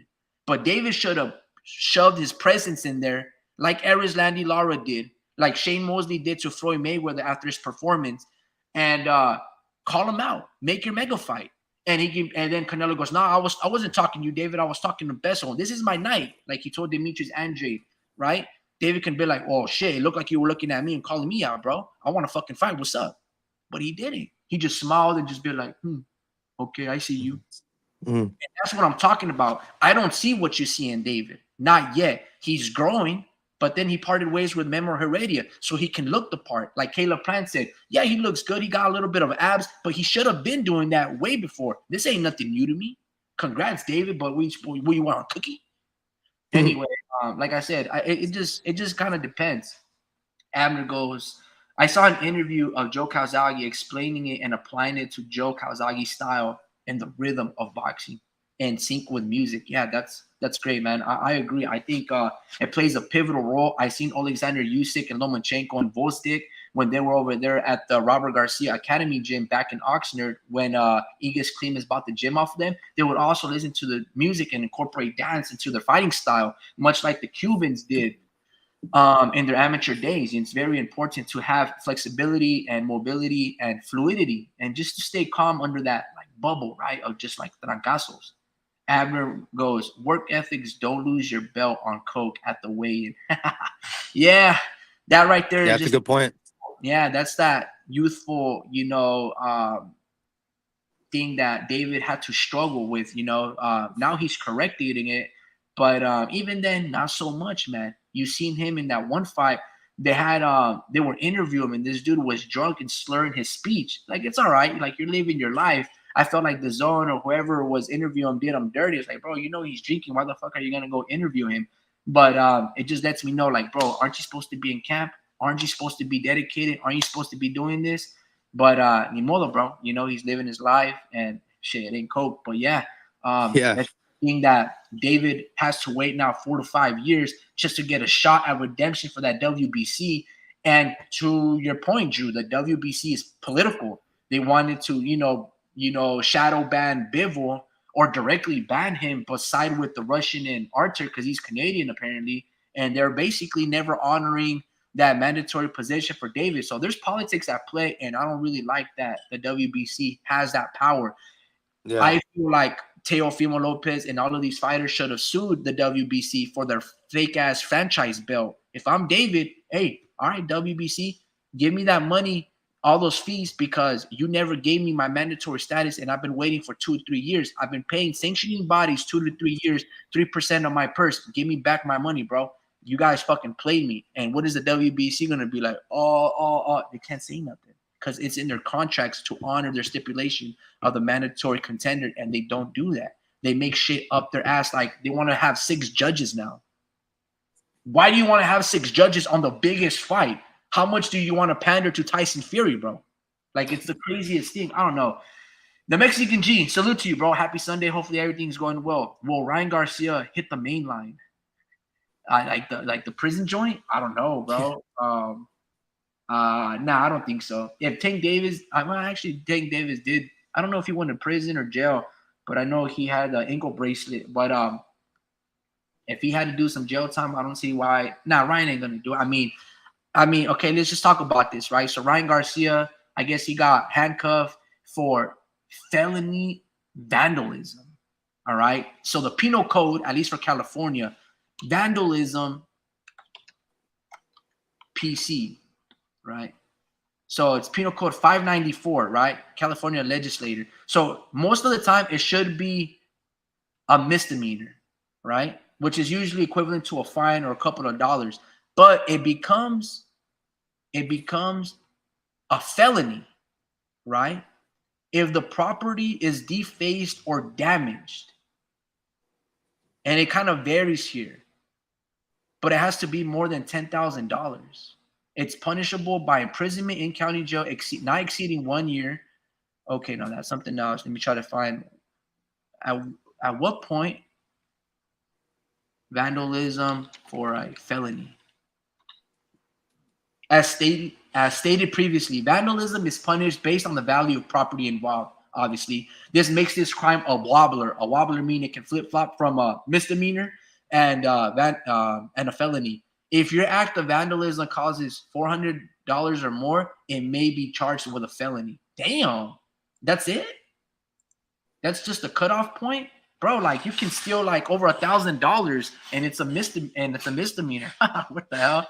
Vandalism is $400. Yeah, man. So basically, Ryan Garcia got incarcerated because he vandalized, I believe, a hotel room and the lobby. So I think to myself, if you didn't accidentally cause a fire, what would you be doing to vandalize the hotel hall room?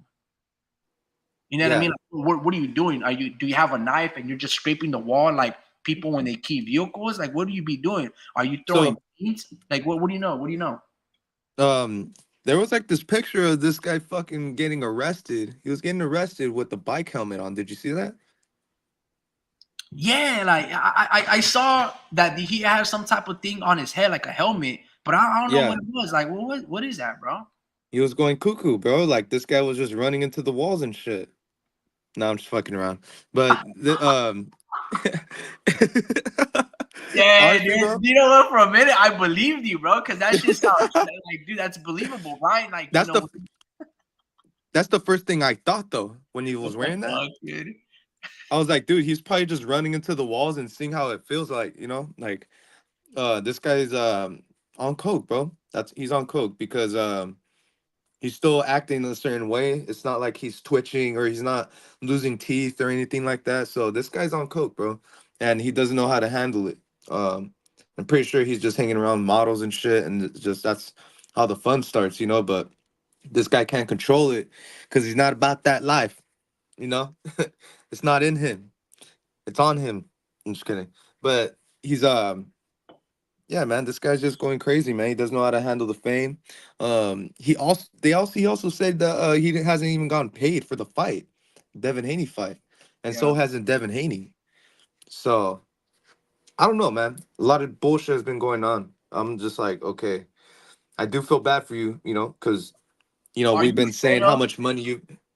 I've been feeling, you've been. I thought you were making all this money, but you still haven't even gotten paid, and who knows if you actually made that bet, but he didn't make that bet, bro. He did not. Yeah, I'm pretty sure he didn't.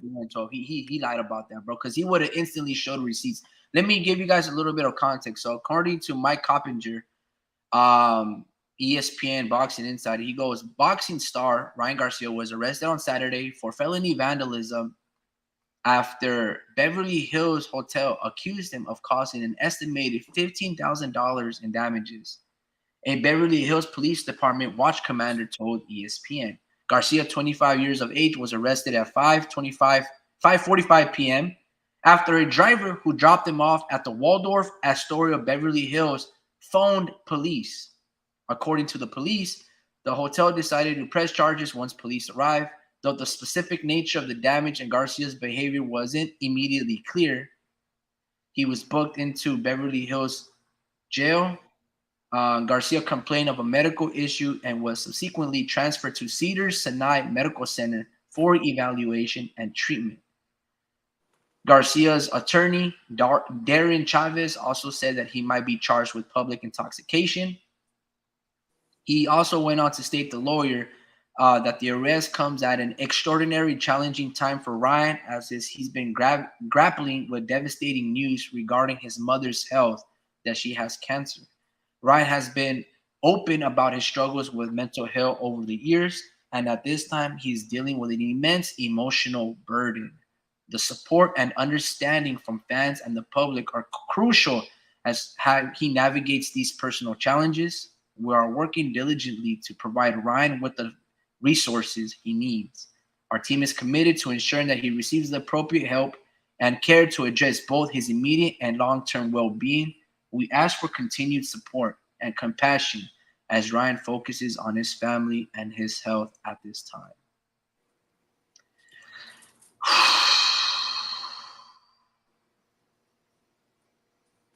Yeah, man.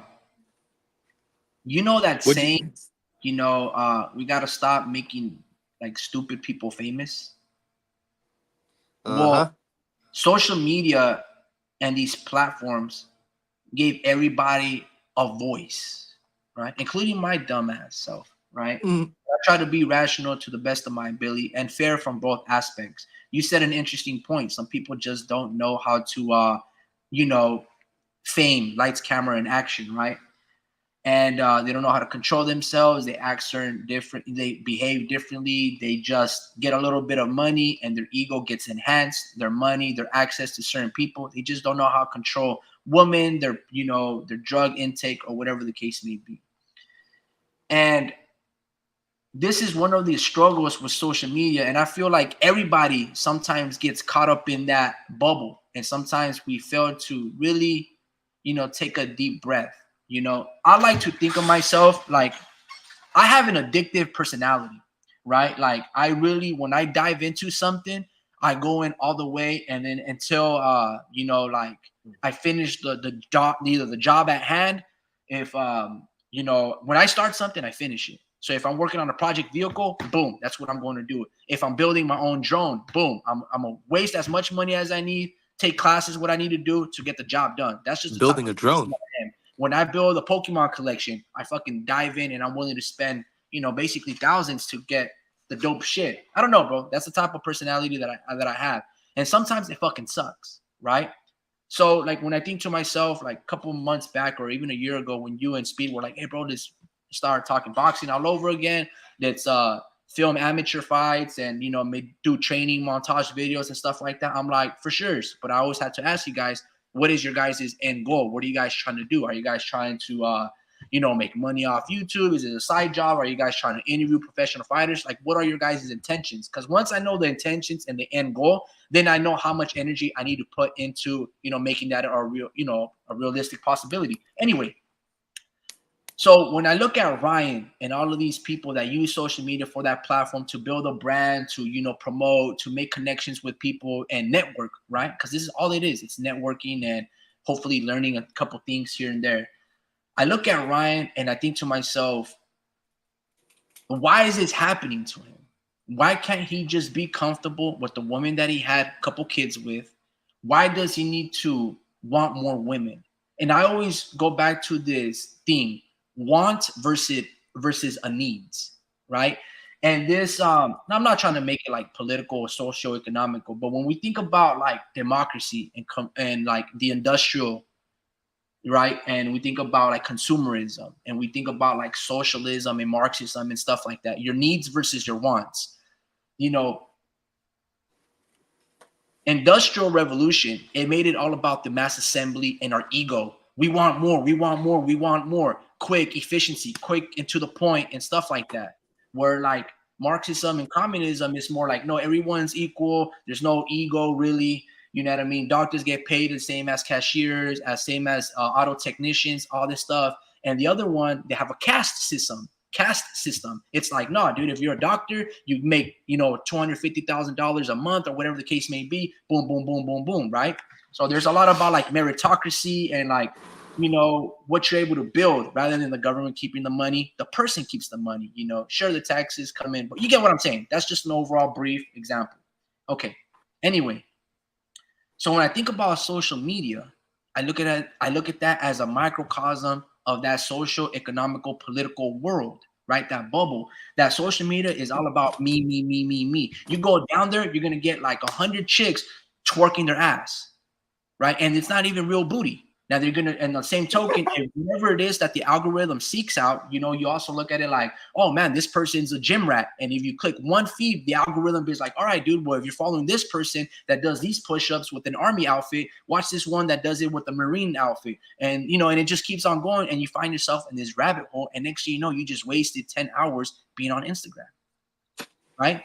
So I think to myself, what is it in our brain, right, that we gravitate towards like this addiction, right? This like addictive personality behavior that is like más, dame más. I want more. I'm not okay with one woman. And of course, you know, you can be like, okay, I want to, I know the problem, but then Ryan goes like, I know the problem, but I don't see it as a problem. I don't just want women in this particular time and space in my youth. I want to impregnate 1,000 chicks, right? So he goes on this rampage of like dating prostitutes, porn stars. She's like, hey, you know, I'm God's gift. I'm just gonna plant my seeds. Hey, Clarissa Shields, let's do that. So it's a level of perversion, right? So I think to myself, what is it? Because it's not just it happened to Ryan, even before social media, dude, happening to OJ Simpson, right? It happened to all of these dudes. So it's an ongoing theme. We can go back to Sodom and Gomorrah, biblical passages, that it was just like this demagoguery of just like, you know what I'm saying? Like, what is it that gravitates us towards, okay, we know people can be persuasive, but I think, is this Ryan Garcia, or is it because, Well, look, God, dude, I don't even know what to pose this question, but it's like, yeah. So you're talking about the power of the internet. That's just the power of the internet. The algorithm controls what we see on like when we open up like Instagram. Like it's literally collecting information from other people's, you know, platforms, and they whatever's being talked about the most gets posted on your shit, you know. And news outlets, um dude, it's just these news outlets on Instagram, some of them get paid for this, you know. They get paid to post right away, you know. So that's where the power of the internet comes in hand, and boom, it just gets more and more viral with the more fuckery it gets, you know. If it's like a normal, this isn't a normal situation is a thing, you know. So this is um like a breakdown, really. There's been, it's just people carry themselves differently, you know, across all, you know, walks of life. And you know, when they put a camera on their face, you know, some are gonna know what to say, some are gonna get mad because you pointed the camera at them. So you get different reactions. But I think um and every, you know, situation like the OJ Simpsons and the Ryan Garcias is unique in its own way. One has to do with the life, bro. Like literally, it's a really, I think OJ Simpson's situation was a lot more serious. yeah, Um, and Ryan Garcia hasn't touched that. Luckily, like that type of heat, you know, like that's like some shit that gets you banned for life, you know. So, um, what we're talking about, Ryan, is just something that, you know, he's gonna get banned for. Well, it's kind of trickling down, but I was gonna say a year. You know, I don't think he's gonna fight for the rest of this year. That was the plan initially. So, I mean, this is it's you're talking about the power of the internet, um, and really, I think it's all in Ryan's head. You know, yeah, he's doing it to himself. Like, um, yeah, man, it's just the type of people that are around him that make him react a certain way. It's like, just says a lot, man. He's just, um not a normal kid. You know, I think he has ADD, or he has some, like some whatever my cousin has, he got it too. Cuz yeah, my the cousin's just, ADHD, yeah, he's the just like, I think I feel like I talked about this already, but it's just yeah. like, yeah, you know, like But don't you think you, like social media and the internet also enhances that? Because you know, Back then, we used to be patient and we used to read chapter books, and we were happy reading our chapter books. But now we can't even sit down properly and read. I'm not saying we, but like I'm saying, like a lot of people, it just scroll. You don't even read the whole report. It's just a sentence or two, and then we start making our Well, assumptions. You know what I mean? It's well, like boom, boom, boom. We just scroll everything. YouTube Shorts, what? Instagram Reels. They're all under a minute, and then boom, boom, boom. We get it done, and then just like a Right, quick click off, and then you just move on, right? So even that little mentality of a little dopamine hit, right. we can't even hold it and sustain long-term relationships. Look at the divorce rates. One sign of an argument. Oh my God, we're supposed to be happy and blissful our rest of our life. Like hell no, woman, we're supposed to fight. We're supposed to solve and conflict, resolve certain issues, financial situations, or whatever the case may be. We're supposed to get down, in the mud and just try to figure this out together. And this comes with argument because we have two different brains, Yeah, different ways of interpreting things, and people be like, oh my gosh, no. You know what I mean? Like, yeah. I think I think we don't know the full story to what Ryan's really going through, right? But I'm gonna say from the outside looking in, he's got girl problems. You know, he's got girl problems. I think he's just trying to create more attention. He's got all the money to pay for what he wants. Um, but what he lacks is like real people around him.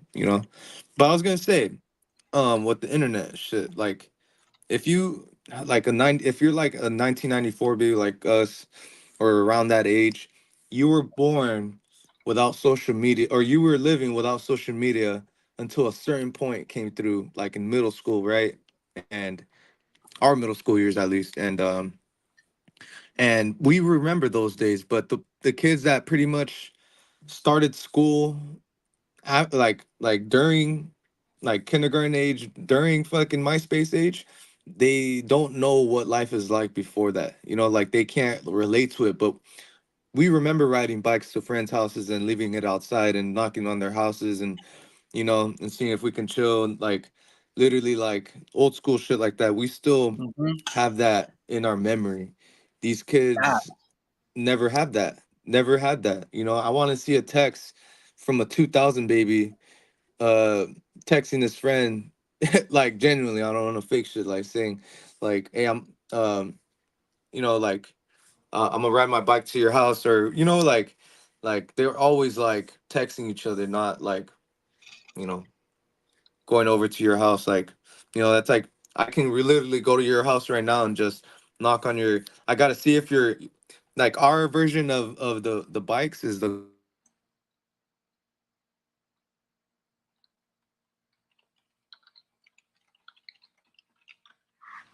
Yo, Drew, you kind of cut off, bro. Drew, I probably got a call, man. Um, yeah, no, yeah, it's a really interesting topic of conversation. Just to make sure that Drew didn't get cut off or was my end. Can you guys hear me? Or is my internet acting up? Drew, 1, 2, 3.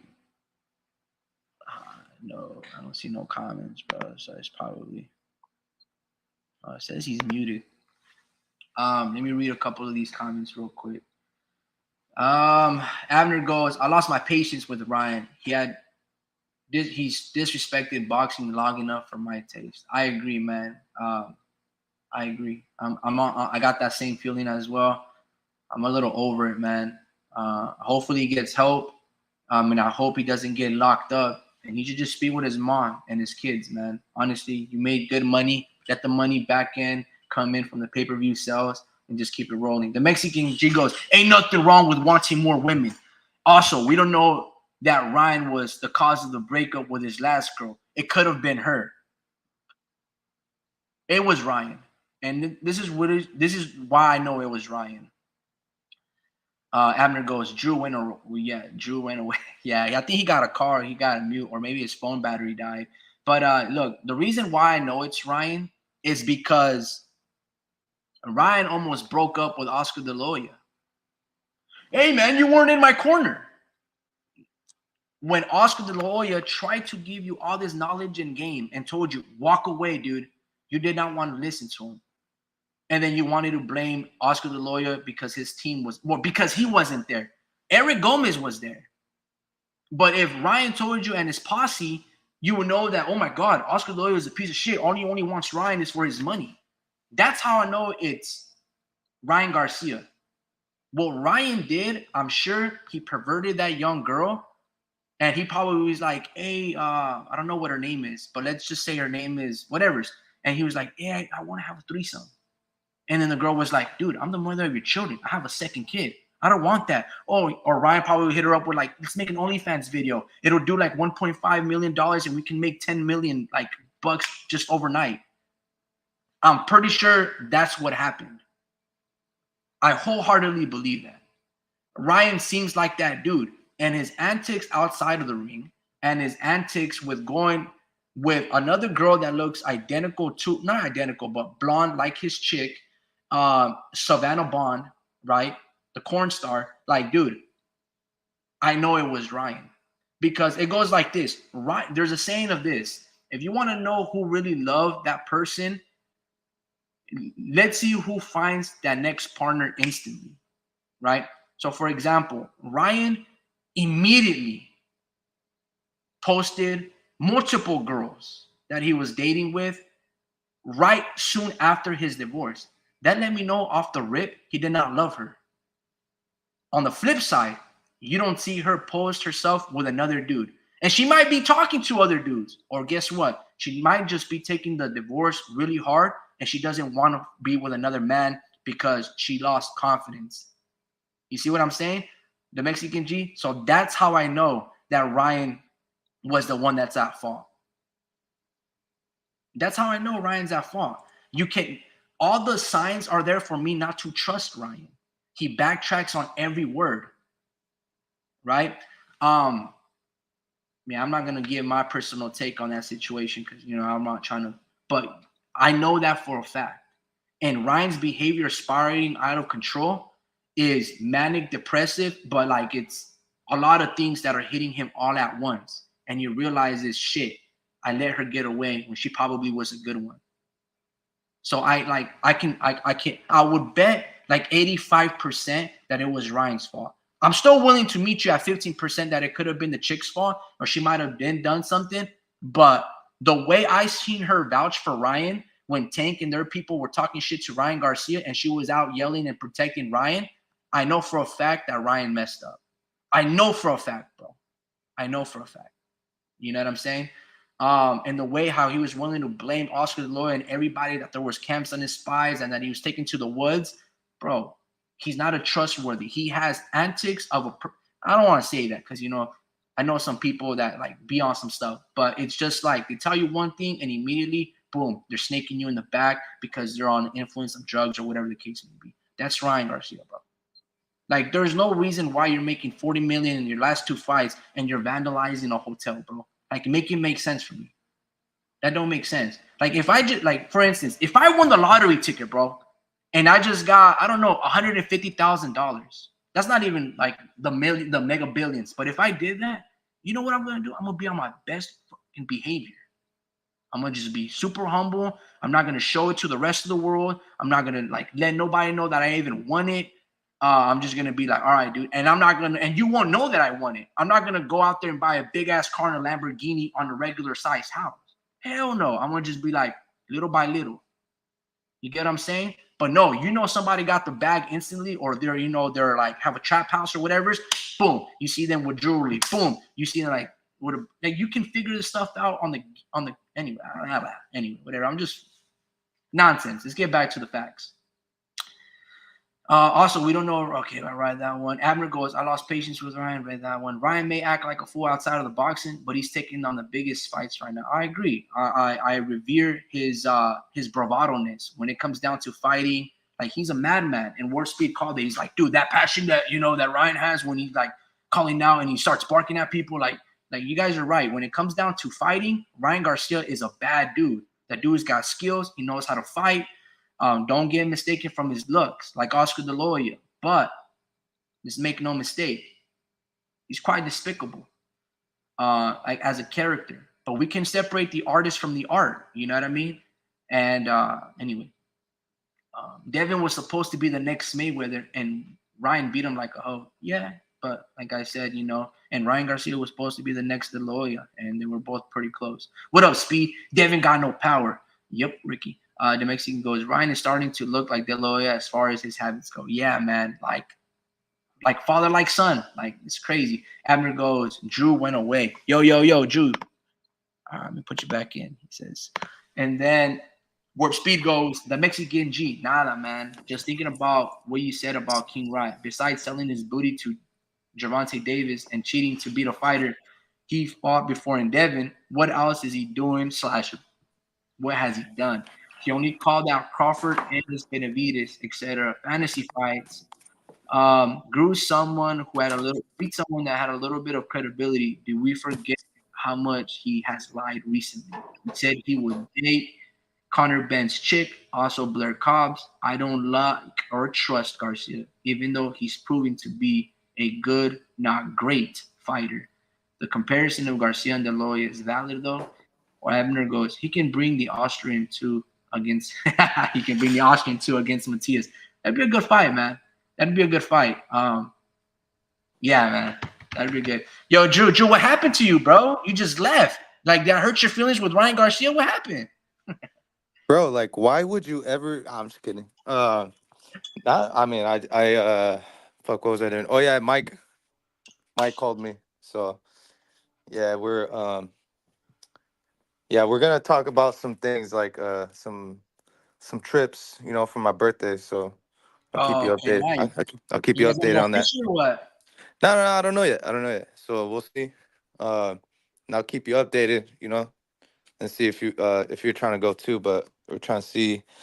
It's gonna be Lizzie and Mike coming through right now. So if you want to come through, man, right now, if you want to talk to these guys. Gotcha. I get out of work in a Oh, couple of hours, man. for So, sure. but I don't know if you caught me in the beginning, but I sold my first Pokemon card on Whatnot. I went live What? yesterday, but it What? was a little, yeah, I was a little complicated because I didn't really know how to sell. I guess like in terms of your setup, not in Yeah. terms of the display and what's on screen, but like to actually click certain buttons to actually sell. I couldn't sell it. So I was Mhm. talking to the people on the comments, and you know me, I don't really promote anything. I just kind of hop in out of the blue. And next, there was like quite a few people just like, on the feed. And like normally people pay other channels or they promote so a lot of people can follow you in the first take. But I wasn't trying to make anything big because like I don't really sell my things. I just like to have cheap products and just preserve them as much as I possibly can. So if I buy a pair of Vans or Converse, I'm gonna make sure those dudes last for 5 to 10 years. And if they rip, I'm still rocking them. So that's just kind of the way it is. So it was kind of, I didn't want to sell a lot of cards. And anyway, I sold one yesterday, but Mm. I had to cancel a show and then create another one, as I had to do a little bit of research and just play with the format. But I didn't get a lot of sleep, and I'd be down to like kick it with you guys, but I'm fucking feeling I don't know, bro. Like I feel that I'm awake and like conscious, but like my eyes, they feel like I've been staring at the sun. You know what I mean? Like Yeah, that bro. burning, irritant eye. Like, but Hey, but you still decided to go live. yeah, because I needed to, or else I was going to fall asleep. Oh yeah, yeah, yeah, Yeah, yeah. or I was gonna crash, and you can call me Julian. People be like, "Hey, yo, Rick, what the fuck you Yeah. doing, bro?" So I Yeah. needed to be able to multitask, do the job at hand, and Yeah. what you call it, just kind of be up. But yeah, dude, or else I wasn't gonna get nothing done. But I was gonna say, um, question for you, bro. Yeah. So I've been working on this El Camino, right? And I want to create, those like I don't know if I should talk about this on camera, like Ryan Garcia, bro. What do you think about the whole situation? I don't know if you had to opt out for a bit, but were you able to hear my little soliloquy of like what's going on with Ryan? Yeah. Yeah. I mean, shit, dude. I already said what I need to say, but you know, Well, let me give you a right? question, so just so you Yeah. can get back into the conversation. Abner goes, take care, guys. I'll be listening to. I gotta fix the damn car. For sure, Abner. Hey, bro, I appreciate you tuning in, man. You actually stayed here for a really long time, and I Yeah. appreciate the comments, man. That was great, bro. So I appreciate you, man. Happy Sunday. Enjoy everything. Hopefully you get that car fixed. I just had car problems the past 4 months, dude, and I had to drop a significant amount of money. It was very frustrating, but man, all in good health, and hopefully you fix your vehicle. Get it going, bro. I'll be rooting for you, man, for sure. But happy Sunday to you, man. Take care, eat some good food, and get some sunshine. Um, Drew, let me throw you a layup question. So Ryan is spiraling out of control. He just got incarcerated. A lot of bad stuff are happening to him when something incredibly good that he created, right, by beating Devin Haney, who had become undisputed and a multi-divisional champion. But it seems like that stardom, I don't know if it's stardom going to Ryan's head, but or maybe the powers that be are after him. I don't know.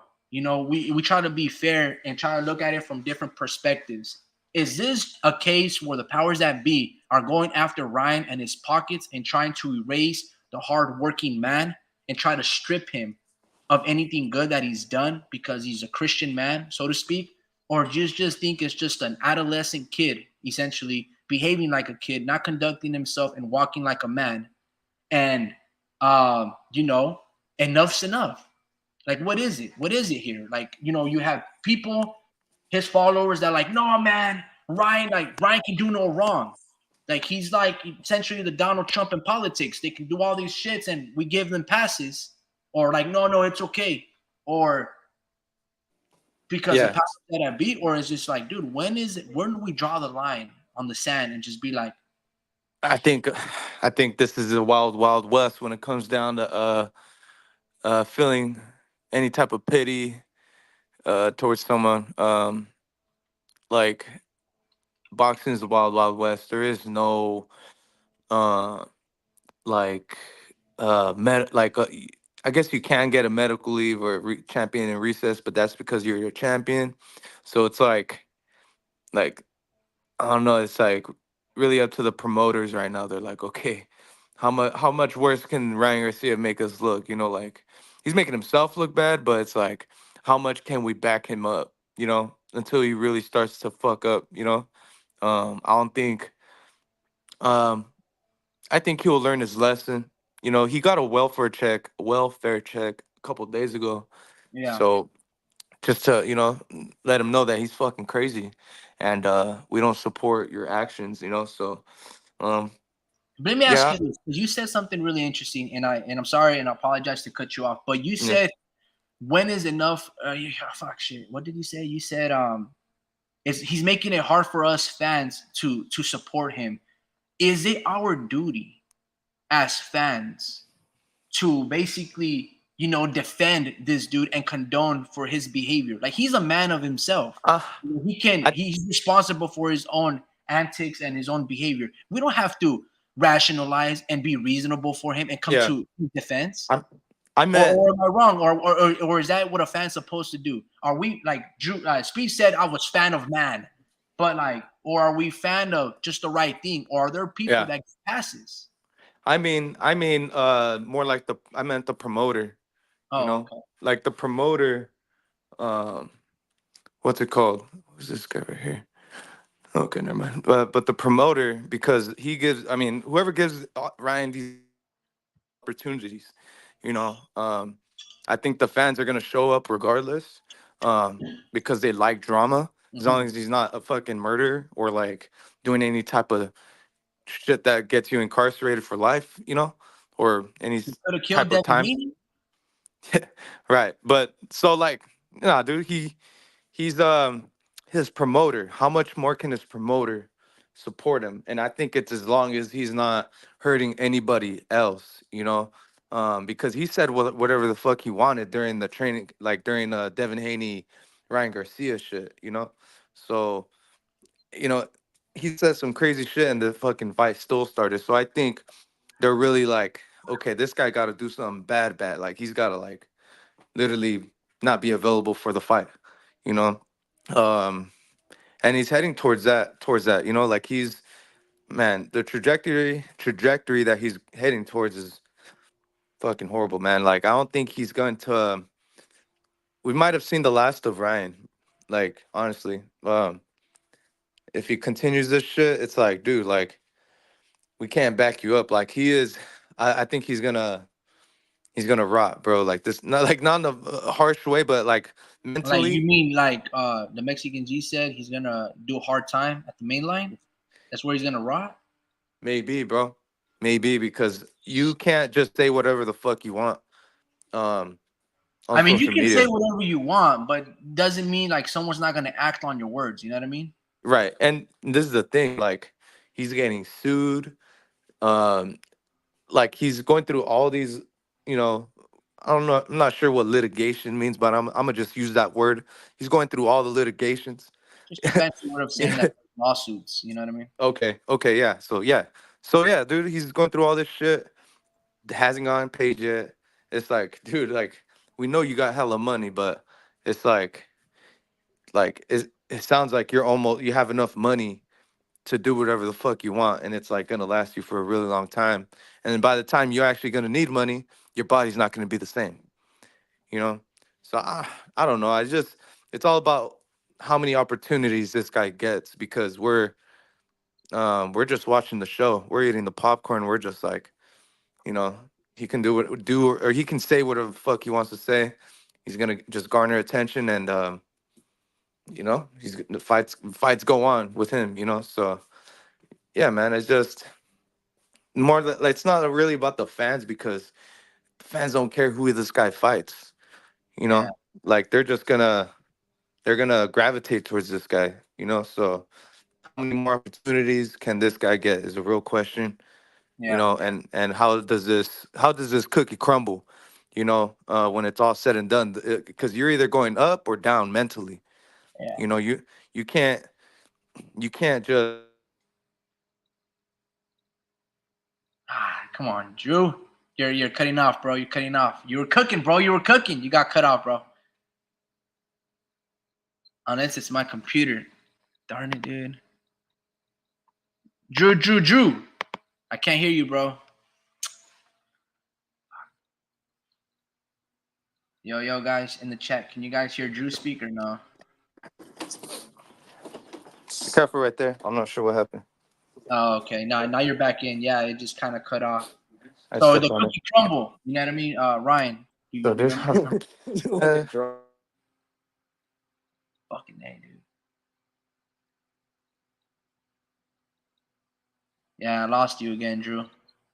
bro. I'm gonna head out. What happened to my hat, bro? Oh, okay, for sure. Dude, All do right. your thing, bro. I'll chop it up afterwards, man. What's Later, happening? bud. What's up, B-Show? Yo, what's going on? Lizzie, what's up, man? What's up, Mike? What's happening, brother? What's up, fool? Good, man. What you guys about to do? Fucking Fucking war camp. game fucking meeting right now. For the Oh, camping okay, trip, for fool. sure. Yo, man, y'all get down to brass tacks, man. I'll chop it up with you guys in a couple of hours. Hopefully, you guys are still there.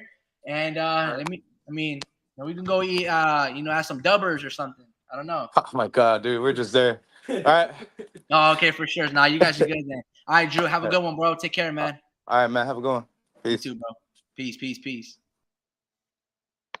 Alrighty, guys. So let me read a couple of these comments. Hammer goes, he can bring the Austrian too against Matias. Drew goes, yo, take care, guys. I'll be listening to the car fix. Okay. Warp Speed goes, adios, Abner. Saludos. Y celebra el día más de mis hermanos de Boricuen. I think Ryan just has a substance abuse problems. It's sad to see because he has real potential. I see a lot of DUIs in Ryan's future. When someone says hard time, it reminds me of that song by Proper Dose. Yeah, man, Ryan ain't going to do some hard time, man. I think to your guys' point, look, man, I first want to preface this by saying this, and I want to end this soon. So I am extremely proud of Ryan Garcia. He's a young kid that has dealt with a lot of success, a lot of pressure, as the breadwinner in the family. So I know it must be very difficult for him to really be able to control and navigate and feed a lot of people's mouths. So it's going to come through a process of learning curve, trial and error.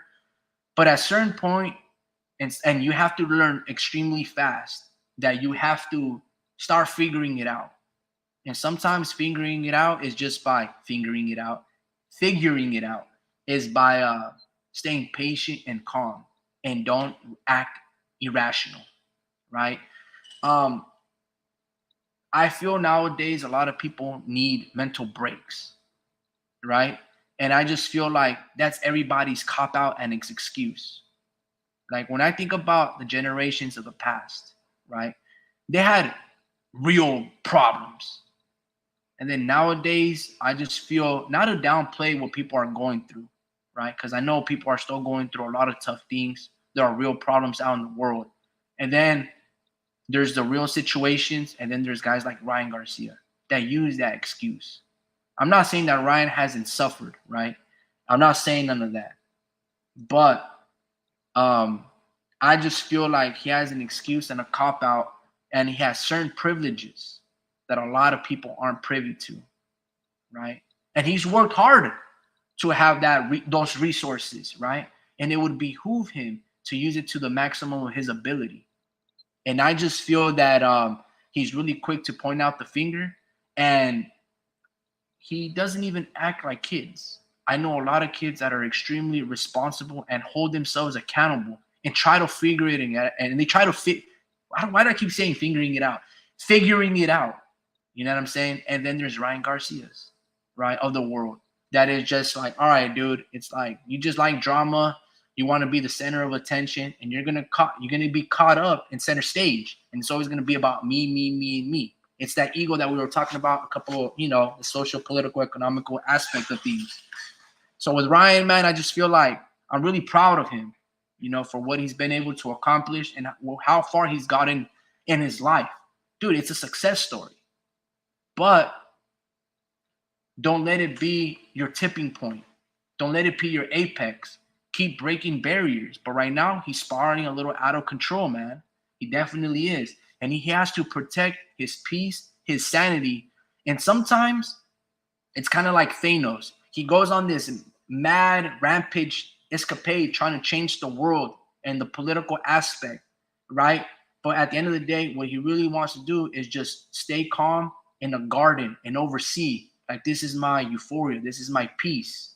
Ryan has to find that. You've done all the circus act. You fought for people with money. You fought for free millions of times. You're a success story, bro. You can retire. But where is your peace? Where is the building of your garden aspect?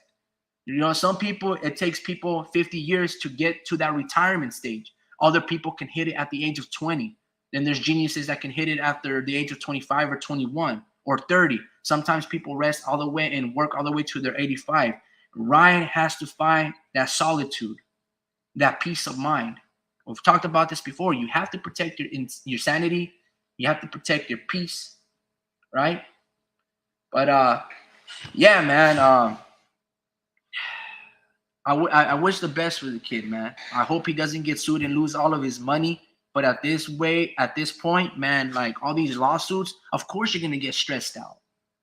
You know what I mean? But again, it was through his own voluntary behavior that he wanted to attack Prime, slander Snack, Victor Conte, Vada, the ayahuasca pills, that big carb companies. It's like, bro, you're casting enemies when all these people are just trying to be your supporters. Like, you're making enemies of the whole world to turn against you. And it's like, stop. I guess it's easier said than done, but I don't think so. Just destroy your phone, throw it out in the ocean, or just step on it, get a hammer and just be like, I don't like this, bro. You know what I mean? Like, I don't know, punch it if you want, bro. Throw it up against the wall. I don't know, throw it into a catcher's mitt. I mean, kid played baseball. But on that note, man, happy Sunday to you guys. I'm gonna read these comments. The Mexican G goes, I remember hearing that song on American Me DVD. I just heard that song. Long time since I heard that. Good song, but I like MC Boulevard's sample of that William DeVos song better. I remember you, homie. Hey, someone's got to finger things up with the ladies. Yeah, dude, I don't know why I keep saying that, bro. Like, figuring it out. But I kept saying fingering it in. Like, it's fucking dumb, dude.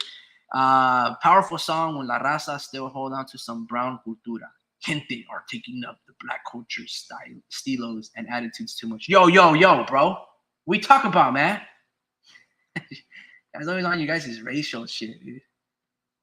When we spoke in Galo, now we speak as much Ebonics as our black brothers. All right, Speed? Fucking hating ass, raising motherfucker. The Mexican G goes, yup, it's a sad time for la gente. We're losing our identity. Yeah, man. To a certain point, you know. So for instance, nah, man. I mean, I can talk about as long as I can, but man. But on that note, guys, have a have a beautiful Sunday, man. Stay safe. Protect your peace. Protect your innocence, whatever that may be. It could be an 8-mile run, you know, with the dogs. It could be a 4-mile uphill climb, you know, hiking up the hills. It could be, I don't know, a swim at the ocean or just 100, 2,000 push-ups, whatever that case may be. That gets you in the mind, in the correct mind frame that you need to be just to stay on your toes, but be calm and poised. That's what you guys got to do, man. But on that note, man, you know, stay safe. Enjoy this beautiful Sunday because tomorrow's Monday and we got to work our asses off. Yo, Speed, have a good night. I mean, you know, good, you know, midday, as long as yourself, the Mexican G, Abner, and everybody that stayed tuned in. Drew, y'all take care, man. Have a blessed Sunday, and I'll see you guys on the next one.